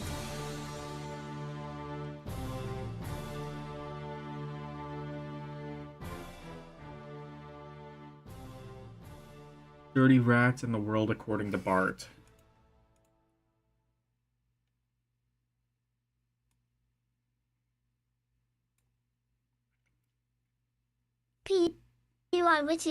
Where we better. It's Here's like, something we don't yeah, hold it's like here at Lemmings. Super That's a good Amiga way of Megacar. putting it. So let's have less of it. So it's actually okay? pretty good, in my opinion. Krusty's I Super played it Fun on a House, Game you take on Gear the persona a Krusty while the Cat, ago, and I circus actually quite icon, enjoyed and it once hero I of worked one out how to Bart play. Simpson. Unfortunately, he's an icon with a problem. His fun house is full of mischievous rats. Perhaps with a twist of some sort. The twist is that you are playing as Krusty the Clown. Yeah, that's about it.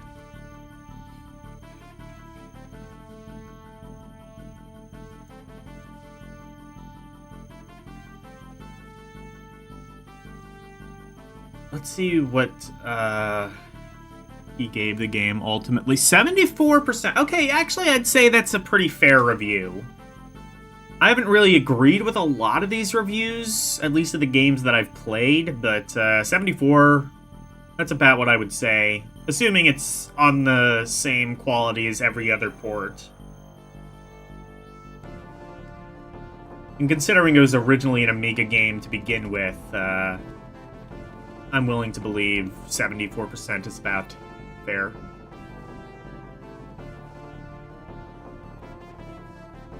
See, we got some ads.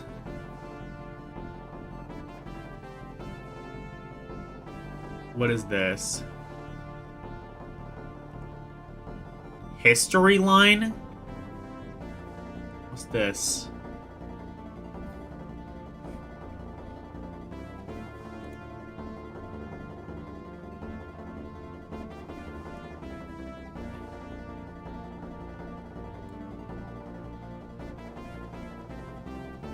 release, out now it's NR James. A much maligned e-game genre, and most of the time criticism has been perfectly fair. After all, who wants to squint at reams of statistics for the supposed joy of destroying yet another statistic? Oh, it's right fucking... That's who. It's like one of those Koei But games. here's a game Yawn. that's set to 3 change all that. It's a game about World War, and what do you know? It's programmed by German developers. It's time to make history Before now. you say, well, it's bound to be a biased pile of old crap, read the rest of the review. And unlike most war games, History Liner is remarkably simple to play. The units can be directed with keyboard or mouse, and its slick control system makes it easy to move G and attack. When you're moving a unit, these hexagons which you can't move onto are shaded, so you just select which one you E0. Yep, this is what PC games were until Doom. And for a long time after Doom, for that matter. This is why... See, do you understand why PC gaming never really took off until, well, Doom? Is because most of PC games were this. Do you want? And when you're attacking, the units which you can attack are highlighted tilde. You just have to choose the one you want. It's a simple, it takes a minute to master, and it's amazing how As cynical as quickly this you become sounds, he engrossed still in the gave it an game because of it. 87%. When units engage in battle, you're shown an animation of the conflict, with beautifully drawn graphics depicting the infantry, Oh, that's artillery, why, 'cause it armored looks cars, good. or trains in action. The outcome of the battle obviously depends on the units involved, and at best the type of terrain they are on. There are a few axes nervous moments as you wait to see who loses the where most units, but when you're a seasoned pro, you that should be able to predict who wins what. But not everything's predictable in History Line. As you proceed through the war, new units such as tanks or planes are introduced, and it takes a few turns before you've worked out how best to use them. And as an added interest in the gameplay, you're given a pool of PowerPoints which can be used to produce new units tilde provided you've got your hands on a factory that itis. There are plenty of people who... Yeah. So, it's an RTS. You can play that if you want. Alien 3, we just played this game. What did they think of it? A lot of, this game was huge in Europe for some ungodly reason.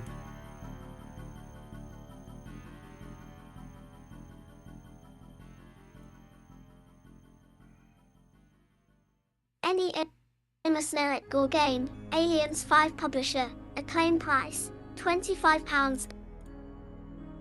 £25 for this piece of shit?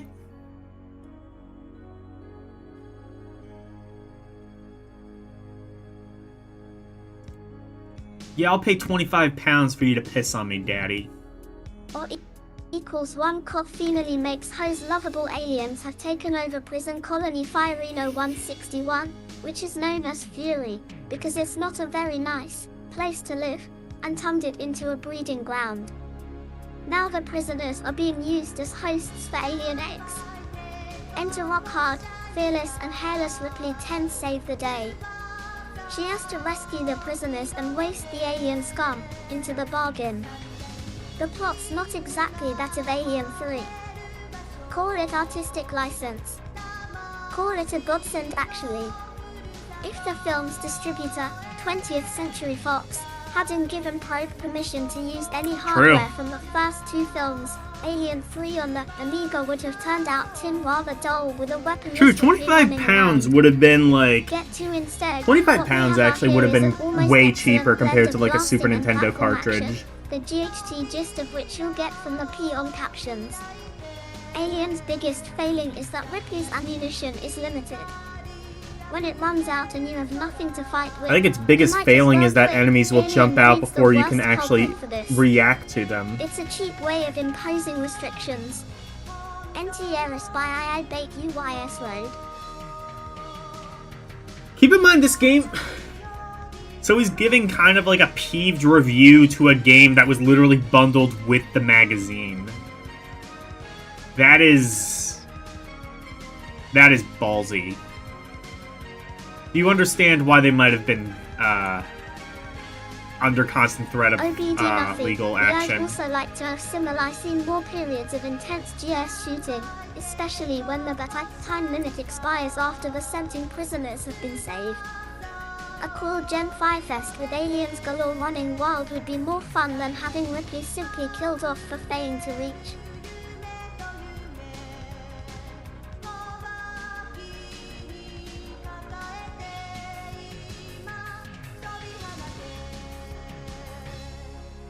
Tessie of Prague. VX pound pie. The exit. H8 graphics wise, the Yuan Ripley character's a bit 400 OP, her animation's not 488 at all bad though, and the scenery barely serves a purpose. The aliens on the other hand look pretty good, even if they're lit by a completely different light source from everything else. Just the effects, it's a shame you can only play with music or sound effects. As good as the soundtrack is, it's not enough on TSO, and there aren't quite enough. The sound effects, a few of them are a tad silly actually. Here's IH just say what's there is adequate. Inga ye illa ilk neat visual touches worth mentioning, such as Ripley's access features illuminated by Yable muzzle flash. That's just one neat visual touch, Gary. Ed, the 2-button joystick is supported, too, though I couldn't get it working, but apparently it was supported.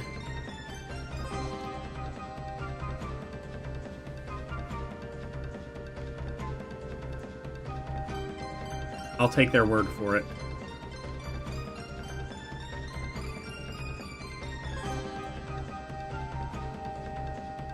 Soon I have seen the weapon select key replaced instead of up for jump. Alien 3 may be unoriginal, but in its favor there's nothing on the Amiga of a similar ilk that's as atmospheric and playable. The maze-like levels aren't huge, but they're well designed and that makes them appear larger. Yeah, exactly. They gave this It's piece of often shit easy to miss prisoners 85%. under your nose and to lose sight of the exit, which all adds to the tension. Proof positive You that could certainly Amiga spend didn't know your what the fuck hard-earned quality Christmas was. cash on a lot. Some areas of the prison are only PF accessible via the air ducts. Ripley crawls through them, but so too do the aliens. Ek. JRE Tel 1CE section RCCRs.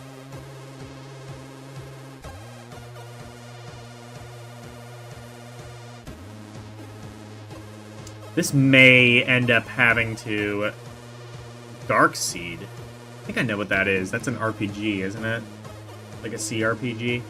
I may end up, having to break this into, second part. I might have to continue this on Thursday, but... Let's, you know what? We'll finish on the review of Darkseed, I think.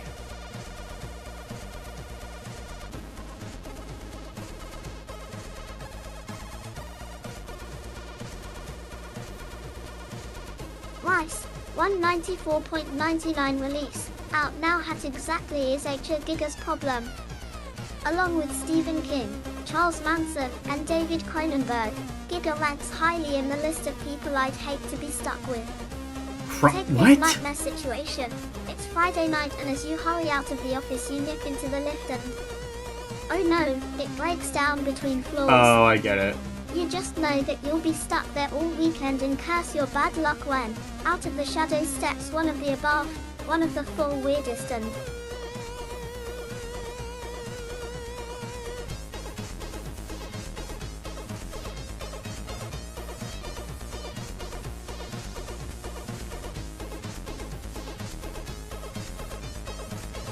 probably most disturbed minds of modern times.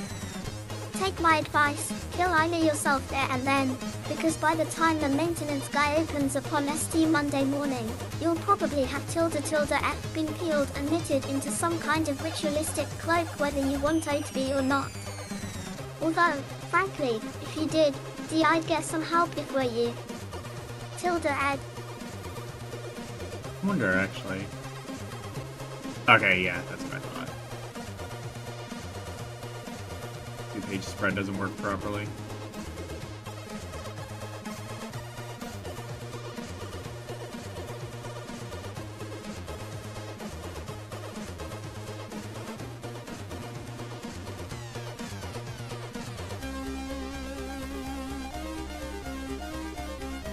For those that don't already know it, HR Gig is a Swiss artist who specializes in producing vast airbrushed works featuring creatures from his imagination. And here lies his problem.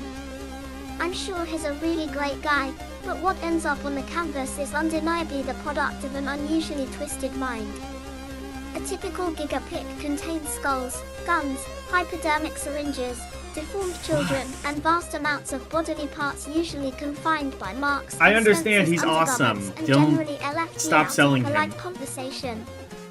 Jed info /DS eclectic then DS is usually fused, hold together so that it's hard to tell red where, or indeed 5 if, the machine's earthen end and the *_ bodies begin. It's comparing HR was the Giga first to person Manson to and coin the word Cronenberg, I guess, because...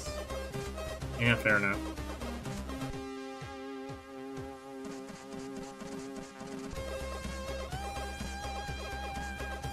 Headache. Biomechanics for this fusion, and the world first became aware of this. Obscure surreal painter when he won an Academy Award for his designs of alien creatures and spacecraft for the classic 1977 movie Alien. Yeah, what's the problem? So exactly. That's the art history lesson over with, and it's on to what this has to do with games. Cyberdreams have come up with Darkseid, a game based on the artwork of Giga, and one that saw the light of day on the PC earlier this year. Cyberdreams have started up.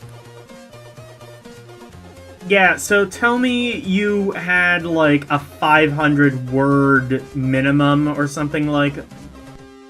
Yeah. Tell me you had like a 500 word minimum without telling me you had a 500 word minimum. Literally this entire first page is padding about some bullshit having to do with HR Giga. Just say like HR Giga's an artist who I don't particularly like, or something like that. Don't fucking go on a rant about how he's worse than Manson.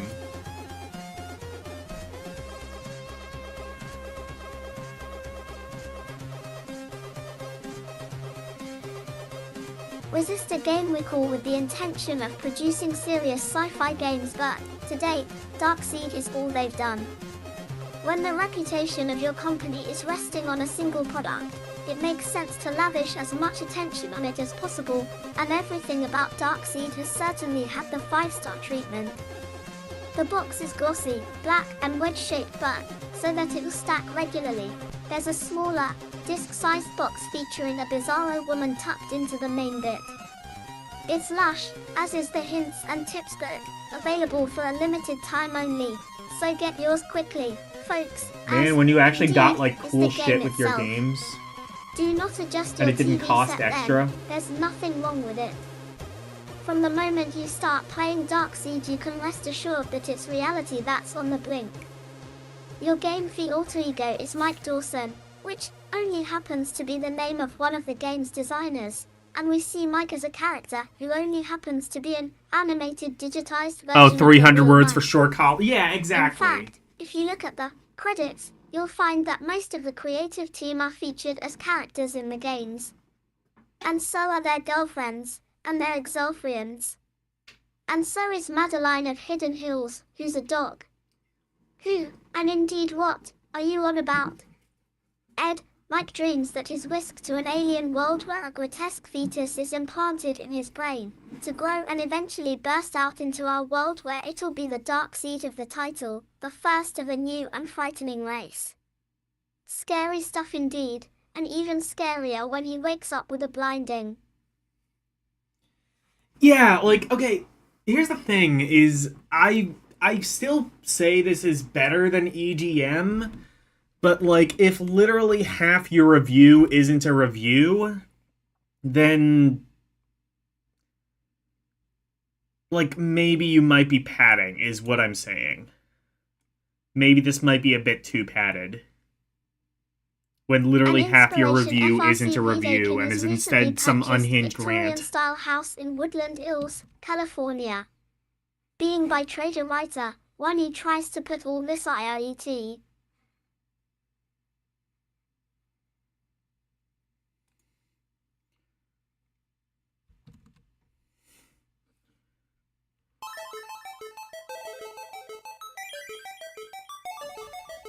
So, okay, fine. What's the review? What did he actually give this game? Gave it an 88%.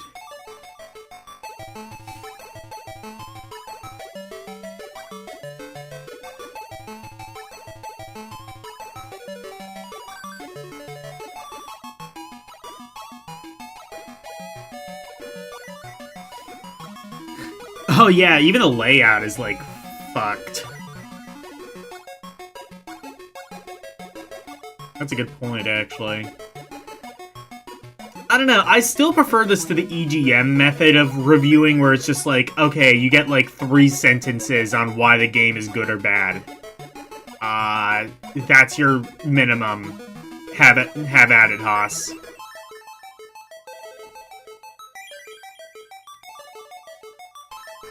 Like, I don't know.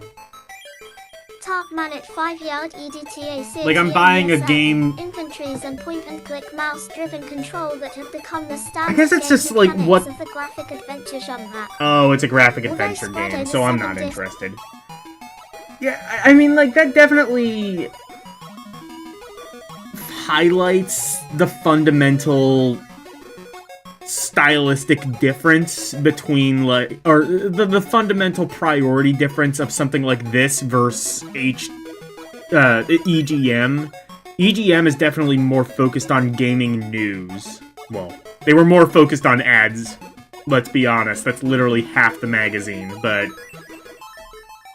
they were focused on advertising and tech news, really. Whereas this is way more review-focused. And honestly, I think, in general, I think it kind of benefits as a result of that, but,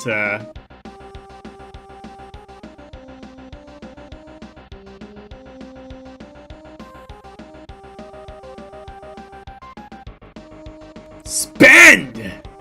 Are you spending yet?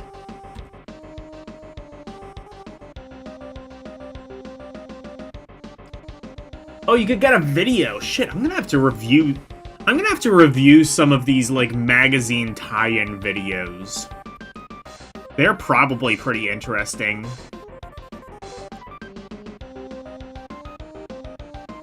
Or at least could be fun to laugh at in their poor attempts at being cool and with it.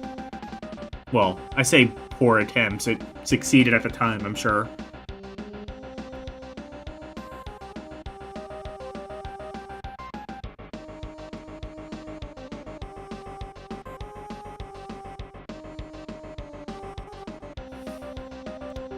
Okay, I think this will actually be a good place to stop. We'll stop at,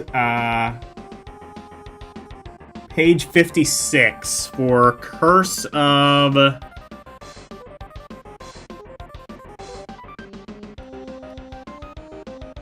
Enchanta.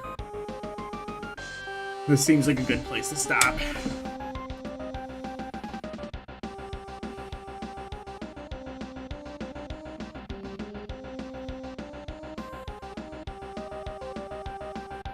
So we will continue this on Thursday.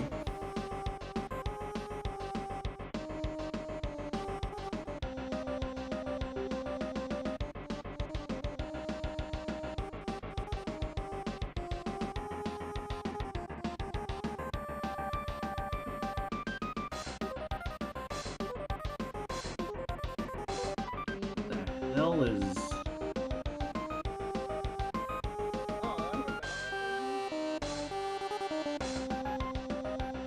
I was just looking at, like, what VGM was doing.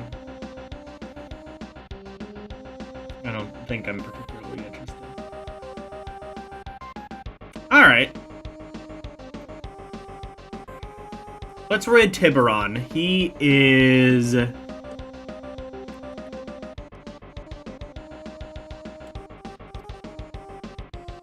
He is doing a game community stream.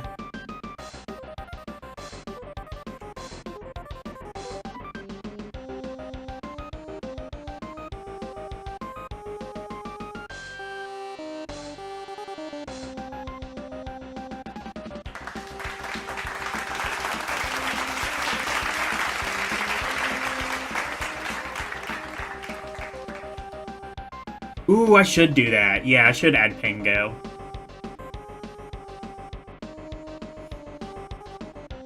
Alright, so... let's see, tomorrow night... You know what I'm gonna do tomorrow night? I am going to do Game Boy, Game Boy Color, and Game Boy Advance Homebrew.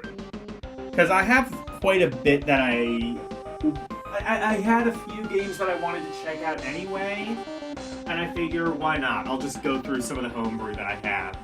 Some of it looks like it could be pretty interesting, so why the hell not? So that'll be the gimmick for Saturday for Romporee, is Game Boy, Game Boy Color, Game Boy Advance homebrew. The entire line of Game Boy. So stay tuned for that on Saturday. Sunday, I will continue on with Castlevania, Harmony of Dissonance. Monday, I will continue on with the Game Boy Advance games, beginning with the letter D. We've got the Donkey Kong games. We've got DK Jungle Beat, I think it's called, as well as the 3 Donkey Kong Country games. So be on the lookout for that. Also be on the lookout for Lunar, the Silver Star Saga, Silver Star Complete, rather, for the Sony PlayStation. And next Thursday, I will continue with Amiga Power issue 22 from February 1993. So, thank you guys so very much for watching. Always super appreciated. Special thank you to my members, Arus218, DJ Ronnie G, and LCX. And thank you to everybody else for watching me tonight. Thank you, Karumim Good Gamer, Arus218, DJ Ronnie G, Game Gear Goddess, Renee W, Nintendo Vaults, Yasuke Supreme, Sir Jacob, Arctime N Silva, Chris Strokes, Paces 420, and Shangy Girl. Thank you guys so very much for watching. Good night. And thank you for going to my TED Talk. Bye, everyone. It's the outro, and here's the outro freak. Freddy Freako, into presentation, sweeping the nation, doing his thing by way. If you wanna see more of me, become a member, watch some movies on LDM Cinema, play some games on Rum Roulette and request to be part of the community. Join the Discord, talking about games, music, rock requests, and more. Join now. That's all of the plugs that I've made. Thank you all for watching. Now let's raid!